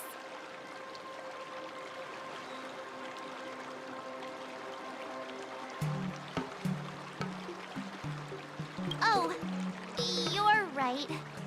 I almost got all excited for nothing. I'm just speaking my mind. Trust me, you're really talented. Did you hear that? I'm truly a genius. Swordplay requires rigorous training. Before we start, Miss March, you need to find a clear reason to keep you motivated while you train. It doesn't have to be something huge, but it needs to be clear. In other words, even though you didn't exactly choose to be our apprentice, you still need to take the initiative during this learning process. I once had the honor of learning swordplay from a master. She asked me why I started training at such a young age, why I wielded a sword. So, for our first lesson, I'd like to ask you the same question. Miss March, why do you wield your sword? Why do I wield my sword? I wield my sword to take down my enemies. I mean, what other reason is there?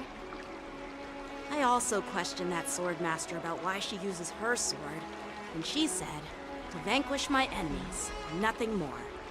Miss March, you gave a similar response, which shows you've got potential. The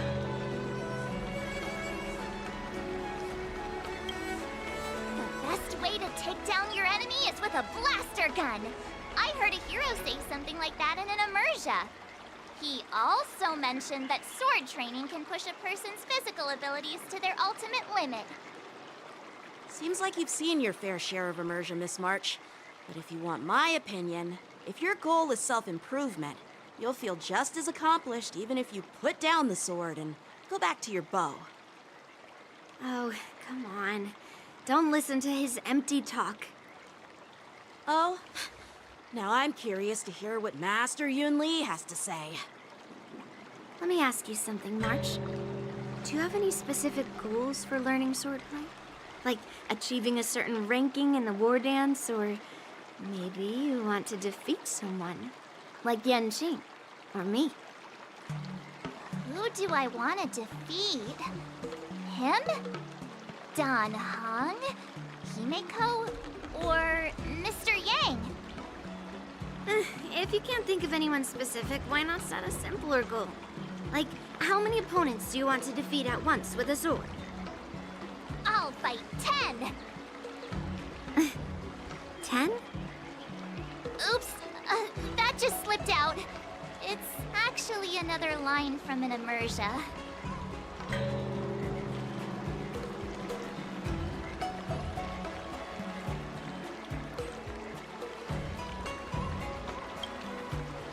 Yeah, I really like them. So what? I think I figured out what's motivated March to learn swordplay. Could it possibly be immersia about sword masters? Hey, now that you mention it, that actually makes sense.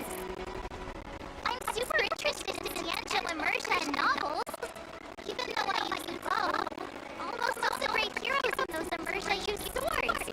So I want to be a sword master too. See? It doesn't matter. Everyone has their own preferences. Become a sword master and fight for justice and battles evil? Well, that's definitely a good reason to keep you motivated in swordplay training. Now that you've both given your approval, I have another small request. I want to perform a tea ceremony to honor you as my masters. Remember, you'll need to tap the table a few times with your fingers. Tea ceremony? Tap the table? Do we have to be so serious about accepting an apprentice for the first time? Please? That's how those heroes in the immersia show their respect. Play along? Let's just stop wasting time. Just treat us to some milk tea. And then we can start our real swordplay training, okay? Yeah! All right, let's go. To the Sleepless Earl.